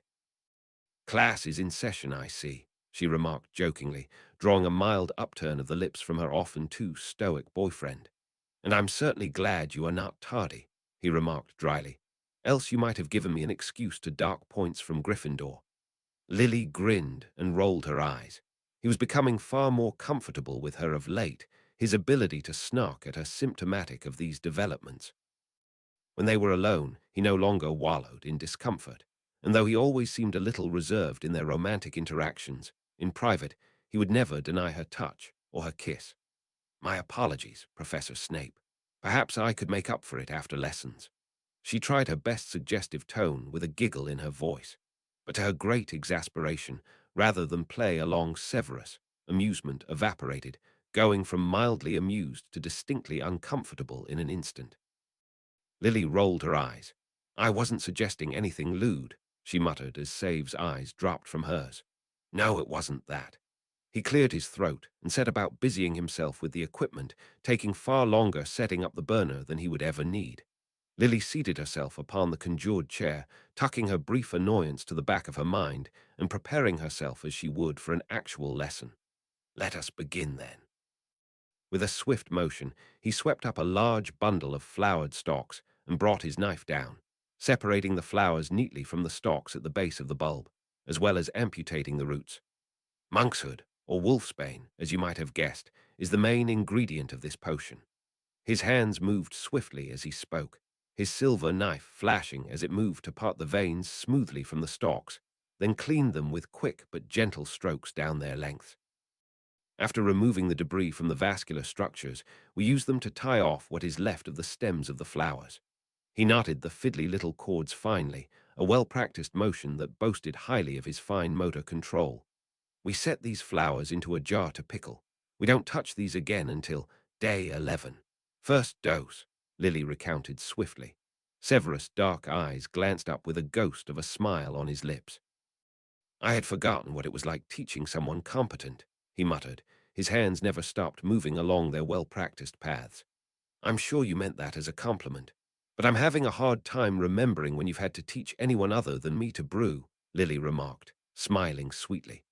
Slytherins, he answered smoothly, eyes sliding back to the arduous task of sealing the lid over a brine jar. He slid the jar into the corner on the shelf behind him, a space left clear for no doubt this very purpose, before he turned back to the table and finally diced the remains of the stems. With a swift scrape, he deposited the contents into a mortar and pestle and proceeded to mince the contents. Hard to believe you've only made this twice, Lily muttered as her eyes followed the swiftness of the master potioneer. She couldn't help but admire how efficiently he was able to scrape the paste into the awaiting ceramic jar. Without pause, he unstoppered a bottle of liquefied pork fat, smearing the rancid substance throughout the belly of the mortar until any of the leftover stem mince was absorbed into the foul fats. Ugh! Lily couldn't help but recoil in disgust. This honestly was what she was looking forward to witnessing the least. The fact that she knew how much worse the smell would get only made things worse. He whipped the runny oil, adding salt until it took on a thickened consistency. Then with a flick of his wand he cooled the substance until it solidified into a white foamy crust, which he proceeded to scrape and fold upon itself until it took on an almost buttery consistency. With the scrape of a spatula, he removed the oil clot and scraped it over the paste jar, using it to form a moisture-sealing layer. We use this for later, he remarked. Lily nodded, trying to will the greenness from her face. You'll need a stronger stomach than that if you hope to advance as a potioneer, Severus chastised, as he lugged the cauldron over to the dragonhead faucet to be filled. Lily tried her best not to take that remark too personally. They both knew, though out of the two of them he was the better potioneer. She was not that far behind, at the very least standing head and shoulders above her peers. A fact he rarely complimented, at least never as often as he criticized. With a strength she never knew Severus had, he hoisted the filled cauldron back onto the table and set it carefully centered over the burner. He pointed his wand to the base of the cauldron, causing flames to erupt, licking the full belly of the pewter vessel. With seemingly unnatural speed, Severus switched out for his silver knife, stowing his wand so quickly Lily hadn't even seen where he kept it. He took the blade to the bulbous roots with a swift but deliberate motion, sliding it gently across the surface of the plant to expose the pale white flesh beneath. You must take care when you peel these roots. This is where the toxins reside in large quantities. No cutting your fingers on this step. Check. A hint of a smile graced Severus' face as he scraped the peeled and sliced roots into the cauldron and pointed his wand to bring it quickly up to a boil. We have a breathing space of about 3 minutes. Not exactly 3 minutes, Lily asked with a raised eyebrow. Severus' lips twitched in amusement. The time window at this stage will not be as merciless, nor as explosive. The Gryffindor girl was not at all placated. Regardless, please set an alarm. It took a moment, but it dawned on Lily that Severus hadn't realized what she meant. It was likely he'd never owned his own timepiece before and hadn't known such a thing was possible. Lily leapt at the possibility of teaching him something. Like this save. She stepped forward and lifted the sleeve of her jumper to reveal the little silver watch her father had bought her for her 17th birthday. She brought out her wand and tapped the tip in a flourishing display to the watch face. Tempus sonorus, she commanded, moving the timekeeping alarm to just 10 seconds into their future. His dark eyes watched her curiously as her watch began chirping in a sharp shrill of alarm. With another touch of her wand it quietened, leaving the boy to ponder in silence the practical applications of this spell. "How have you been keeping time for your potions up to this point?" Lily asked with genuine curiosity. But instead of answering, he turned to his brew, uncapping the lid and turning down the flame. "Instinct," he finally answered as he pushed the stirring rod through the mixture, stirring the semi-opaque liquid with careful clockwise strokes. Lily retreated to her seat and settled back into her lesson, watching the elegant display of potion mastery as Severus threw in a pinch of horsehair. "For isolating the animal instincts," he muttered, and then proceeded to shred turmeric into thin threads not dissimilar to the white hairs floating about the surface of the brew. "We strain these out on day 2. He brought the slowly coloring brew to the boil again, stirring it in a smooth, rhythmic motion as the liquid slowly turned from milky white into a bright, cheerful orange. "You might want to brace yourself," he warned as he uncapped the paste jar. Lily set her jaw in pale determination. "Where have you been, Lily?" Susan's sing-song voice was the first thing to greet Lily when she returned that evening. "Been brewing with Severus all day." Exhausted and fatigued by prolonged exposure to that frankly stomach-churning smell, and dreading the prospect of a second day spent like the last, Lily just couldn't find it in herself to deal with Susan at the moment. She was stiff and sore from sitting all day. Her head hurt from what equated to 10 hours straight of intense concentration, and she was certain she stank of that fetid brew, regardless of Severus' reassurances. Without so much of another word, Lily summoned her dressing gown and fished out a fresh change of undergarments, ignoring Susan's obnoxious ooh. Marlene eyed her with concern from her own four-poster bed, but made no motion to comment. They were running hot and cold with each other for over a month now, a usually amicable friendship turned instantly catty over the topic of Severus. They both now trod lightly around each other whenever this topic reared its head. "I hope you took precautions, Lily," Mary suggested reasonably from her corner. "Nothing happened," the exhausted girl snapped. "We just brewed. Yes, all day." With hands raised in a warding gesture, Mary quickly backed off. "Sure, Lily." She fell silent for the briefest of moments before braving the obviously cranky girl by offering one last piece of advice. "Just throwing it out there, not for any particular reason. But first times are usually quite disastrous, and nobody should ever feel too dismayed with those results." "Oh my God!" Lily buried her face in her hands as Susan burst out into another round of shrill giggles. "Hey, all I'm saying is don't judge him for these things. Only way he'll get better is with feedback and a little patience. These things come with experience." "We weren't fornicating," Lily snapped, her cheeks steadily taking on the same color template as her hair. "Yeah, Lily ain't like that," Marlene joined in unexpectedly, standing from her bed in symbolic support. "Nor is Severus," added Lily, pushing down on her annoyance. Silence fell within the room, punctuated by another snort of amusement from Susan. "You can't seriously believe that," she giggled. "And why not?" Lily demanded hotly, getting sick and tired of all these character attacks on her boyfriend. A man who just spent the last 4 months of his life brewing a brain-aching, nose-clogging, time-consuming potion for someone he didn't even like. He was nobler than anyone she'd ever known, and none of her friends could get over their prejudice. Mary chewed her lips, brows knitted together in apparent concern, while Marlene perched back on her bed, her eyebrows lost within her hairline. The smile on Susan's face, however, didn't falter one whit. With a sigh of exasperation, Lily snapped, "He's not like that." They didn't seem convinced. "Not that I'm doubting your judgment, Lily," Mary began, obviously doubting Lily's judgment. "But at this age, all guys are like that." Lily, her eyes beseechingly to the ceiling. "Not all guys are like Sirius Black." "Not all guys are like Sirius Black," Mary agreed. "Most are far more subtle about it." Lily bristled. "Excuse me, are you calling my save a closeted pervert?" "We've been calling him that for years," Marlene muttered, throwing caution to the wind in the face of such unprecedented support. "No offense intended." Mary reassured her, "No judgment either." "Speak for yourself," Marlene muttered unkindly. "Oh, leave him alone." Lily muttered as she massaged her temples. Every reasonable thought was telling her to abandon this conversation and go cool her head in the shower. Unfortunately, she listened to her head about as much any Gryffindor did. I mean, he's not even said anything remotely obscene to me. She didn't know why she continued to defend this course when she honestly knew there was no way he could be. Not with a few kisses they had shared in private, there were certainly a few moments that were far more intimate than others. I mean, he gets embarrassed when I say something obscene. She reddened and quickly backpedaled. As in he thought I said something obscene. I didn't do it on purpose, of course. Of course, Mary quickly agreed. Marlene rolled her eyes. He's a Slytherin. Obviously he'd be subtle about it. Or he could be a really decent guy, Lily retorted hotly. If he's not keen on jumping you, then why would he pursue anything more than friendship? Marlene reasoned savagely. Bet he's got off imagining you naked. You probably held that very hand the next morning. Lily was glowing red, incensed by both mortification and anger. And I'll bet you're just dying to have James do that to you.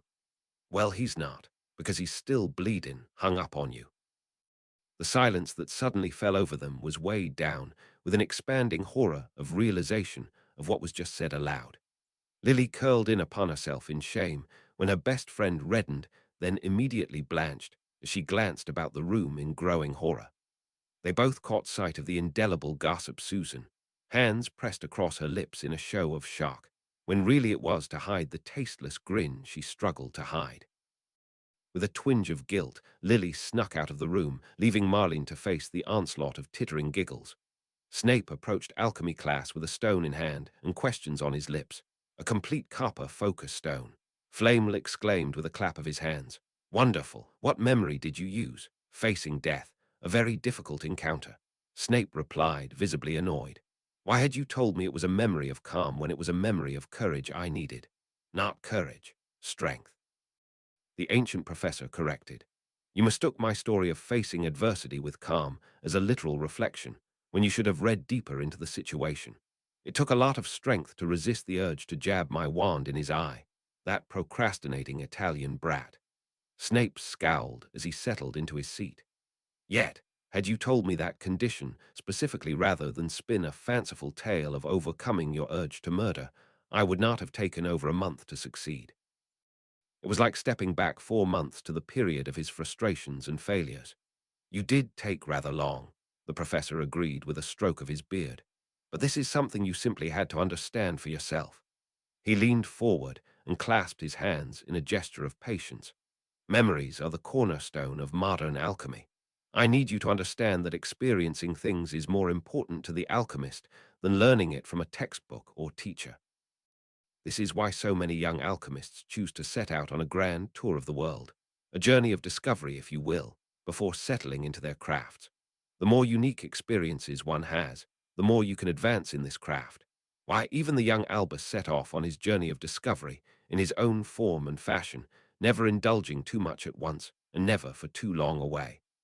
Snape listened to this fanciful notion with the ear of a practical man with near to no means. That was a lovely option for anyone who could actually afford it and didn't have any pressing concerns of the war looming in the horizon. No, he could not afford such a frivolous method of learning, but he might not need to. As far as unique experiences went, Snape felt quite certain he possessed some that no alchemist could ever boast of. Not even the ancient Flamel. For how many living could boast that they had met death? Have you noticed a difference using this new stone? He asked, with an all-too-knowing smile. This had indeed been another point Snape had intended to raise. I had noticed that the transmutative process proved far easier with the stone I had created. But that didn't seem a likely observation, that a stone created by a novice alchemist could outstrip one from the likes of Albus Dumbledore. Snape had thought that perhaps his own observation had been incorrect owing to his propensity to being partial to his own efforts. You are not imagining things, Mr. Snape, Flamel confirmed his doubtful suspicions. There is a reason why alchemists tend to favor stones created by themselves. It is because a stone is as unique to its creator as the memory used to create it. Our own human empathy ensures we can sympathize with another, but never truly know what it is to walk their path. This is what limits our ability to use another's stone. Snape's brows knitted together as he digested this new concept. So, would having similar experiences to the memories forged into the stone improve one's ability to use it? Perhaps. Your guess is as good as anyone's. For who amongst the living can boast of an experience truly unique? Flamel's lips turned in a most inscrutable smile. Well then, Mr. Snape, we will be working on theory during class for the rest of the year. I understand the exams are coming up, and that alchemy is simply to be a written one. First I heard of it, Snape replied, a little annoyed his practical education only took him this far. He was still no closer to understanding how he could possibly go about finding a way to transmute basilisk venom. Professor Flamel appeared none too bothered by his student's less than eager countenance and summoned his own book from off-mirror. I think we should take this moment to go over the remarkable little stone within your alchemy kit. The main reason for its steep price, did you know? I did not, Snape admitted as he glanced down at the unassuming beige pebble. I assume an industrious student like you would have already tested your stone in every way available to you, continued Flamel with a light tone and an approving smile. Now tell me what you've discovered of its capabilities. Snape spoke as he was bade. Though I believe copper to still be its main element, it is by no means restricted.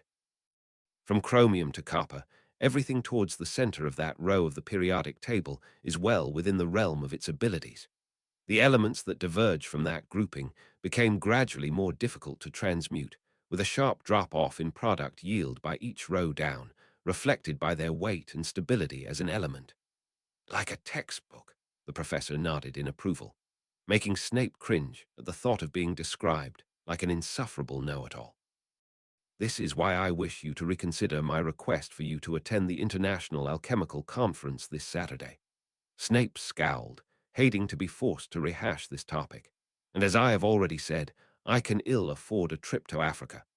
After what you have pioneered for the field, Mr. Snape, I doubt sponsorship would be difficult to obtain, Flame urged, and I feel ill at ease presenting your discovery without you present. I am sorry to disappoint you, sir, but public speaking is an idea repulsive to me. Snape ducked his head, glowering at the thought of such loathsome attention. Teaching a classroom of feckless, inconsequential children was one thing, but being judged by his peers in an area Snape was certainly not a master of, was not something he wished to experience. He could already taste the condescension directed at his tattered clothes and disillusion of his less than complete knowledge of the subject. With a sigh, the ancient alchemist leaned back in his cushioned seat, regarding the young man beyond the mirror with his ancient golden eyes. Alas, I am defeated, still smiling rather kindly. I can only hope that as you age, you develop a sense of adventure so that in your advancing years you may finally reach your alchemical potential. Snape lowered his head in respectful acknowledgement, knowing all too well he would never find the time nor motivation to become an experienced seeker. Friday's Daily Prophet brought alarming news to all. Though Snape had no means to afford a direct ear to the news, there was no need to seek it on this day, for that was all everyone would speak about all along the meal tables and throughout the corridors. With a sudden and violent attack upon a task force of Aurors, the Death Eater blight took to the fore. The war that had been raging in the shadows for years had emerged calamitously into the light. It was hard not to remember that he held information that could have prevented this from happening. Information Dumbledore had chosen not to act on, a sacrifice for the greater good, a guilt to be borne by hardened men so that more would ultimately survive. They say one of the victims was Logan Falbidge. Wasn't he like the best? Dad says Mad Eye's better, but Falbidge is a close second. Crazy to think he's dead. That was the subject of all the conversations throughout the student circles, and a hard topic to miss as a member of the student circle. It made Snape realize exactly how much he missed as a professor and as the most hated headmaster in the history of the school. The concern had even touched Lily in a way Snape couldn't quite get a handle on. A worry had reared its esoteric head. Time before this war to come had loomed into reality, something that had bothered her enough that the dread of the war had not changed her countenance visibly. This was simply how she dealt with a niggling worry, internalizing her fears until they resolved or became too much for her, and it all came pouring to the fore in unexpected ways. The last time this happened, their friendship ended. This time, at least, it wasn't his fault, at least not to his knowledge. Snape hadn't said or done anything notable within his own mind to warrant worry, and indeed it certainly appeared that her ire hadn't been directed at him. In fact, there seemed to be a drastic increase in the time allocated to him. Her presence had suddenly become an expected daily occurrence, even without the wolfsbane observation exercise. She would engage him for meaningless perambulations, and during study time in the library, she would purposefully choose to sit with him, and exclusively so throughout the week. It was honestly a concession Snape had been all too willing to make, and all too eager to encourage. However, contentment too had a limit, it seemed, and he could not in good conscience abandon his responsibilities over pleasure. After all, the war had begun in True, and she had been one of its victims. The scars of guilt that branded him from his past life had at the very least taught him that actions committed through bitterness would follow him beyond the grave, a lesson of which he was heedful, if not grateful to have learned. Snape could no longer wait to be taught to begin his experimentations, not with the first shots of the looming war fired, the first of many atrocities to come. He could no longer put off his assigned task. With the wolfsbane potion tucked securely on the shelf behind him, Snape turned his attention to his borrowed alchemy table. With deliberate care, he set various vials of snake venom before him, arranged by type and effects. From what little biological transmutation he'd already practiced, he understood the more closely related the product was to the starting point, the easier it was to transmute. For plants, there needed to be a biological similarity, such as for asphodel and xanthoria, two specimens from the same family but different subfamily and genus. However, confusingly, animal products such as the proteins of snake venom appeared to operate on a completely different method. They had not yet worked up to that point, and from reading ahead in the syllabus, he understood at some point he was supposed to transmute bear bile to bat bile. Two animals who were definitely not of the same family. From what he could understand from the comprehensive, but frankly, ill-compiled texts, animal product transmutation for potion substitution worked when samples were biochemically similar. Unfortunately, at no point in the curriculum would he be made to work with produce from magical creatures. It appeared alchemy had levels beyond that of standard education. Likely it had a postgraduate learning component as well, similar to the potioneering masterclass he had once undertaken in another life. From what he understood, alchemy operated more as an apprenticeship rather than a training certification. Cracking open his ancient tome, Snape turned the delicate pages slowly to the topic, scowling at the absurd spelling of a time before standardized English became a thing. In his search for answers, he had been forced to browse some of the more obscure titles in alchemy, many of which dated back centuries. For whatever reason, the only text the Hogwarts library stocked on the topic regarding this apparently highly exclusive branch of alchemy had not been updated since the school's conception. The war was only beginning, the first notes of a black stain upon the history to come. So much of it rode squarely upon his own ability to recall these times, and so much more upon Albus Dumbledore. If he could play even but a small part to bring about its closing all the sooner, then perhaps some measure of his damnation could be laid to rest. In this world that had never seen the worst of him, his misdeeds stood accountable to only himself, the last man to know forgiveness. Chapter 25. Enemies in Their Midst. Chapter text. Marlene would not forgive her, no matter how many times Lily apologized. True to Susan's form, the rumors of her crush on James spread throughout the school, manifesting as common room chatter and unwelcomed remarks. Lily was almost thankful when the dreadful news of the Death Eater attacks overwhelmed the rumor mill, and Marlene's private affairs fell quickly from public eye. But it appeared that thoughtless comments flung in the midst of anger were not something quickly forgotten and forgiven. Vexingly, even Severus, a boy who reveled in their time spent together, appeared to take a step back. He had shut himself in the lab since Friday afternoon, citing schoolwork.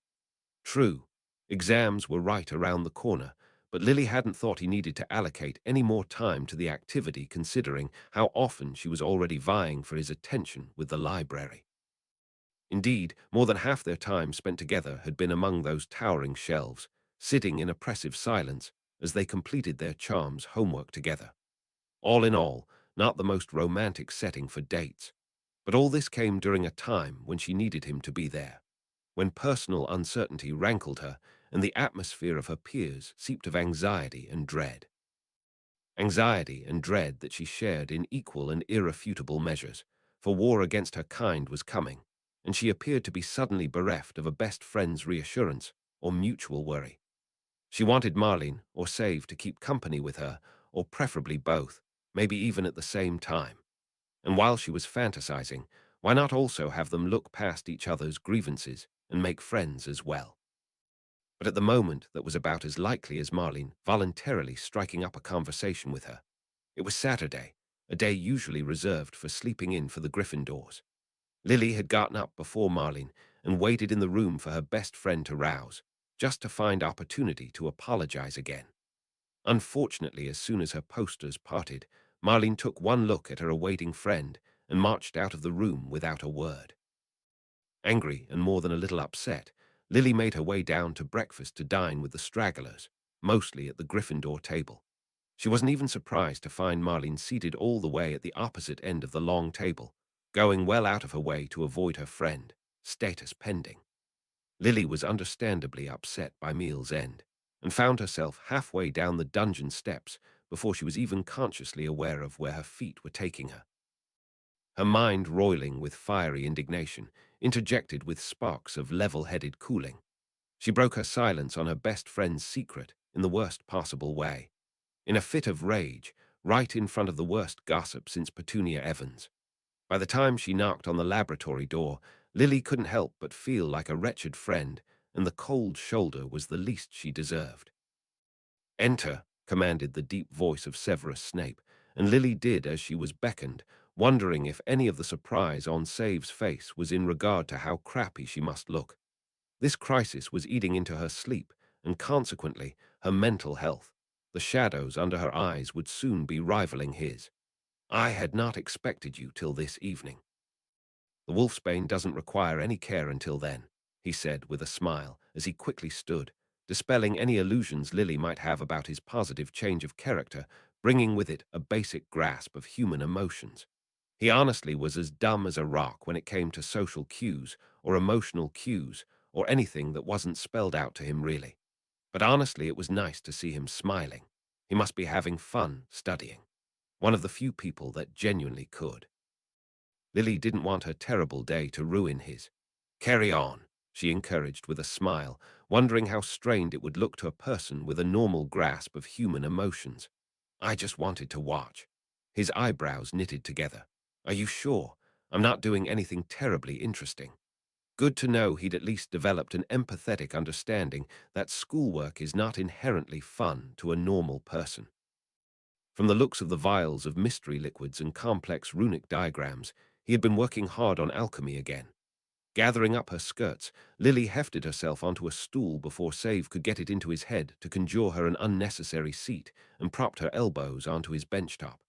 "Come on, Save. Wow me," she half-jokingly demanded. He glanced down at his work, then up at her again, seeming to hesitate. "Well," he began, then shook his head, quickly bustling over to, for whatever reason, stow away his diagrams. "I'm running experiments," he muttered, strangely evasively. "Up to the experimentation stage already?" Lily asked, uncertain as to why he seemed so reluctant to share his dissertations.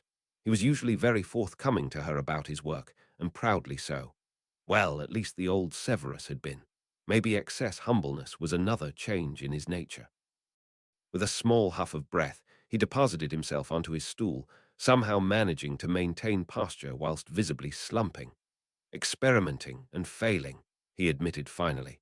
"It appears 1 year of practical training was not enough to set me properly upon this path. I am beginning to seriously doubt how 2 years would make the difference." "Look at you. Already thinking about next year," Lily mumbled with a roll of her eyes. "While the rest of us are still struggling to comprehend how we'll survive the next month." "Finals," Save acknowledged with a nod. "Is that what's been bothering you?" Lily startled. He noticed. She hadn't expected him to notice. The old Save never would have noticed. "Because if it is, I can dedicate a little time reviewing each topic with you," he continued, seemingly oblivious to the fact that Severus Snape was supposed to be as emotionally empathetic as a block of wood. No, Lily began with an uncertain frown. I mean, that sounds great. I'd love to revise for exams with you, but no, that's not what's bothering me. He sat silent for a moment, his expression slowly bleeding from his face until his eyes lay blank. What is it? He asked in a monotone, a voice that stoked a strange disquiet within Lily's heart. If you really want to know, can we go somewhere to talk privately? Lily knew the lab was the best place for privacy, but what she was really after was some physical contact without breaking lab rules. She really needed a hug. Surprisingly, he did not argue this point. He stood without a word and strode to the door. Lily followed behind, trying not to think too hard about how accommodating he acted or be too bothered about how different Severus had become. Huddled together in the darkened first-floor alcove, Lily was distinctly aware of the gap left between them as she and Severus sat side by side. It was a strange revert to contact awkwardness for Save, and it was making her wonder if she was going to get a hug today. There was an air of skittishness about his demeanor, a throwback to the opening weeks of their relationship. It was almost like he expected her gripe to be about him. Should I preface this by saying you're not in trouble? Lily offered with amused exasperation, and more so when Severus visibly deflated with relief. That would be very helpful. Thank you, he replied, absolutely sincere. It was hard not to find his quirks of polite social ineptitude adorable. Lily smiled as she leaned back against the chilled stone, feeling the coolness seeping through the thin cotton of her button-up blouse. The thick woolen sweaters of her casual wear had been discarded in the face of warming spring days. Mufti was common on weekends, and despite dress rules stating uniforms had to be worn at the Great Hall when partaking meals, nobody could really be bothered getting changed specifically for those intervals. And for the most part, the professors and prefects turned a blind eye to the liberties taken in this regard. Severus, however, never participated, sticking rigidly to the uniform code every day of the school year. It took a long time for Lily to realize he chose to do so out of necessity and not principle. Of his limited possessions, he owned not a single article of clothing that fit him correctly. Compounded upon the risk of flouting Muggle roots, he would much rather stick to a single rotation of ratty robes, rather than reveal the extent his destitution reached. The robes he wore now had been with him since his first year. Purchased in 3 sizes too large from the second-hand robe store in Diagon Alley, they had been patched and extended countless times until the fabric itself was so thin and starched it looked a faded grey in the light, hanging off him awkwardly and still too short in the limbs. Everything about him had been an injury to common human dignity, yet somehow he bore it all with admirable fortitude. At least this was the case in recent months. It was nearly impossible to look at Save now and see that slouching, scowling boy whose demeanor was as coarse as his upbringing, who swore as casually and colorfully as an Australian sailor, and with the manners of one to boot. But most importantly, his way of thinking seemed to be no longer tainted by those disgusting pure-blood ideals. Whatever had happened in those 6 months apart had changed him so entirely that Lily couldn't imagine this was the same boy she had lost so many nights of sleep in worry over. This same boy who, despite his handicap in that area, had just made an effort of empathy for her benefit. A clumsily executed attempt, but appreciated. He watched her now with those dark, patient eyes, quietly waiting for her to unload her woes. Eyes that were growing more confused by the second, as Lily could not help that little smile that seeped onto her tired, anxious face. A smile only meant for him. I should start at the beginning, Lily began with a sigh, feeling that knot fly up to her throat once more, choking away her smile. One of my friends isn't keen on you. He gave one single wordless nod of acknowledgement, seeming not at all surprised. She had a lot to say about our relationship. I honestly don't see how it's any of her business, really, and I told her that.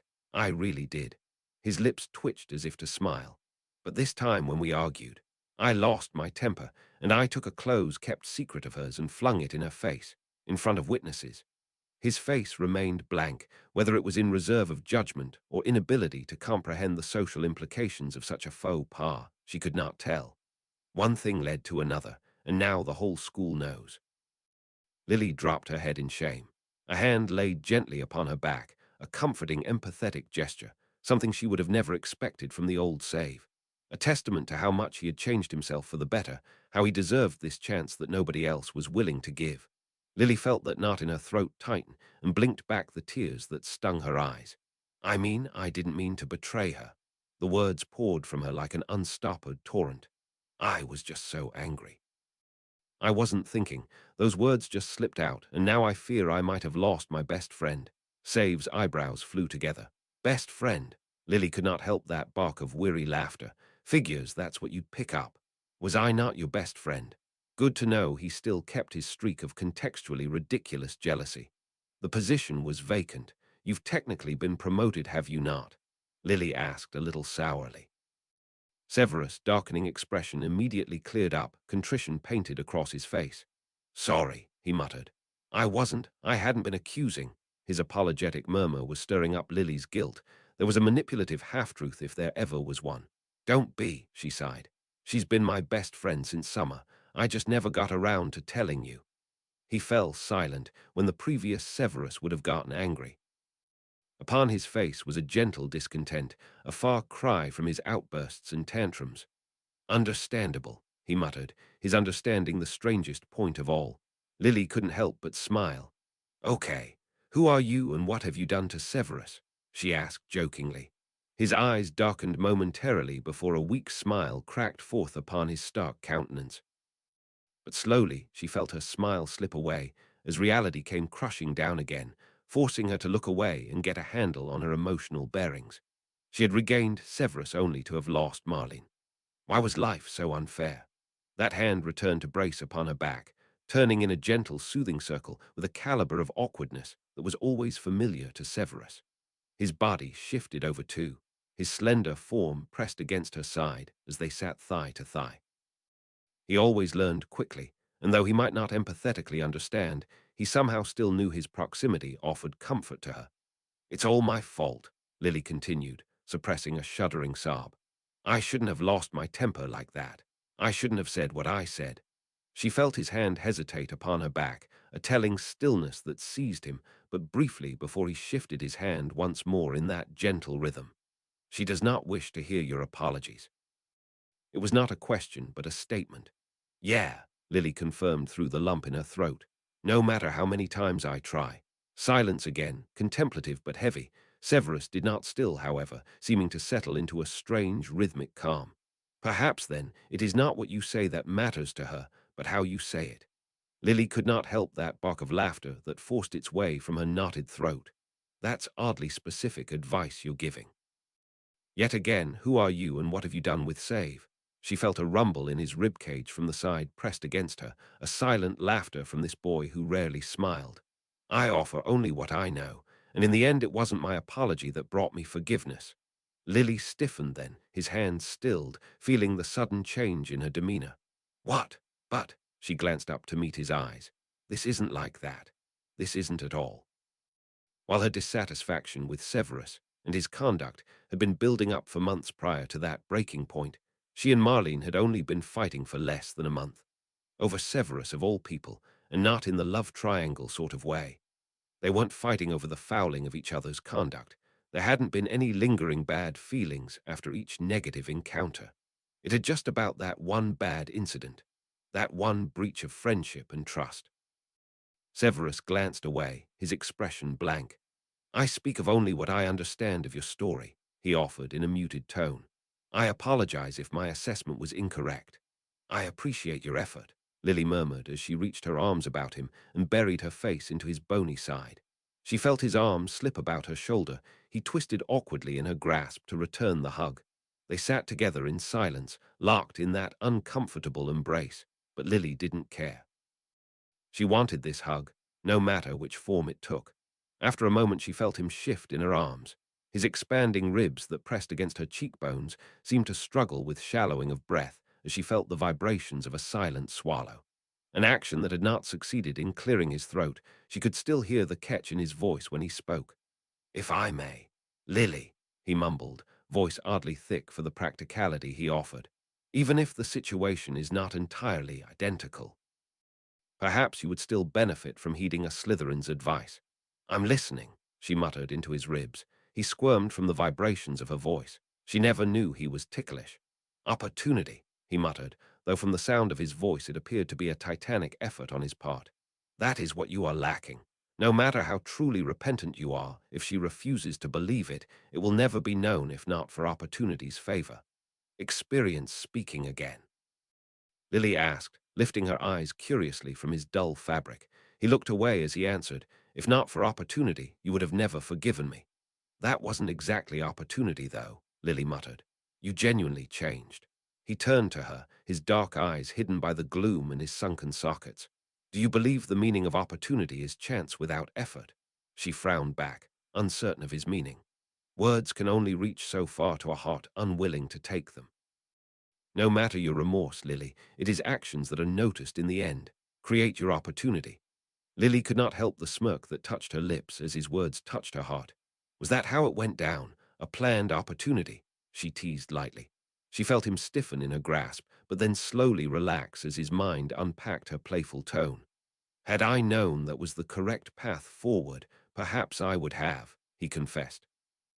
"And I'm glad you did," Lily murmured, burying her face in his side again. "Otherwise, I'd have nobody to hug in the dark when Marlene gets mad at me." She felt his fingers trail down her hair, a comforting stroking motion that made her close her eyes and sink bodily into him. He wasn't wearing his heating charm today, yet he was still so very warm to the touch. She could feel his body heat seeping through his thin robes. "Thanks, Save, for today," she murmured, "for listening, and for your advice. I'll try to approach this in a little more Slytherin manner." She felt his movements cease, his chest vibrate again from a suppressed swallow. "Glad to have been of assistance," he muttered thickly. "Well, you're not just a pretty face," she teased, eliciting a raised eyebrow response from her unamused boyfriend. She felt his arms withdraw then, as he attempted to disengage with her. In response, she held on all the tighter, grinning as she felt him squirm beneath her grasp. He could easily pry her off if he wanted to. Save was much stronger than he looked. But he didn't even try. "I got you where I want you. You're not getting away from me that easily," she teased, enjoying the amusing flailing she teased out of him. Lily," he muttered thickly, his entire body tensed as if he wished nothing more than to bolt. She could hear his heartbeat straining against his thin chest, beating so fast that it sounded like the thrum of a humming bird's wings. He laid his hands upon her shoulders. She could feel his hot palms through the fabric of her blouse. She felt him bend outwards, trying to physically dissociate himself from her. His body drawing away from her clinging contact, his long black hair draped over her shoulder as he did so, his uneven hot breath seeping through her hair and tickling her neck. "Lily, I don't think," he began, his weak voice cut off as she pulled him down to meet her lips. An audacious kiss that stilled him suddenly and stole the protests from his lips. She felt his tenseness bleed away as she moved her lips against his. She smiled as she felt him respond, suddenly losing all his keenness to get away. He pressed hungrily forward, but without the haste of their first kiss. His ability to learn quickly served him practically in this field too, it seemed. His lips moved without hesitation, finding the contours of her own. His arms were about her again, his fingers tangled through her hair as he pressed her against him, his other hand trailing up her waist. She broke the kiss to giggle as she swatted at his cheeky attempt to Copperfield, his lips curling upwards against hers in response. She released him from her restraining embrace to bring her hands to his chest in a mirroring response, her fingers trailing along his collar bone through his thin robes. He did not flinch away as she thought he would, instead leaning into her touch. His demeanor shifted suddenly, his lips locking her suddenly and fiercely. His intensity caught her off guard as her hands scrambled to find purchase, alighting upon his shoulder, and one pressed firmly against his chest. She lost track of where his hands were, feeling them darting about her body. She withdrew, trying to regain control of this wildly escalating make-out session to little avail. His lips found hers again, unrelenting in his kiss. He suddenly hoisted her onto his knees. She gripped his forearms in alarm as she felt him try to maneuver her into a compromising position. She felt the rising redness on the back of her neck. His lips were prevented hers from forming a polite protest. She pulled on his hair, but that only seemed to encourage his passions. His hand slid back down around her waist, causing her heart to leap to her throat. His hand was directly against her skin. Lily leapt off his knees, flinging his arms away as she quickly pulled the folds of her shirt together. He had somehow gotten the buttons undone in the heated confusion. He sat watching her, his confusion slowly morphing into abject horror as Lily scrambled to rebutton her blouse. "I wasn't trying to," she muttered through her mortification. "I'm not ready to." But before she could finish her explanation, Severus was no longer there, leaving Lily alone in the gloom with her glowing embarrassment. The noise of the common room was a welcome return to familiarity for Lily. Not even the hushed whisperings of the dark, disheartening news could repulse her at this moment. She just wanted somewhere she could blend in to distract her from her roiling thoughts. Mary was right, she thought with chagrin. How could she have been so silly as to have thought otherwise? Wasn't that the direction all relationships went? What exactly was she expecting? That this was just a continuation of their close friendship, but with a lot more cuddling and kissing. But what was he expecting? They'd only been dating for 3 months. There was no way she would be ready for something like that. It was quite the shock. She hadn't expected him to misinterpret the situation so completely or charge ahead so quickly. Lily glowed red, suddenly. Any thoughts in that direction sending her mind a whirl and her stomach in flight. Perhaps it was wiser of her to take refuge in her room behind the posters of her bed, where nobody could witness her kaleidoscope of colors. With her head down, Lily hurried out of the common room, climbing the staircase up into the girls' dormitory, breathing a sigh of relief when she reached her room and shut the door. But she wasn't alone. "Welcome back." Mary's even voice greeted her from her bed, a textbook laying open on her bed as she lounged. Finals were coming within a month's time, and the less cruisy of the student body had been set hard into study mode. Most chose the library or the study halls as their temple of knowledge, but Mary had always been one to read on her side. "Hey, Mary," Lily mumbled back the greeting, keeping her head down and shuffling quickly to her own bed. That got the girl's attention. She looked up from her thick tome, her fingers paused lazily on the ears of the page. "Lily." She frowned with concern, no doubt noticing the glowing red of her cheeks. "Just a slight fever," Lily lied. "Comes with the seasonal change. No big deal." Mary nodded, not looking the least convinced, concern still etched upon her brow. She shifted over and patted the spot beside her. "Want to talk about it?" "Yes," said her eager confusion. "No," screamed her mortification. Lily strode quickly to her bed, pulling open the curtains, eager to dive out of the public eye. Instead, she found Achilles glaring challengingly from her sheets, not looking like he intended to move any time soon. She told herself that it was a good enough reason to change her mind. She was not eager to get into another losing fight with that cat, on top of everything that had happened. In reality, she was probably looking for any excuse to accept Mary's invitation. "Yes," Lily finally relented in a small voice. She slunk over to Mary's bed and kicked off her shoes, settling upon the space provided and sinking onto the thick goose down Duna. A small, encouraging smile touched Mary's lips as she sat back and waited for Lily to offer the tale of her tabulations. She was always a comforting, non-judgmental soul. "It's about Severus," she began, feeling a small knot of guilt over talking candidly about him.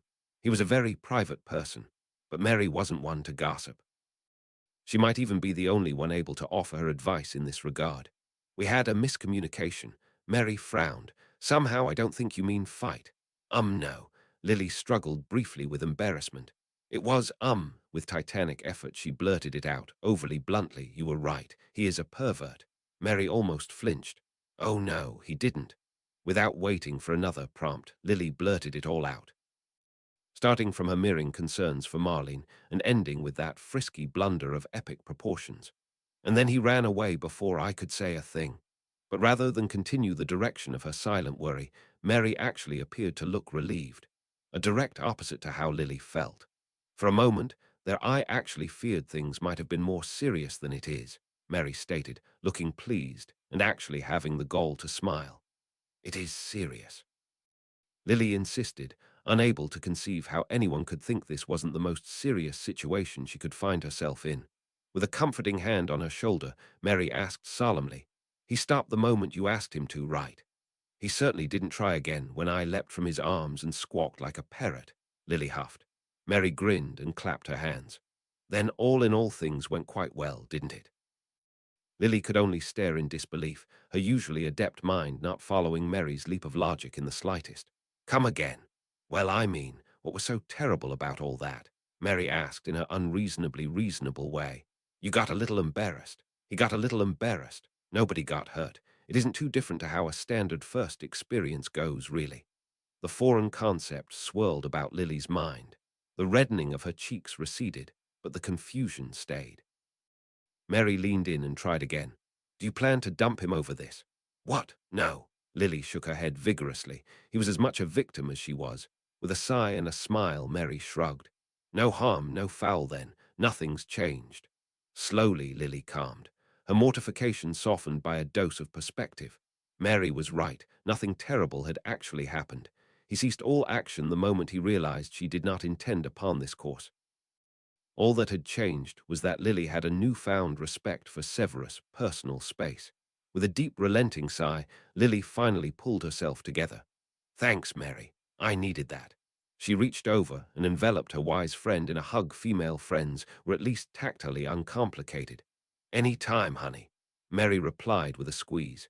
Don't ever think any problem is too taboo to speak to me about, all right?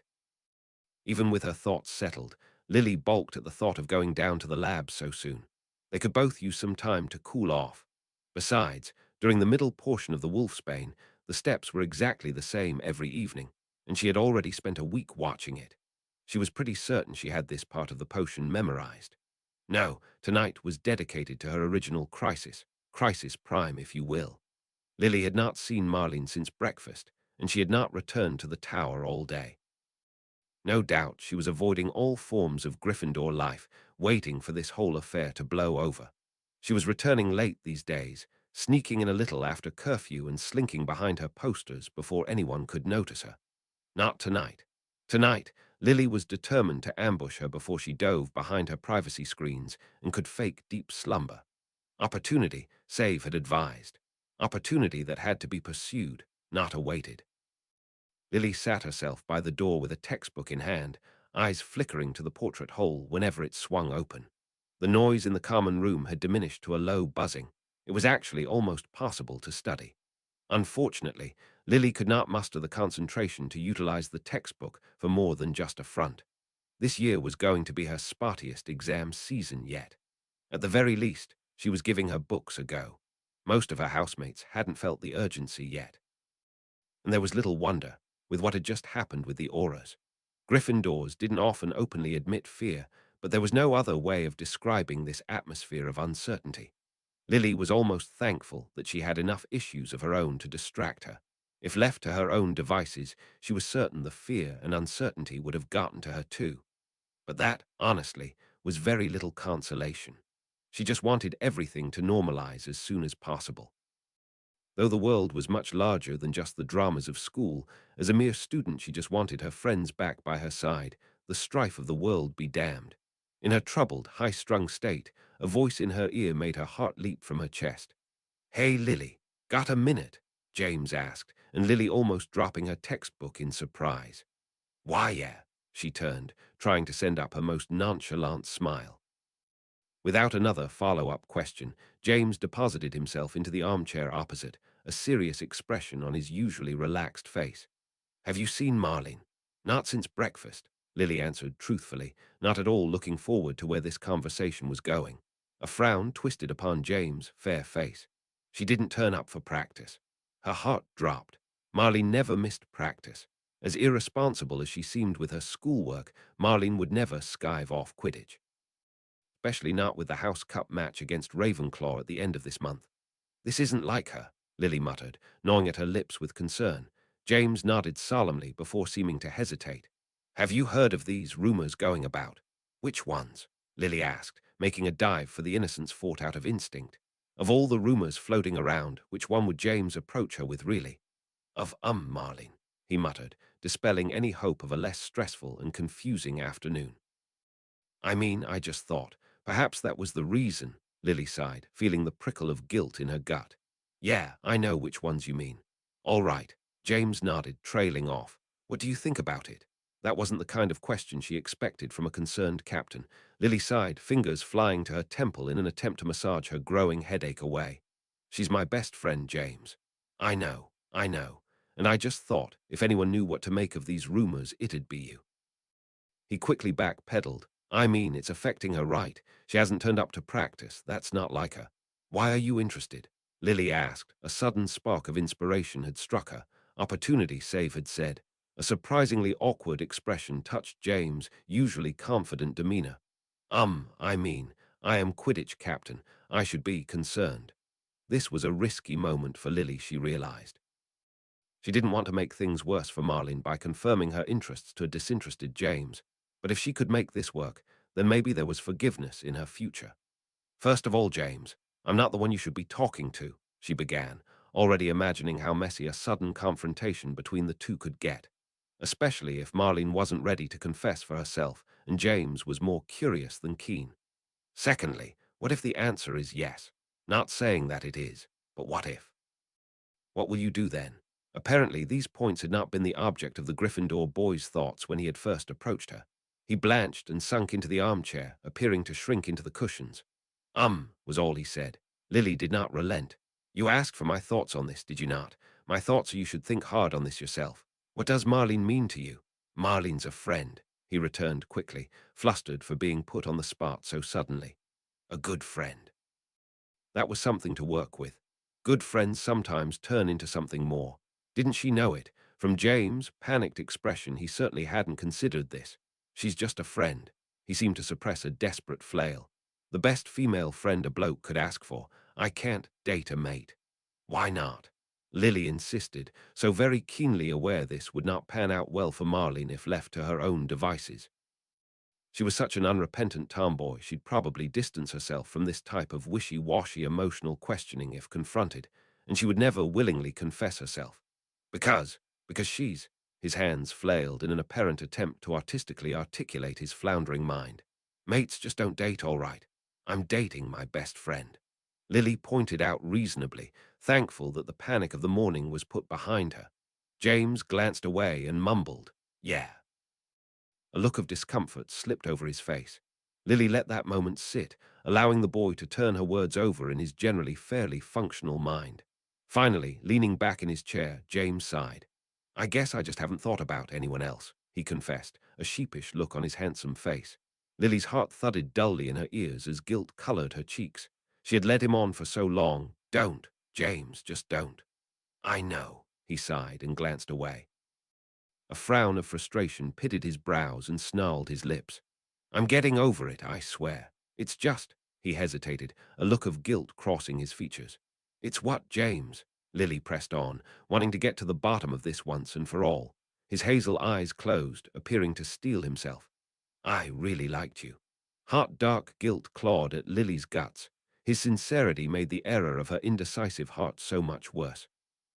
Had he showed her the kind of man he truly was, had he done so before everything that had since happened with Severus, then maybe, leaning forward, Lily placed a firm hand upon James' shoulder. I'm sorry, she offered in a steady voice, her green eyes seeking out and holding his bright hazel ones. Slowly, his pale lips curled up to a lopsided shadow of his usually cocky smile. Not your fault I couldn't get the message. A weak smile mirrored upon Lily's lips. So thankful the boy did not hold her at fault for her wishy-washy ways. She withdrew back to her seat, ready to release him back to his daily routine. Except his sharp eyes had darted to the side with an air of alarm, and with a stone-cold dread, Lily followed his line of sight, and found a shocked Marlene standing frozen by the portrait hole. Nobody moved for the longest moment. Nobody had even seemed to breathe. It was like the entire world had ceased, and only these three friends remained. Marlene, Lily breathed, rattled by the betrayal she found in her best friend's face. It was like her name broke the spell holding her in place. Turning without a second look back, Marlene fled back through the portrait entrance, chased down the hallway by the indignant squawking of the fat lady. This was a moment that would make or break everything they stood for. The entire course of their futures plotted in this moment. Lily could feel it in her bones. James. Lily turned to the startled boy, who glancing helplessly to where the blonde girl fled. Go after her. She didn't know what she was demanding, or why she was demanding it, or even if it would fix anything at all. But she did not relent. Go after her. James glanced back at her, his eyes filled with alarm and hesitation. "What do I say?" he asked in a small voice. He was placed on the spot by this sudden and terrible misunderstanding, and this time it had the potential to hurt so many. "I don't know what you could say to her. I don't know what you have decided." Lily shook her head. Anguish for this uncertain path tugged upon her heart.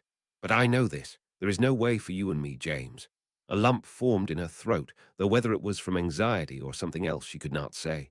"I love Severus." The boy stared at her, mouth agape, but the disbelief did not touch his eyes, nor did it touch Lily's heart as those words left her mouth.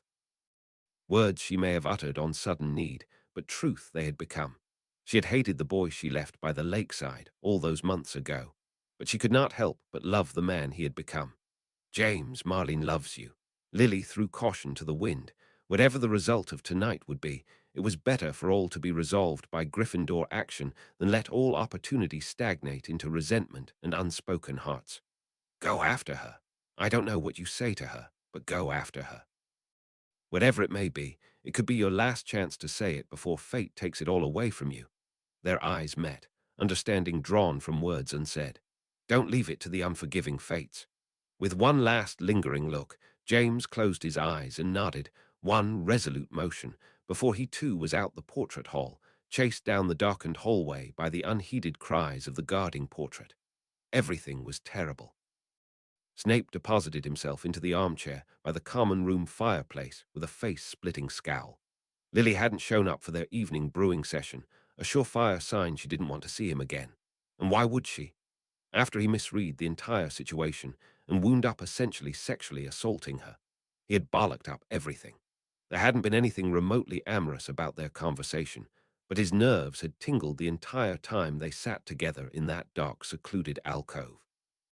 He couldn't help but notice everything from how well her blouse settled upon the contours of her slight form, or how the folds of her skirt outlined the curves of her hips, of how her lips moved as she spoke, how they caressed every syllable. And then the touching had begun, and his confusion overwhelmed his disbelief, clearing the way for his lust. His logical mind had been screaming at him the entire time that this was not the situation he hoped it to be, but somehow, against all wisdom, he had chosen to forgo his own sage advice. He had always known teenagers to be stupid. It was only now he realized it wasn't the lack of experience and forethought that made them so. It was these damnable hormones. Even now as he sat in wallowing shame, his mind could not help but bring up the sweet smell of her fiery hair, the taste of her soft lips, the warmth of her breath, mingling with his own, the feel of her bare skin beneath his fingertips. Snape shook himself mentally, tossing those thoughts as far back into his mind as he possibly could before his damnable teenaged body could humiliate him again. How could he have been anything but agonizingly stupid in his youth if even now, with his age-tempered mind, he could not muster any semblance of self-control? And he was twice her age. Merlin, he was twice her age. She was young enough to be one of his students. He buried his face in his hands, feeling the burning red of mortification and guilt creeping up his neck and ears. Horrified at his extraordinary moral erring, and yet still unable to silence the part of himself that wished nothing more than to retrieve that memory, he pressed behind his conscious thought. Why was he such a disaster? Snape glowered into his chest with such force even Mulciber hesitated to approach. In his hand was clutched a tatty foot and a half of parchment, no doubt his ill-measured attempt with homework. The brute of a boy no longer demanded Snape share his knowledge, instead asked, almost politely, for his assistance whenever a complex concept stumped him, which for him was fairly often. But today was not a day Snape could muster his patience to work with that dull boy, and it appeared Mulciber sensed it too, because he turned straight back around and headed for Urquhart, who sat in equally brooding silence in his corner in a far less intimidating way. Mulciber seemed to think disturbing that brooding boy's peace was preferable to risking Snape's wrath. This had been a thoroughly taxing day, with promises of depressing ones to follow. Thoroughly drained, both emotionally and physically, Snape wondered if it might not be wise to turn in early and sleep through the rest of the year. In fact, that could be the most intelligent decision he'd made all day. With his hands braced upon the rests of his armchair, Snape made to leave, in lieu of the spitting snarls that were cropping up from Urquhart's corner. But before he could stand from his chair, suspicious movement caught his eyes. Wilkes stood facing a smaller, younger man, with uneven long black hair pulled into a respectable ponytail. Regulus Black. Snape's eyes narrowed as he withdrew back into his armchair and watched the two argue animatedly, yet no voices carried from what should have been a very noisy encounter. A silencing charm, no doubt. An invisible, noiseless sphere was encasing them, an obvious sign for any spy worth their salt to watch with caution. Snape folding his arms back down into a semblance of his hunched brooding. The shadows of his sunken eyes hid his pupils adeptly in the gloom of the underground common room. He watched as the two bickered for only mere moments more, before parting, the issue seemingly unresolved by the scowls on both their faces. The bubble of silence popped as Wilkes stomped noisily for the stairs and descended to his bedroom. Regulus strode over to the chairs on the edge of the common room, head held high despite his glower, back straight in the regal poise all well-bred purebloods carried themselves with. He settled himself in the furthest corner from the still squabbling Mulciber and Urquhart, Lester now hovering by their shoulders, nervously trying to diffuse whatever that situation was. Their conflict was attracting the attention of every other disapproving eye in the common room, giving Snape an opportunity to approach the younger Black unnoticed. Snape frowned as he considered his options, knowing all too well both parties involved were Death Eaters to be. During his past school years, none of these children had committed anything worthy of their future selves, but some courses of the future had already changed. Wilkes had already harmed Lily once in an attempt to strike at Snape. He could not risk injury to her again by ignoring his instincts. To protect Lily was the true goal of his second life, and no measure of emotional exhaustion or aching teenaged pride could dissuade him from his duty. With unassuming poise, Snape arose from his seat and strode to that corner, intent on speaking to the usually reserved boy. A prefect from an ancient pureblood family in good standing with the Dark Lord, Regulus had a lofty position within the Slytherin house of old. Since Snape's usurpation of house values, he had not spared a moment for this known high-risk student. Unlike Rosier and Avery, Snape did not know Regulus well enough to gauge the boy's approach to situations of failing favor. They'd had little to no association during their school days. Much of that was due to Snape's own resentment to the boy's older brother, and by the time Snape had entered into the inner circle, Regulus had already disappeared. That event had caused a stir within the Dark Lord's encampment. Everyone had assumed then that the young Black had attempted to flee the fold, and perhaps died because of it, for his place on the black tapestry had faded in death. That assumption had been compounded by the sudden death of Orion Black, the patriarch of the family. The man had never been a Death Eater himself, but there was little doubt that the Dark Lord's wrath had been involved. Defectors that eluded their deserved vengeance tended to lead death to their families, a fate that could still very much be in this boy's future, as could his possible change of heart. But for now, the boy was an ardent admirer of the Dark Lord, and he would have to be treated with appropriate caution. Snape sat himself down across from the lone boy, who quickly rearranged his glower into a mask of feigned boredom. "Snape," he acknowledged with barely a glance. "Black," Snape returned, far more politely, his eyes probing for the younger man's eyes, hoping to find an easy mark in a swift, smooth skim of the mind. "Can I help you?" Black asked, with a hint of curling venom in his voice, his eyes still cast off in that far-off feign of boredom. There was little point in pretending that he did not witness that little altercation. "I wish to know whether I should expect trouble," the one spy asked with deliberate emphasis. Grey eyes flickered probingly to black ones, too quick to glance the thoughts held within them. "Nothing to worry about, Snape," was all the boy returned. "But I do worry." Snape's eyes did not waver, willing the boys to meet them. He was unwilling to perform the invasive form of the spell lest reports of his skill with the mind arts reach unsavory ears. Still not meeting his eyes, the young Black flashed his pearly white teeth in a warning smile that resembled more of a snarl. "Then that's your business, Snape. Now would you kindly sod off?"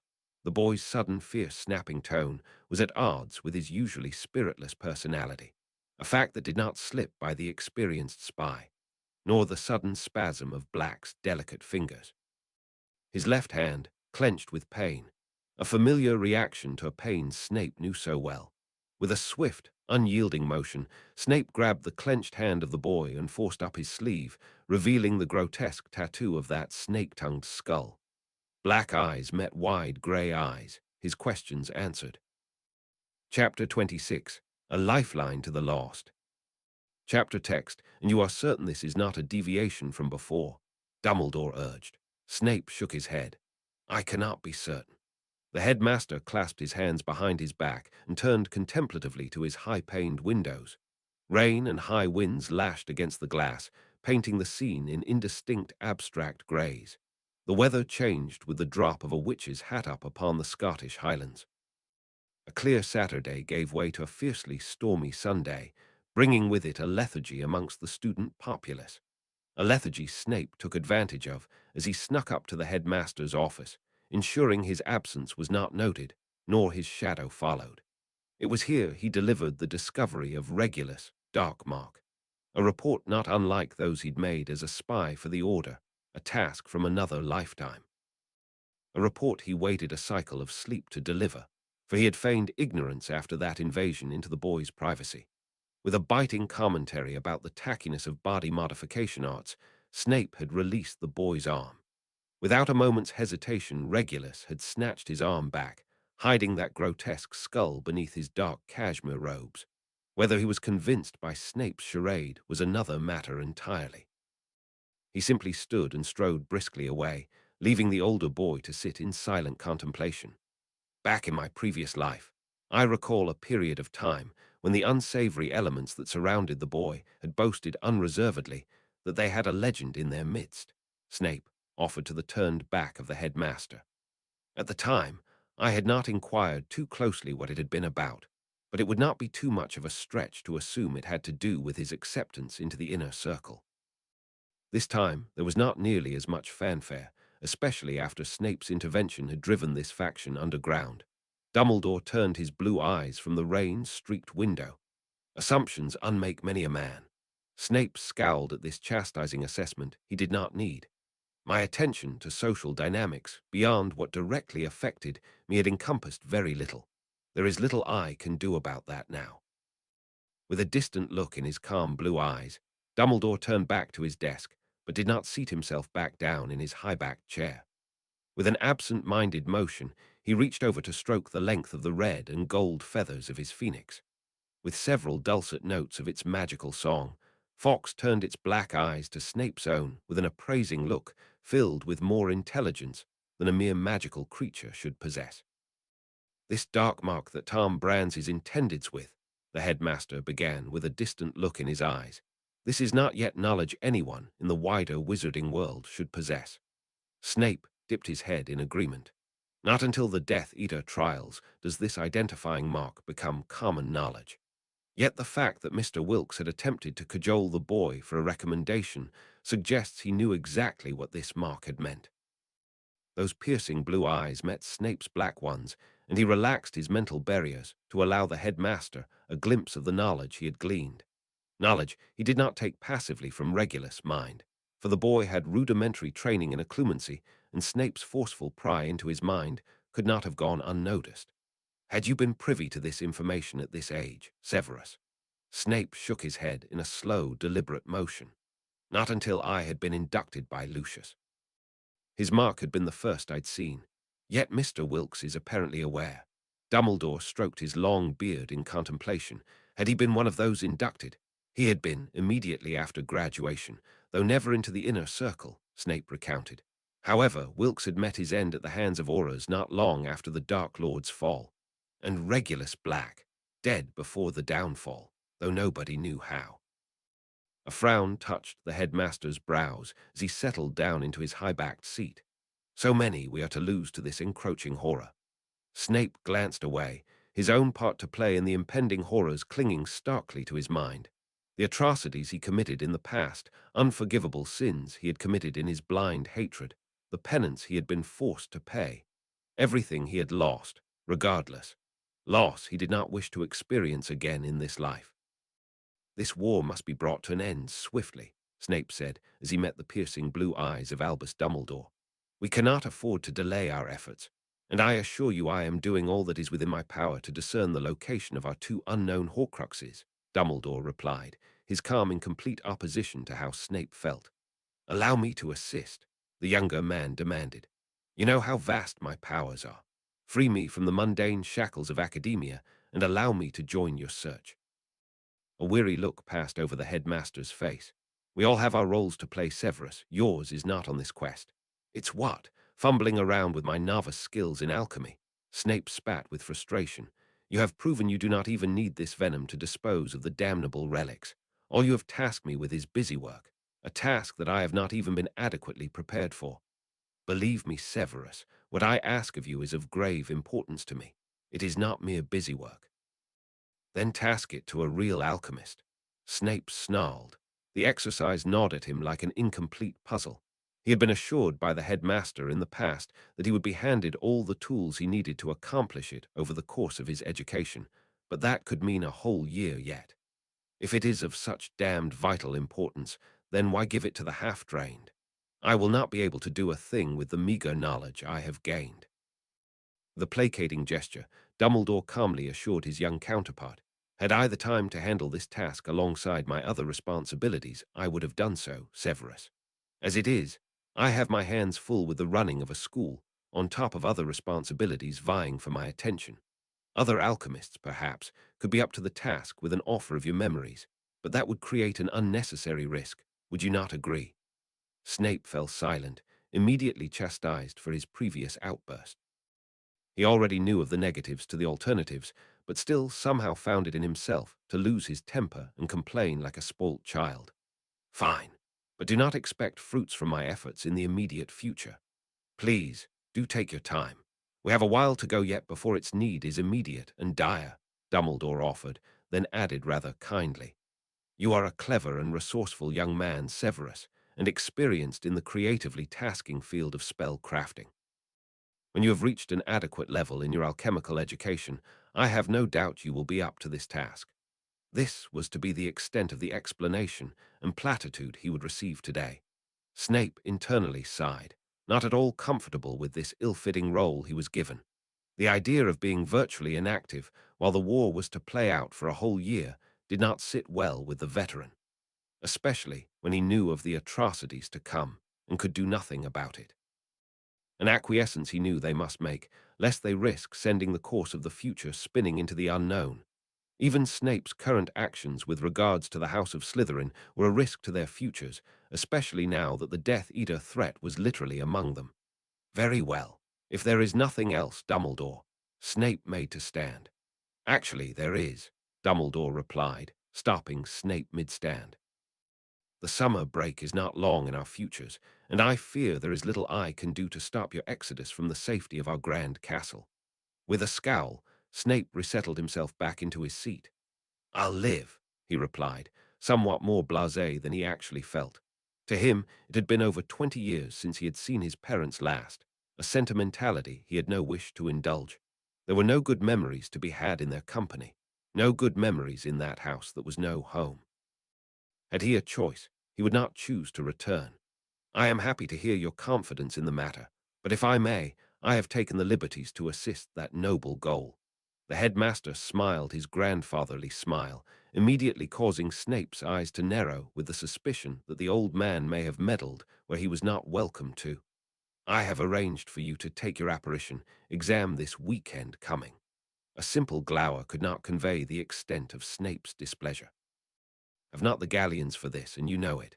That is why I have paid for it in advance. It is a gift, Severus. Exactly the wrong answer. Do you expect me to feel thankful for your pity? Snape spat. He hated this reminder of his destitution. Not pity, Severus. All semblance of gentle patience vanished from Dumbledore's calm demeanor, and in its place stood a cold practicality. You have an important part to play in this war, so like it or not, I will be ensuring your survival. Snape lowered his eyes, scowling viciously into the great oak table. It was no more comforting an explanation, but at least he could live with the thought that it was not charity he was accepting, but an investment. If it makes you feel better, I do intend to ask something of you in return. The younger man glanced up with a frown, hairs tingling on the back of his neck at the tone in the headmaster's voice. There is something I need that only you can do. A task I need you to accomplish over your summer break. Snape leaned forward. I'm listening. Dumbledore peered over his half-moon glasses, his blue eyes meeting black ones, a gesture without invasion.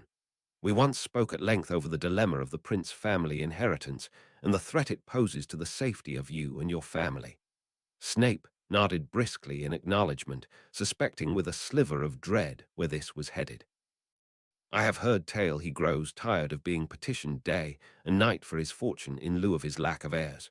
One of such petitioners is Edward Rosier, the Dark Lord's right-hand man, Snape acknowledged, until his death in 2 years' time during an ambush by the Order, on information you provided. Snape dipped his head in the affirmative. He could not be anything but responsible for more death and destruction, even when in service to the light. Dumbledore folded his hands calmly before him, a gesture that warned Snape of the distasteful order to come. I need you to reunite him with your mother, Eileen.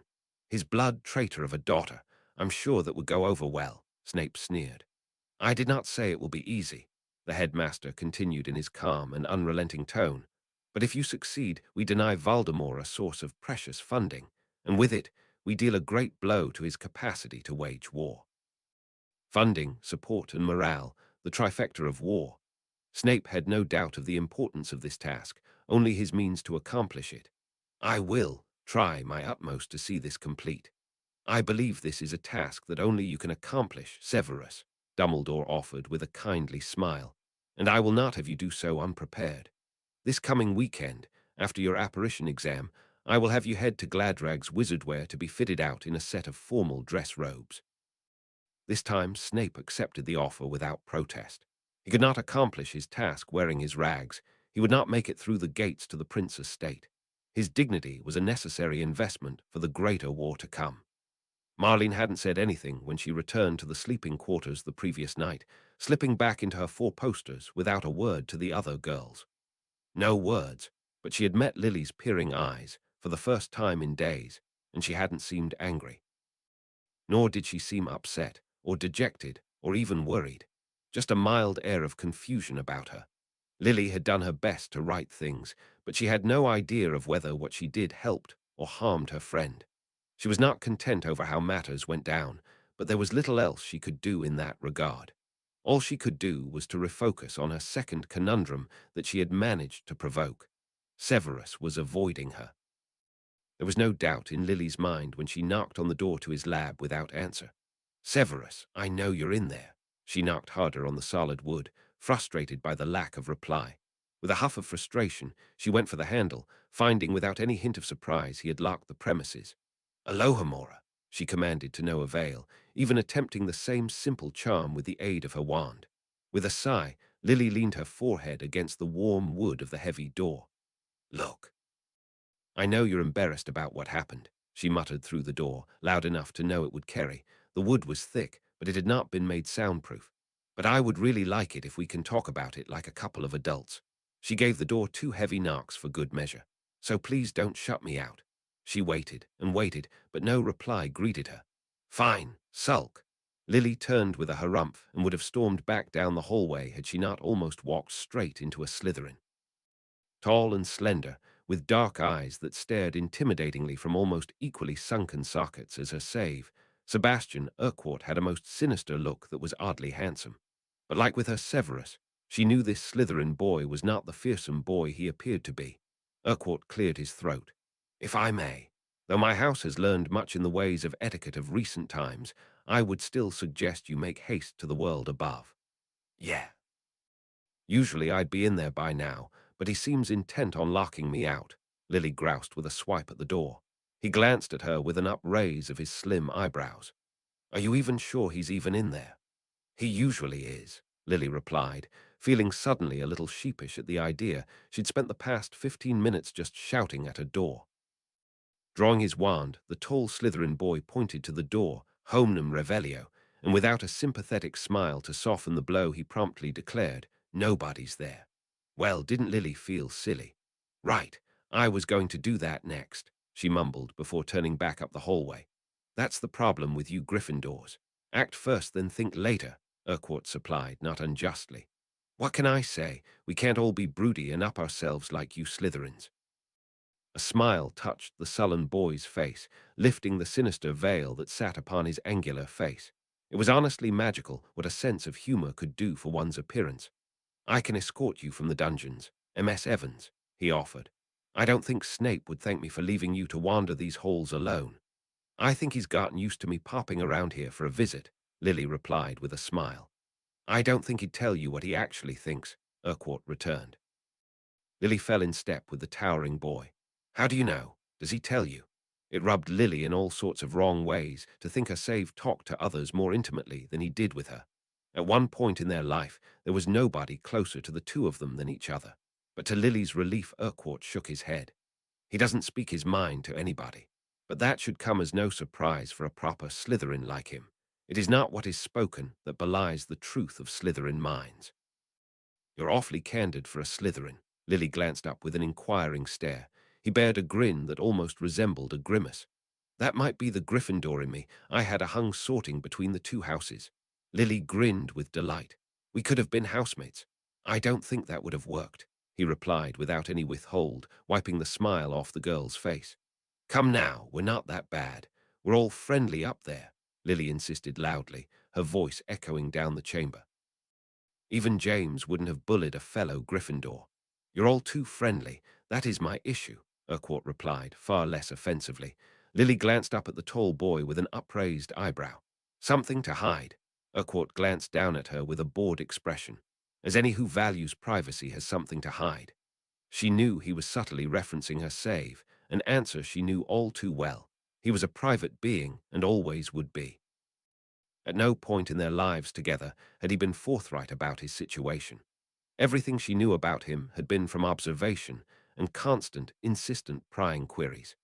Though he hated divulging anything about himself, she felt they were better for it, because what she understood of him gave her patience to deal with his less than warm nature.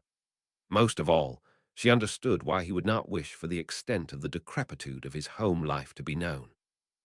He had lived in a pitiable state. His childhood had been devoid of the love and care he should have received from the people who were supposed to have been there for him, and pity was the one thing Severus Snape would never accept. Lily glanced up at her odd Slytherin companion, wondering if his wish for privacy might not stem from something similar. She didn't get a chance to ask, affirming her prying Gryffindor ways, as he suddenly stopped mid-step, and Lily swung about to where he stared. Severus Snape stood frozen mid-stride himself, eyes wide upon catching sight of the two. As usual, his body had not reacted as fast as his wits, and he wound up half tripping himself in his haste to stop. As if sensing the two needed some time alone, Urquhart turned to Lily. I believe my company is no longer required, he stated with a gentlemanly bow, before turning to offer his fellow Slytherin a brisk nod. Snape. And he strode off, leaving the two alone and scrambling to find mental purchase. We need to talk, were the first words out of Lily's mouth, and from the look of subtle horror in the boy's marginally widening eyes, she realized this wasn't the best bridging statement she could have chosen. With a slight turn of his head, he indicated a door to an unused classroom, a private place to converse on a weekend, for no classrooms were in official use on a Sunday. Occasionally they'd be commandeered by a pair of frisky students, but somehow that risk felt very low down in the less than romantic settings of the Slytherin dungeons, a most fitting place to sort things out without the risk of getting ahead of themselves in either direction. Severus held the door as she stepped through, closing it carefully with silencing wards, but she noticed that he purposefully chose not to lock it. No doubt, not wishing to avoid making her feel like he'd trapped her in there. Stepping from the door, he did not approach. Severus dropped his head and clasped his hands behind his back in the look of a child who knew he was in trouble, the very picture of apologetic contrition. Hey, come on, look at me, Lily urged as she stepped into his personal space. Her hands reached out to cup his cheeks, but then hesitated. He glanced up, eyes flashing with hurt and dejection. It was as if her unwillingness to touch him confirmed to him his worst fears. He stepped back before Lily could change her mind, taking them both out of each other's personal space. Sorry, he muttered, humiliation coloring his unfiltered expression. I hadn't meant to. I did not mean to do what I did. I'm sorry. Don't be. You weren't wrong to assume, Lily interrupted suddenly, her cheeks aglow from her own audaciousness. Severus glanced up, confusion mingling with disbelief upon his face. "I mean, I wasn't ready then," Lily quickly backtracked, blush fully rooted in her expression. "But we are in a relationship, and it's not incorrect that you want to, Unable to maintain eye contact, the blushing girl looked everywhere but directly into those suddenly intense black eyes. "I mean, it'd be a lot more of a problem if you didn't want to, as in it's normal." She was rambling, and she knew it. Mary was the one who existed in perpetual sexual liberation. Lily couldn't even touch the concept without bursting into blushing flames. It didn't help that her family had raised her on traditional values, and though the influence of her peers had mitigated that somewhat, she still felt a pang of guilt whenever her thoughts stepped out of those strict moral boundaries. She glanced up, determined to affirm this for both of them, but one glance told her she no longer needed to. Shame no longer bowed down Severus' shoulders, nor clouded his eyes. Instead, a smile sat upon his lips, genuine and untethered, filled with indecent amusement. "Are you enjoying this?" Lily asked in mock aghast, fighting her own traitorous smile. He did not retreat, confidence seemingly bolstered by the Gryffindor's floundering grapple with her own embarrassment. "I cannot say I am displeased by this discovery. I had no idea you were so liberal." "Quite the gamble you took then," Lily quipped coolly, though the effect was somewhat ruined by her still furiously blushing cheeks. "I confess, in moments of weakness, I tend to be an optimist." That joke took Lily by such surprise, and that grand snort of laughter issued forth before she could stop it. She dissolved into a spiral of uncontrolled giggles, both mortified by her own unladylike conduct and by this usually stoic boy's sudden show of humor. Severus didn't seem in the least put off by her lack of decorum, seeming immeasurably pleased by her lack of inhibitions. Face flush with laughter and love, she stepped forward again into that inscrutable boy's comfort zone, and this time he did not retreat. Instead, he leaned downwards to meet her offered lips, a confident yet chaste kiss. Lily did not fear a second misunderstanding, because when the time came it would not be. She felt secure in the relationship they had built, a worry answered that she never knew needed answering. He was not handsome, he was not rich, he wasn't even that charismatic. But it was never about what he lacked. He was a man with a heart that held so much love. A love nobody but Lily knew existed. A love that nobody but Lily felt. A love she could not help but return. The worries of his mourning almost seemed of small importance to Snape after all that had occurred. Almost.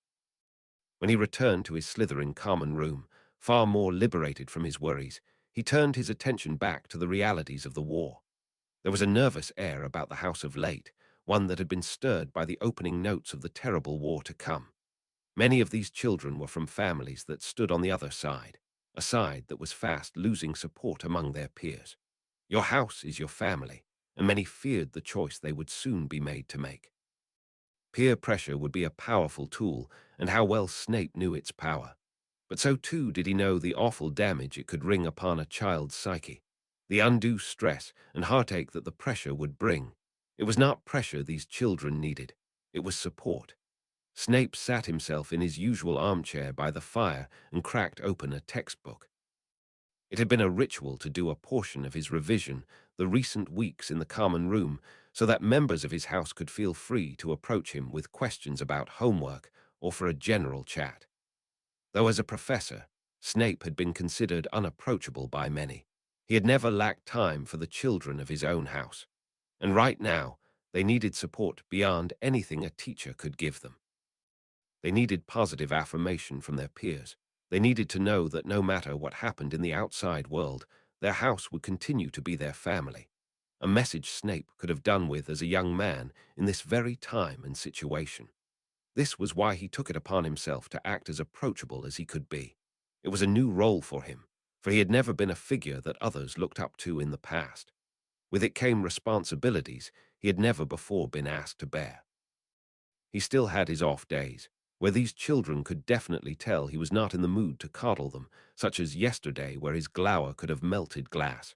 But for the most part, he did his best to act against his antisocial personality, and for his effort they responded. "Herr Snape, got a minute?" asked an approaching fourth year. Lincoln Rockers, the fourth year who had identified most rapidly with Snape's imposed changes. The boy who struck a blow against the marauders to give Snape the opportunity he needed. Certainly, Snape replied, closing the text he hadn't even had a chance to read since he sat. It was about uncertainties to do with the approaching holidays, no doubt. Everyone was twisted into knots over it, especially with the shadow of war that loomed across the summer. Rockers came from a half-blood family, much like Snape. Unlike Snape, however, his father had been the magical part, and his mother the muggle, a fact that had not torn them apart. The boy chose the armchair across from Snape, sitting at almost equal height with the older boy. Rockers was likely to grow far taller than his counterpart eventually, like so many did, a reality the adult in him had gotten used to, a pox on his malnourished years of growth. Crazy things happening out there, he began nervously, an unsurprising topic to the older boy. It won't be getting better, Snape replied, not willing to soften the blow with false platitudes. The boy looked away, worries laying plain upon his young face. Amicus seems to think what's happening is things getting better. He says very soon we'll have to pick sides, and that there will be no mercy shown to blood traitors. Ah yes, Amicus Caro, not even out of school himself, and already stoking terror in the student populace. He's in your year, is he not? Snape asked, not unkindly. He was beginning to learn the value of coddling in times of fear and uncertainty. Yeah, but he's not my friend, answered Rockers with an impressive scowl of distaste.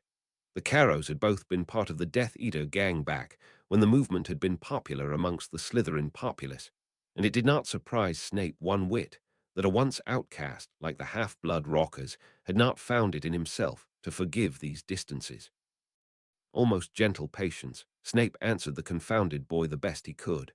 All I promise you is, any choice you will have to make will not be forced upon you at school. Let academia be your main concern, and leave the troubles of the wizarding world to the adults. Adults like you? He asked, eyes wide and expectant. The shadow of amusement touched Snape's eyes. Perhaps by law. I am yet still a student.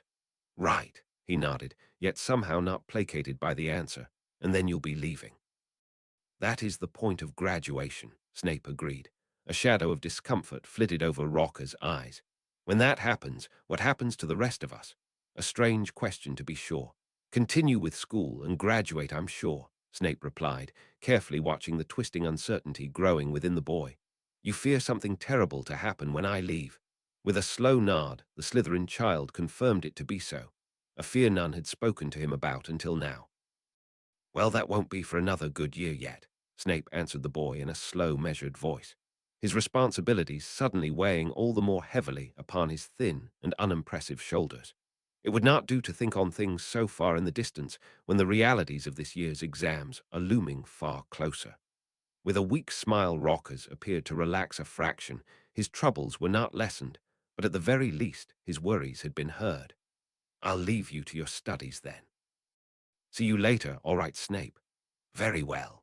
Good day to you, Snape returned, sending the boy on his way. This conversation had been a wake-up call to Severus Snape, a reminder that there were still forces within their very house that existed beyond his influence that threatened the well-being of these children. No matter his desires upon the pleasures of his own life, there was much to be done in the ways of responsibility. His desire to spend every waking moment with his Lily ran in direct competition against the time he had to spend with the vulnerable children of his house, young minds that could yet be swayed from the darkness. His responsibility for this war was not just orders given to him, but the hearts and minds of the children who had yet to take arms. And this responsibility weighed upon him as heavily as any role he'd ever taken on. Snape glanced about the room for signs of this duress and found fragments of it wherever he looked. All over the common room, children sat huddled together, in conversation, in study, in worried brooding. In the corner where Urquhart sat, Mulciber had taken the chair opposite, both appearing to study in abject silence, despite rarely able to tolerate each other's presence. A true sign of disquiet, if ever there was one. Lester had taken a strange role in recent months, having put himself in a very similar position to what Snape had done. The Muggle-born boy had chosen to take the few other unfortunate Muggle-borns of the house under his wing and supported them. He knew too well how difficult it had been with year mates that did not support him and chose to share his fortunes rather than hoard them. In the corner of the room, Regulus sat alone again, no longer surrounded by the admirers Snape recalled from his memories from a similar time, in a very different situation.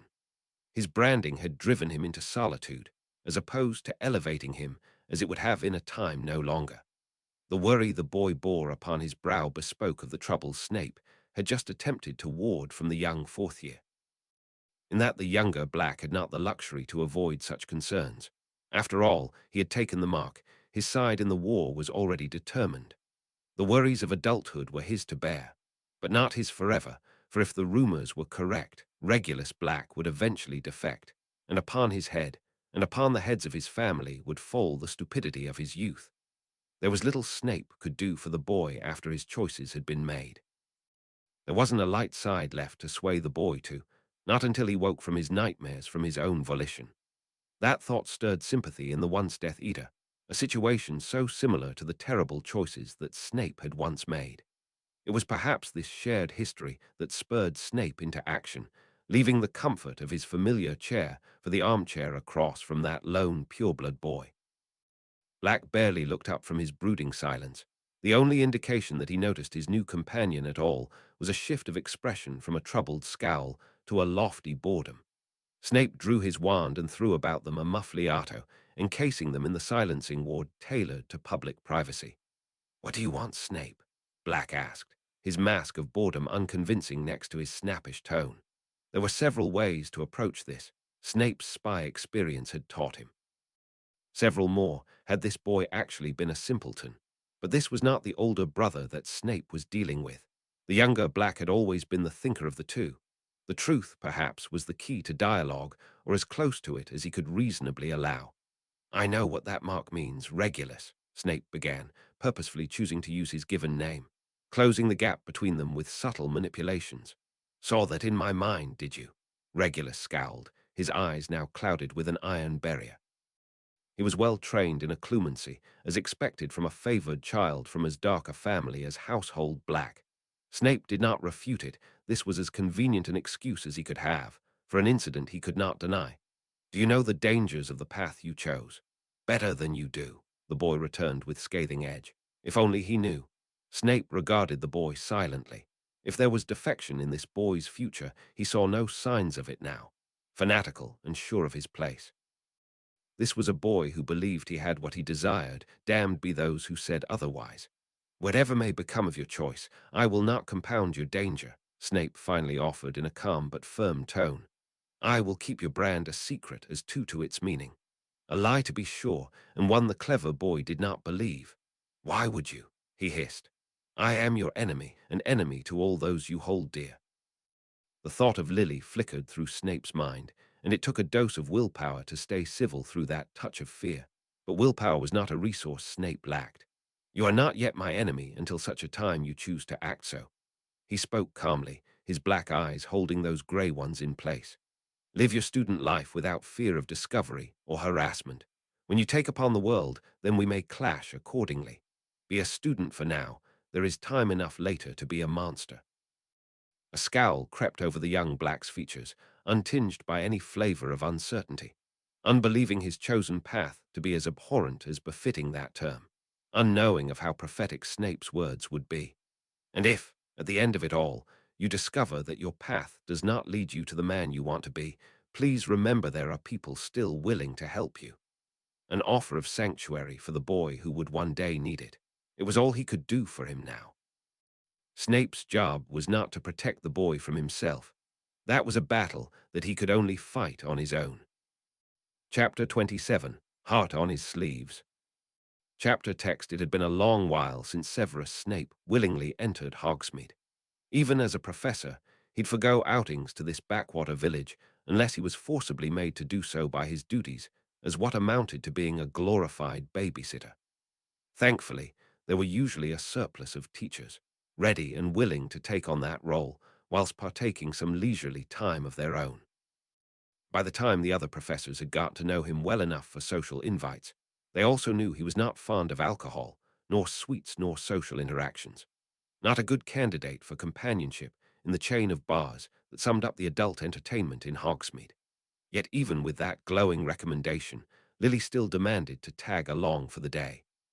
She had spent the morning in her role as a prefect, supervising the visiting students in an effort to minimize their ill behavior. An arduous and often fruitless task, made worse by this terrible humidity that promised terrible things for the summer to come, yet when she bounded up to him that afternoon she didn't seem any worse for wear. "How did your apparition exam go?" came the first words from her mouth. Apparently, they were past the stage of greeting each other with actual greetings upon meeting. "There were no issues," Snape replied.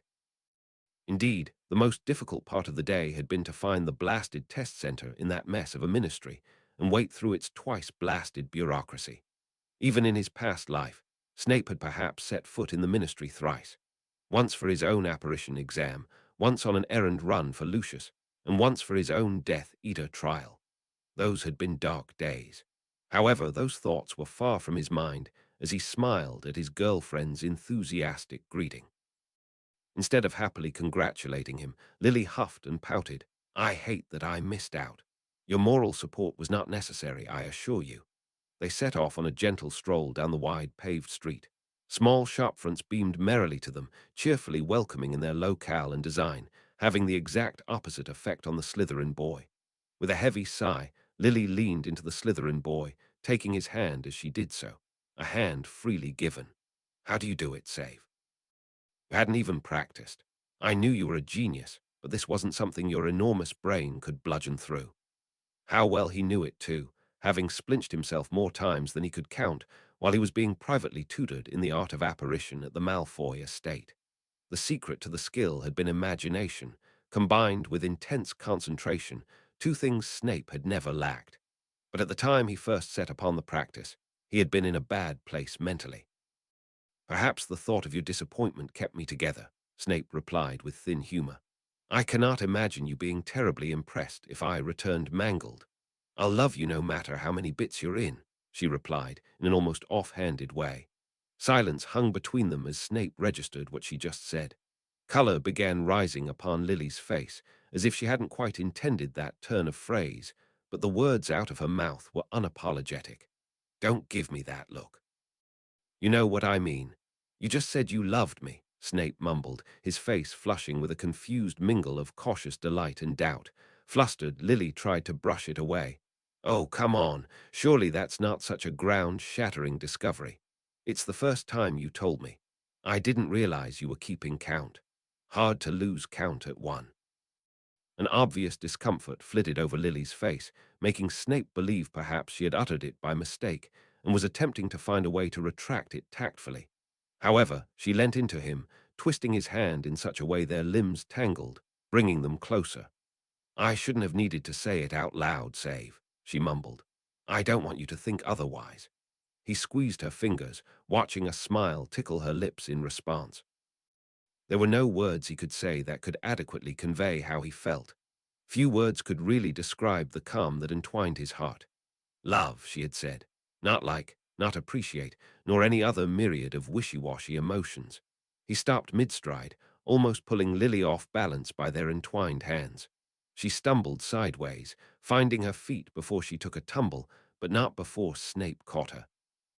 A sly embrace for certain, but it was about as far into public shows of affection that he could bring himself to display. Even now he could feel judgmental eyes boring into him, stares from students and residents that believed she could do better, and they would not be wrong. From the sly smile upon her face, Lily sensed his intentions. Her arms snaked around his torso, preventing him from playing it off as an accident and locking them into a very public entwine. Being seen in public in the company of an ill-groomed, ill-dressed, and ill-shapen man like him had never seemed to faze her in the least. By comparison, Snape felt far more keenly the embarrassment on her behalf. "So, where to first?" Lily asked, smiling as she pressed up against him. First was the appointment with the tailor Dumbledore had arranged for him. Snape began, uncertain how best to spin this explanation. Lily knew he could not afford new clothes of his own, so admitting the need to attend the tailor's was inviting many a pointed question. "Are you certain you wish to spend your afternoon with me? I cannot afford to take you anywhere." A humiliating confession, and close enough to the truth, for he truly could not afford anything with the stray nut and a spool of loose threads in his pocket. Lily was not put off by his retreating remark, as was to be expected. "Hey, mister. I worked very hard to organize all my patrol times to the morning. Don't you dare flake out on me. A lie it is then. I'm afraid I have some business to attend to first." Dumbledore had arranged for me to receive a tailored cut so as to not embarrass him nor Professor Flamel when I attend the alchemical conference over the summer break. A shaky lie, one that would fall apart if Lily knew the first thing about when and where this conference was held. Luckily, it seemed Lily had not the first clue about the goings-on of the magical world at large. "Oh my goodness, that's wonderful," she gasped, her grasp loosening as she leant back to look him better in the eye. "You make yourself known to the world, you hear. You're going to be someone great. I know it." Lily's faith in him stirred warmth in Snape's heart, words that he had told himself once upon a time before they died along with his dreams and his future. Words he had the misfortune to know would never came to fruition, but clung to foolishly in the hopes that they may. The cynical adult in him silenced for the bright-eyed, teenaged fool that sprouted in Lily's presence, but not silent enough to sober him with the reminder that he had stirred her hopes with a lie, and the world rearranged itself back into monochrome order. "Come then, let us not keep my appointment waiting," Snape muttered as Lily slipped from his grasp and clung to his hand once more. Grinning with excitement, Lily fell into step beside the semi-brooding boy. "What kind of robes are you getting?" she asked, eyes misting over with her own imaginings. "Formal, I expect," Snape answered, not half as keenly. Shopping for clothing was a rare event in his life, and one that was always marked with personal dread. And it was with that very dread that he laid eyes on the establishment, Gladrag's Wizardwear, as it loomed from across the cobbled street. "You're getting dress robes." Lily gasped, bouncing with excitement, pulling him eagerly in that direction. "Those beautiful fancy robes. You're going to look so handsome." "Handsome," she said. "These robes won't be going over my face." Lily swatted at him playfully. "Hush you, don't you dare disparage yourself." With a cheerful clanging of bells, they entered the dress shop, and Snape's senses were immediately assaulted by fluorescent pinks. Several adolescent girls were already browsing the selections. Some turned and giggled at the dreary sight of him. Suddenly, he hated everything about this exercise. "Welcome, welcome." A portly middle-aged lady bustled over from her counter. "I am owner and proprietor Beatrix Lott. Mr. Snape, am I correct? Did Dumbledore leave you with a description of me as well?" Snape scathed, annoyed at how quickly he had been singled out. "The young man who looks like he'd rather be anywhere else," the proprietor confirmed with her daisy-bright smile. "But to be fair, you are the third today that fits this description, dragged in through these doors by fair maidens." "He's the one you're looking for," Lily supplied helpfully, giving her boyfriend an encouraging shove. With a beaming smile, the shopkeeper bustled him through the door into a screened-off fitting room, wielding a length of measuring tape like a weapon. "Robe off, Mr. Snape. I'll need full access for accurate cuts." Wonderful. And so began this invasive procedure. It was perhaps good fortune that Snape had some idea of what to expect, having been tailor-fitted by Lucius, personal outfitter, once before. Wizard robes did not mesh well with measurements, and his resistance to disrobing in the face of the stranger's scrutiny was muted by experience. Slipping his thin, tattered school robes from his shoulders, Snape submitted himself to the busy professionalism of this clothier. No tuts issued from her mouth, nor comments about his size nor form. His ribs still pressed against his skin, but not in the severe, famine-formed way. After a year of decent nutrition, his wasting was no longer so obvious. His flesh actually held some form now, with structures beneath his skin speaking of more than just bones. A lean look, but by no means muscular. Thankfully, he had been allowed to keep his trousers on, else he'd be giving the woman an eyeful of his pale, skinny legs and less than respectable underwear. "All done, dear," Madame Lott announced with a sympathetic smile. "Wonderful. Pity from someone who measures ungainly bodies for a living. Now, Professor Dumbledore had indicated that the pick of style be left up to you. Any particular style you'd like." A display rack of male robes materialized onto the walls about the fitting room, many too gaudy to be chosen willingly by any male patron. One was even covered in ridiculous golden florets. hailing straight out of the fantasies of Gilderoy Lockhart himself. Simplest design. Black was all Snape requested, and an elegant sweeping set unlatched itself from its display and settled itself onto a changing rack and inverted its coloring from an offensive yellow into a shade of charcoal black. It's traditionally worn without trousers, dear, but I'll expect you'll like a set, the lady offered quickly, no doubt cringing at the thought of Snape pairing the fine fabric with his tatty leggings. Please, Snape agreed, pulling on the readied robes and feeling the smoothness of the satin lining against his skin. The robe itself was quality wool of a high thread count, finer than any item he owned, perhaps even through 2 lifetimes. The fabric was cut into 2 layers, seams stitched together and hidden within well-tailored folds, running parallel down the front and back length of his robes, and into the upper skirts where it ended about his knees. The hems of the bottom layer continued, however, down to his ankles, fluttering about in a multi-layered fashion. Snape had initially feared that this design would cause his skirts to flare out ridiculously as he turned, like the lip of a bell. But after a few quick paces back and forth before a full-length mirror showed Snape that the designer had his fears in mind. The ruffling of the fabric coiled up evenly along the folded seams, giving the robes an elegant sway about them. A fine black embroidery thread itself along the edges of his folds, essentially invisible against its same-colored canvas. Elegance and simplicity at its best. This will do fine, Snape nodded his approval. Let me see, called Lily's voice from beyond the curtain. How long she had stood there eavesdropping he had no clue. It was no longer unexpected that she'd do so from time to time, a fact that he'd simply have to rearrange his own peeves to accommodate.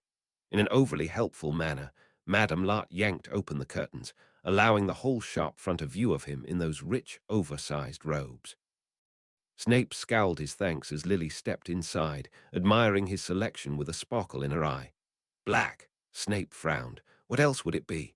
With a smile and a nonchalant shrug, Lily confessed, I thought white might have been more your color. A ridiculous notion as there ever was one. But I like how black looks on you, she conceded most graciously. Snape nodded in agreement and turned as she bade with a gesture. Needs a little fitting, he muttered as he lifted his arms, his sleeves dangling ridiculously from his skinny wrists. This part of the design would simply not do for a potioneer. There was a reason why he never wore loose sleeves, and it hadn't been simply because he feared them slipping up his arm and giving everyone an eyeful of his dark mark. And a little decorating. I like the black, but does it have to be all black? Lily asked as she stepped in close. Was just asked to pick a color, Snape muttered, not quite liking where this was going. You look like a vampire. I assure you they have ridiculous sparkling twits among their numbers as well. Her fingers ran down the folds of the robes, briefly chasing away his worrisome thoughts. How about having the pretty inlaid patterns in a different color, perhaps silver? I can certainly do that during the alteration, the tailor confirmed with a smile. It was an acceptable concession to Lily's desires. Would it be possible, too, perhaps, to have these sleeves altered to a tighter design? Snape inquired. Certainly, Lot replied. Professor Dumbledore had insisted you be allowed to make alterations of your choosing. He suspected the sleeves might be a problem for you. After being read like an open book, Snape didn't doubt the old man would venture a guess about his aversion to flapping sleeves. Lily spun around to the portly proprietor, beaming excitedly. Oh, if that's the case, there's an alteration I want too. With that, she leant over and whispered her instructions into that grinning woman's ear. My, that sounds absolutely darling, the lady hopped with delight, but only if the young gentleman approves. I'm afraid my instructions only covered his will. What is it? He muttered cautiously. Lily seemed to hesitate, glancing about like a naughty child being forced to reveal her antics. Just trust me, all right. It's going to look better than it sounds. Snape stilled as Lily beamed her wide-eyed, pleading smile. Every instinct in his body was screaming no, but he lacked the will to disappoint her. Fine, he grated out, dreading what he had just condemned himself to. Madame Lot clapped her hands with delight. I'll just get the materials ready. I'll be back to collect the robes. And with that she bustled out, humming cheerfully. Snape sighed internally as the curtains flapped shut, leaving him alone with Lily. He eyed her expectantly, silently waiting for her to realize she needed to leave him to change. Except she was not getting the message. In fact, she was watching him quite expectantly, hand held out as if ready to receive his shed robes. "I'm not disrobing with you here," he muttered, eyeing her extended hands warily. With an up-arched eyebrow, Lily jabbed back hard. "Weren't so hesitant with me, now were you?" Snape flushed at the reminder, his humiliating teenaged loss of reason. Reminded again so very forcefully when he stood there, holding the robes in his skinny arms, Lily's provocation yet again spurring him to foolish action. With a bright, unabashed smile, Lily took the bundle from his hands, leaving him feeling very foolish and naked despite his grey, too-short trousers. He wasn't ready to subject Lily to the sight of his thin, pale chest, how tightly his skin clung to his bones despite the wideness of his shoulder frames. Crossing his arms in a way he hoped looked more annoyed than vulnerable, Snape turned his back on those watching green eyes, only to see them in the mirror, widening with horror. Her hand reached out as if to touch him, but stilled with a shudder. "Why?" she breathed, chilling Snape's heart with her hesitation. Then he felt those fingers upon his back, running over grooves he had long forgotten were there. Those scars had not yet healed completely, not since he stubbornly refused to seek treatment, hardening into scars that had not faded adequately over the course of the year. He turned to her, unable to meet her eyes, his hand laid gently on hers as he guided her from the changing room. At the threshold she hesitated, her eyes searching out his in desperate question. "My father," was all he could manage as he pushed her through the screen. Lily paced about the shop, no longer able to take pleasure in the browsing of these marvelous pieces. Madame Lot bustled over to take the robes for alterations, a sympathetic look in her eyes. No doubt the friendly sharp lady saw the tracks on his back, the remnants of a cruel whipping he never spoke of, the cruelty he suffered at the hands of a man who should have cared for him. Tobias Snape, Severus' father, a man Lily had only ever seen in passing, but his cruelty she'd seen in its various forms. Many a time had Save sported bruises or a split lip, reluctant to speak of how his hurts came about.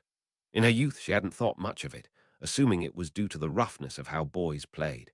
But as she grew older, that innocent assumption began to waver. Past the age of roughhousing with neighborhood boys, yet those scrapes and bruises never stopped appearing. The cruel reality of his situation finally clicked when she overheard her father speak to the young Severus in the living room before dinner. Lily had been helping her mother in the kitchen with peeling of the vegetables and thought to recruit the talented potioneer for the activity as well. That was a time she hadn't meant to eavesdrop, when she overheard her father tell the boy gently that he could arrange for him to be moved to a household away from the abuse. That had been the first she had ever realized that Severus lived in a household devoid of love, that the people that should have cared for him hurt him instead, that the injuries that appeared upon his face and hands had been done by an adult over twice his size, older people who should have known better, and that he hated any pity it garnered him. He lost his temper with her father that day, and Lily wouldn't have needed to be eavesdropping to hear the tantrum he threw. By the time her mother came into the living room to investigate the commotion, Save had run out of the house, leaving her very concerned father alone in brow-furrowing thought. Too proud to admit he needed help, too young to even know where to look for it. He was a magical boy stuck in an abusive muggle world, unable to leave his situation lest he close off the path to his future. Lily did not know how foster homes worked, but at the very least she knew it would have made Hogwarts attendance difficult. And now he would be returning to that terrible situation within the turn of a month. Fear and anger clawed at Lily's throat. The reality of Severus stepping foot into that evil household rattled her to the core. The scars of his suffering branded upon his back and on her mind, just one note of many a cruelty inflicted within that terrible home life. How alone he must have felt that summer, and he did not even have the shelter of the Evans household to turn to. The pain and the wastage he had suffered through, his thin, emaciated form, so obvious now, was a reflection of appalling neglect. What would have happened had she not forgiven him? What would have happened if he had not managed to win the school to his side? If the abuse from his peers continued, assaulting him from the two sides of his life? Lily felt sick with guilt. The memory of his tears of humiliation stirred starkly in her memory. How he must have felt that summer, after what happened mere weeks before he was sent back into that abusive household. How alone he must have been.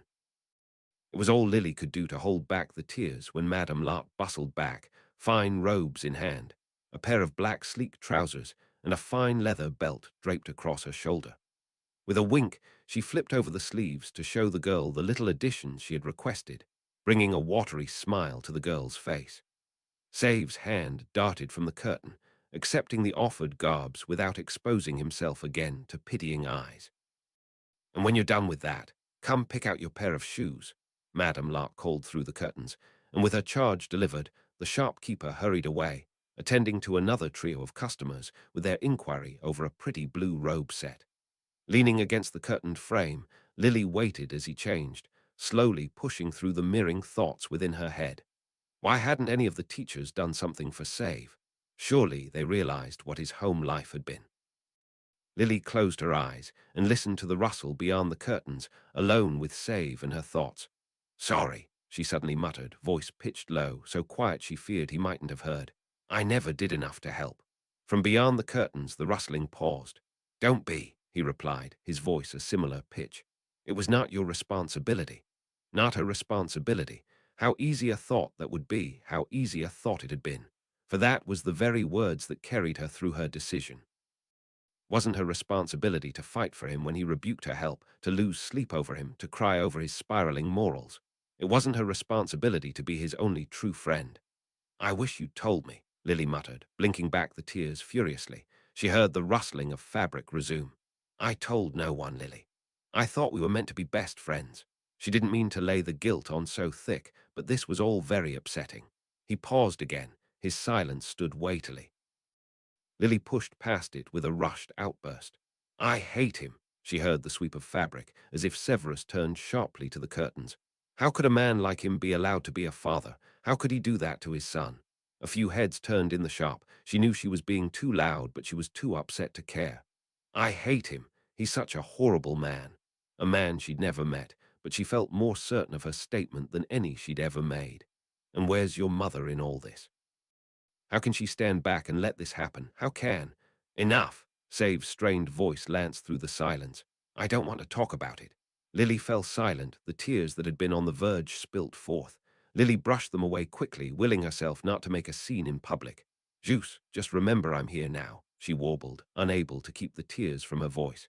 "You're not alone. Don't just suffer in silence." "I know." His voice sounded in her ear, almost making her start. Severus stepped from the curtains, clad in garments that fit him better than anything she'd ever seen him wear. The sleek black material clung to his body, sweeping the length of his lean form, giving him at least another foot of illusionary height. Silver embroidery stood beautifully against his high collar, sweeping down the folds and edges of his garb. "Hello, handsome," Lily greeted him with a watery, lopsided smile. Save glanced up, a smile sitting uncertain upon his thin lips. His fingers ran down his silver-embroidered sleeve and rested upon the form of the stitching Lily requested. The silver tendril threaded itself around the corner of his sleeve, twisting into the form of a small doe, poised as if mid-leap up the length of his forearm. One for each sleeve, worn on the outside for all to see. "You once told me your doe patroness meant that you loved me," Lily muttered slowly, indicating to the pattern that sat so starkly upon the black material. "I don't want you to believe any less of my own." Trailing his fingers almost wistfully over the small embroidered creatures, Severus finally relented his hard-won smile. May ended in noise and elation. Gryffindor won the Inter-House Cup, beating the equally undefeated Ravenclaw team in a nail-biting neck-to-neck match. It was only Gryffindor's capture of the snitch that elevated them to victory, a victory shouted across the campus on the tongue of every figure clad in the red and gold. Gryffindor Tower was a roiling mess of festivities and noise. Butterbeer had inexplicably appeared upon the tea tables, chilled and fresh from the kitchens. Still drenched in post-match sweat and clad in their team gear and colors, the Gryffindor house team stood forefront and center, a well-earned spotlight. Upon the shoulders of the rowdy group, Beaters, Fabian, and Gideon were hoisted up in the Gryffindor place of honor. Ordinarily, Beaters were not the stars of the match, but in this case it had been well deserved. In the final seconds of the match, the snitch had been spotted by the sharp-eyed Ravenclaw seeker, prompting a mad dash for the game-winning capture, with the Gryffindor seeker trailing too far behind. In a last-ditch attempt, Fabian had body-blocked a receiving Ravenclaw beater, taking a bludger, but opening the way for Gideon to swoop in for a clean strike. He sent the aggressive projectile straight into the leading seeker, sending him down in a flurry of blue and bronze and securing the capture for the Gryffindor seeker. A victory hard fought and well earned by the pair who risked limb and life for the final strike. The cup, hoisted up to them proudly by the hands of Sirius Black, one of the trio of valiant chasers who fought so hard to keep the score level. The other two, however, were oddly absent. "Where's Captain Potter and Lieutenant McKinnon?" Lily asked as she swayed into the celebrating mass surrounding the victorious team. She had celebrated hard alongside her housemates, matching drinks with the best of them. It was a pity butterbeer had so little alcohol content. Even after a year since she came of age, Lily had yet to properly partake in alcohol and probably would not get a chance to this year. The imminent return to the Muggle world would thrust her back into a society where she was still considered underaged. Black pretended to muse with an obnoxious, knowing grin on his less than sincere face. If things went well, I'd say they'd be at the hospital wing by now. None of that sentence made sense. Did one of them get hurt? It hadn't seemed like an injury occurred, but who could say for sure in the speed and fury of the match? "Well, here's hoping no to the injuries," Black replied, unnecessarily enigmatically, hoisting himself out of the throng. "Now, if you excuse me, I have to keep Prong's appointment with Snively down in the dungeons." Black always rubbed Lily the wrong way, not least because of his utter lack of respect for Severus, even after all his friends had long stopped the abuse. "I can promise you now, if you upset him with your insulting manner, I'm not going down there to run damage control for you." But even as she said that, she knew she would for the sake of Remus. Just 3 sleeps to the full moon, tonight was a collection night. Lily had already spent 4 evenings in the lab, watching Save take the potion through its final motions. A more complex step than the managing middling, but far simpler than its grueling beginnings. The end result each time had been this formless, unappetizing grey gloop that she knew the poor boy would have to put through his tasting reticle. Perhaps it was a good thing Lily never told him about how much rancid pork fat went into it. Well, here's to hoping to catch him in a less foul mood then. Black took one last swig of butterbeer before stepping to the portrait hole. "Keep the party going for me, would ya, my good beaters?" "Roger," the twin Prowets responded, doubling down on the bite-sized snacks that had inexplicably materialized on serving platters. It appeared there was a supporter down in the kitchens. Perhaps that was where Peter was. Remus sat in his corner, quietly enjoying the evening while mildly fatigued by the oncoming moon. He was faring far better than usual under the influence of the draft. In the corner, Mary had found a new flame, a boy from a younger year whose name Lily could not recall. They sat knee to knee in an armchair made for one, tongues deep down each other's throats. One armchair over, Susan watched on, vividly scandalized, but seemingly unable to turn away, unlike Pandora, who did not have the time of day for anything outside of her thick tomes of textbooks. It was a wonder why she even bothered to come down to the party at all. She had seemed to think her presence was a social obligation and treated it with as much solemn resignation as she would any unpleasant burden. She had faithfully attended every Quidditch match celebration since the days where her elder cousin Michael had been the Gryffindor captain back in their first year. Lily paced to the portrait hole, torn between her prefect sensibilities telling her to stay put and her Gryffindor desire to brave the curfew to sneak into the hospital wing. But in all honesty, Marlene was probably fine. Lily had watched her intently throughout the match, and at no point had she feared for her friend's life and limbs. Black was probably stirring her up over nothing, like the troublemaker he was. Then suddenly it clicked. Holy crap, Marlene and James are missing. Such an obvious connection took Lily so long to make. And then with Sirius Black's, now painfully obvious innuendos, it was all coming together. Something happened post-match between the two, and that's why nobody in the team was too concerned that their captain wasn't celebrating alongside them. Lily felt a hopeful grin stretch across her face, anticipation for good news on behalf of her best friend, hopeful that the divide she had caused with her thoughtless words would finally have cause to heal. She spent the rest of the party hovering by the portrait hole, and after what felt like hours, it finally swung open to admit the awaited pair. "James!" roared Fabian, the shorter and stockier of the twins, calling attention to the pair from every eye in the room. "Grab a bottle and join in. Great victory today. James hollered back, while Marlene almost blanched at the attention. Not at all a usual reaction from her, but Lily didn't care. They came in together. Marlene wasn't in tears, and James was in a good mood. Whatever happened had to be good news. With a not-so-subtle motion, the bespectacled boy turned to Marlene, his hand sweeping through his wildly wind-whipped hair. He held a hand out to her, a gesture that Lily felt was unmistakable for anything but a tender invitation, and then promptly felt surprise and aghast as Marlene took a step back. "I really need a shower," Marlene mumbled, and the smile retreated from the eager boy's face, an almost sheepish look replacing it. Right," he mumbled. "As you should, To Lily's relief, Marlene smiled. "It's fine, James. Everything was great," she uttered as she stepped back from the boy who now sported his usual self-satisfied expression. With another ruffle of his hair, he swaggered into the throng of revelers, sweeping up a cold bottle of butterbeer as he went. It was all a fascinating sight to the eagerly eavesdropping Lily, trying so hard to figure out if everything worked out. It all seemed promising from what she could tell. Confusing, but promising. Marlene probably wouldn't appreciate Lily stalking her to the bathroom, but if everything went as well as Lily hoped it had, then at the very least her best friend shouldn't be mad at her anymore. "So, you and James, huh?" Lily courageously ventured as she approached the girl part way up the spiraling staircase up into the girls' dorm. On hindsight, she probably shouldn't have snuck behind her bigger and burlier friend, but if truth be told, she had never seen Marlene leap from her skin so badly. She usually had far tougher nerves than that.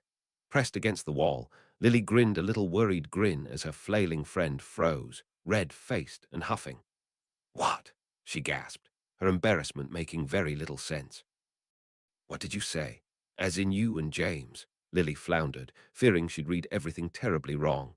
"I saw you two flirting and just thought, she shriveled under the look of horror growing in Marlene's eyes. Nothing happened, her defensiveness speaking volumes of the opposite.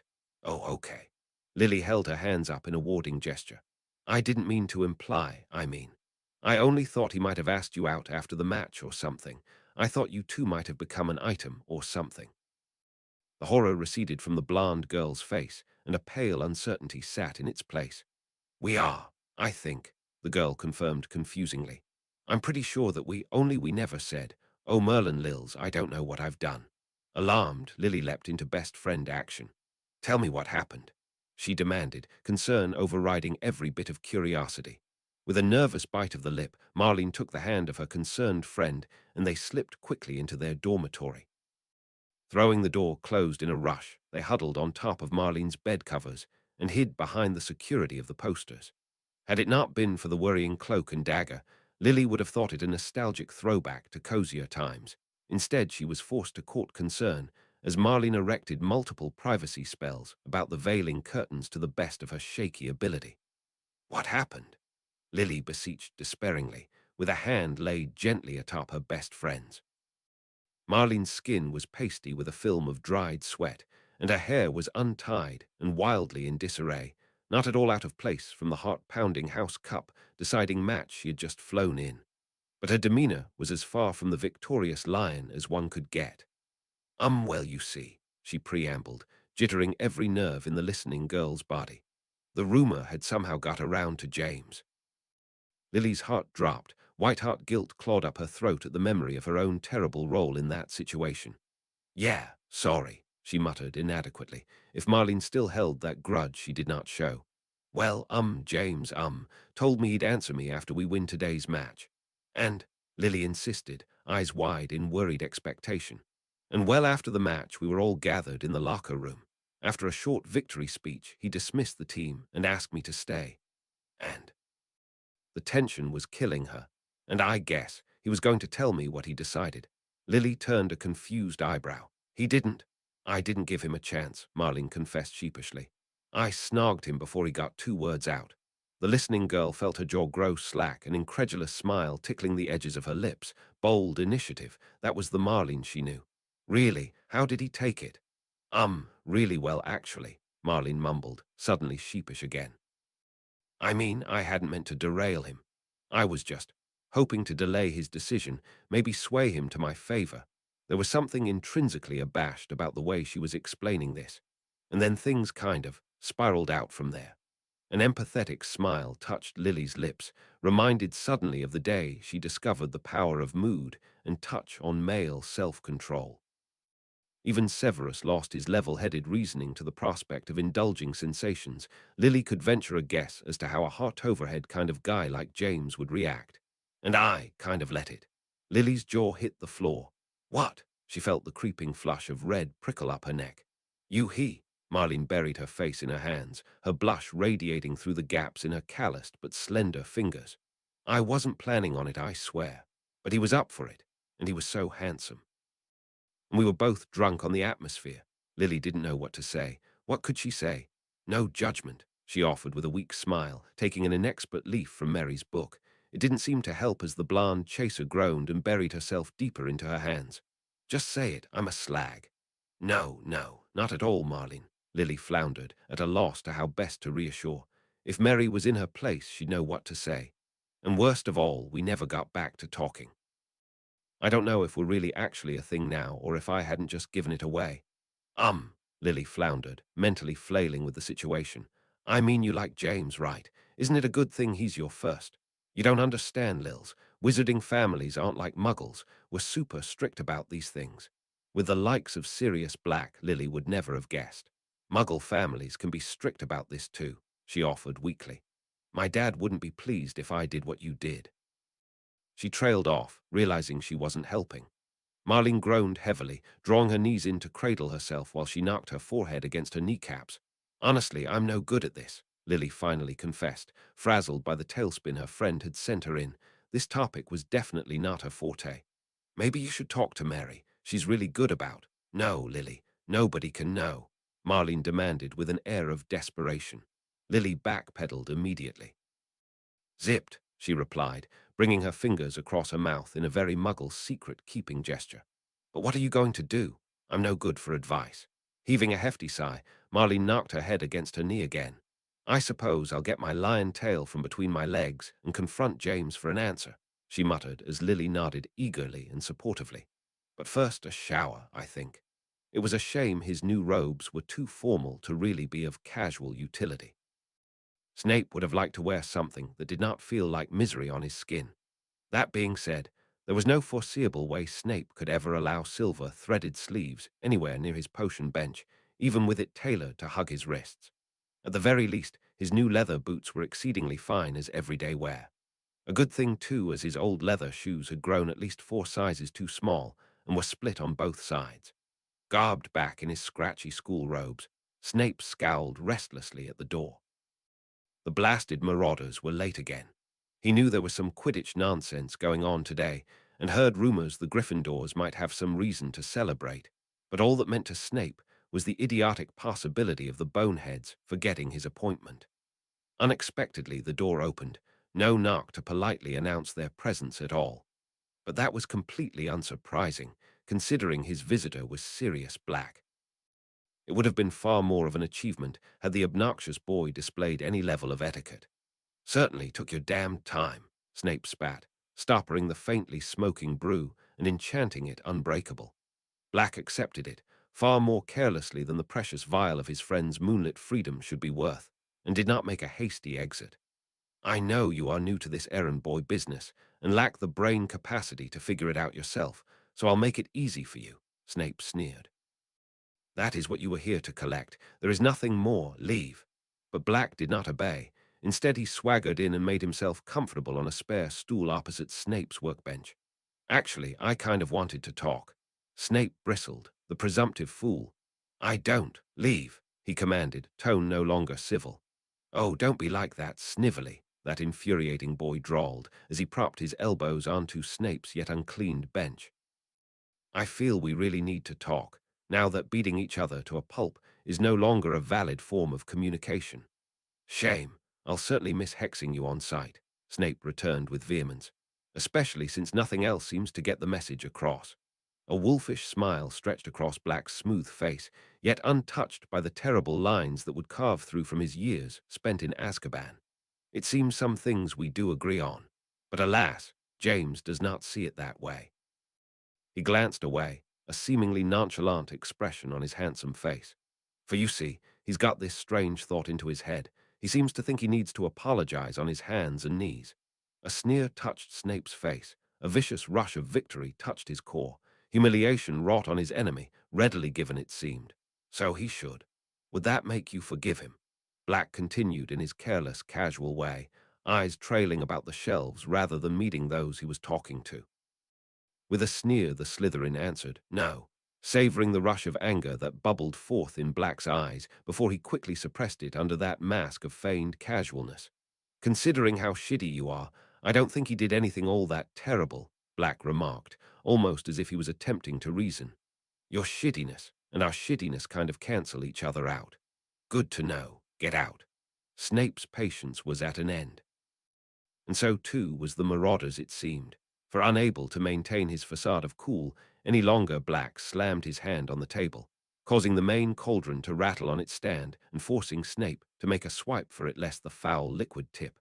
A reckless way to treat his friend's salvation. "What does it take?" the brash fool demanded. "I don't give a fire crab's arse about what you think, but James got this noble fool's notion that he has to settle this. So what does it take?" "He can start by dropping dead. Perhaps then I'll send a flower to his funeral," Snape snapped uncharitably, sealing the lid back onto that half-full cauldron and stowing it away into safety. Black did not let matters drop. "It was your own evil behavior that made things escalate. Your dogged determination to get us expelled. Your own evil arse and your own evil Death Eater friends. Everything that happened is on you." Snape spun around, eyes flashing with rage. "You drove me into that corner," he roared, unable to maintain his own composure. "You gave me no escape. You forced me to seek collusion to protect myself, with ideals I did not care for. Do you honestly think that all members of Slytherin House follow that mandate unquestioningly?" But that hadn't been everything that had contributed to his fall. After all, he had been willing to take that step. Black quietened, his fierce grey eyes cooling along with his angered snarl, an almost hesitant expression settled in its place. "Right well. Sorry, I guess," he mumbled inadequately, sheepish, but with little semblance of contrition. "Leave," Snape commanded again, and this time the Marauder finally obliged, closing the door on a silent room.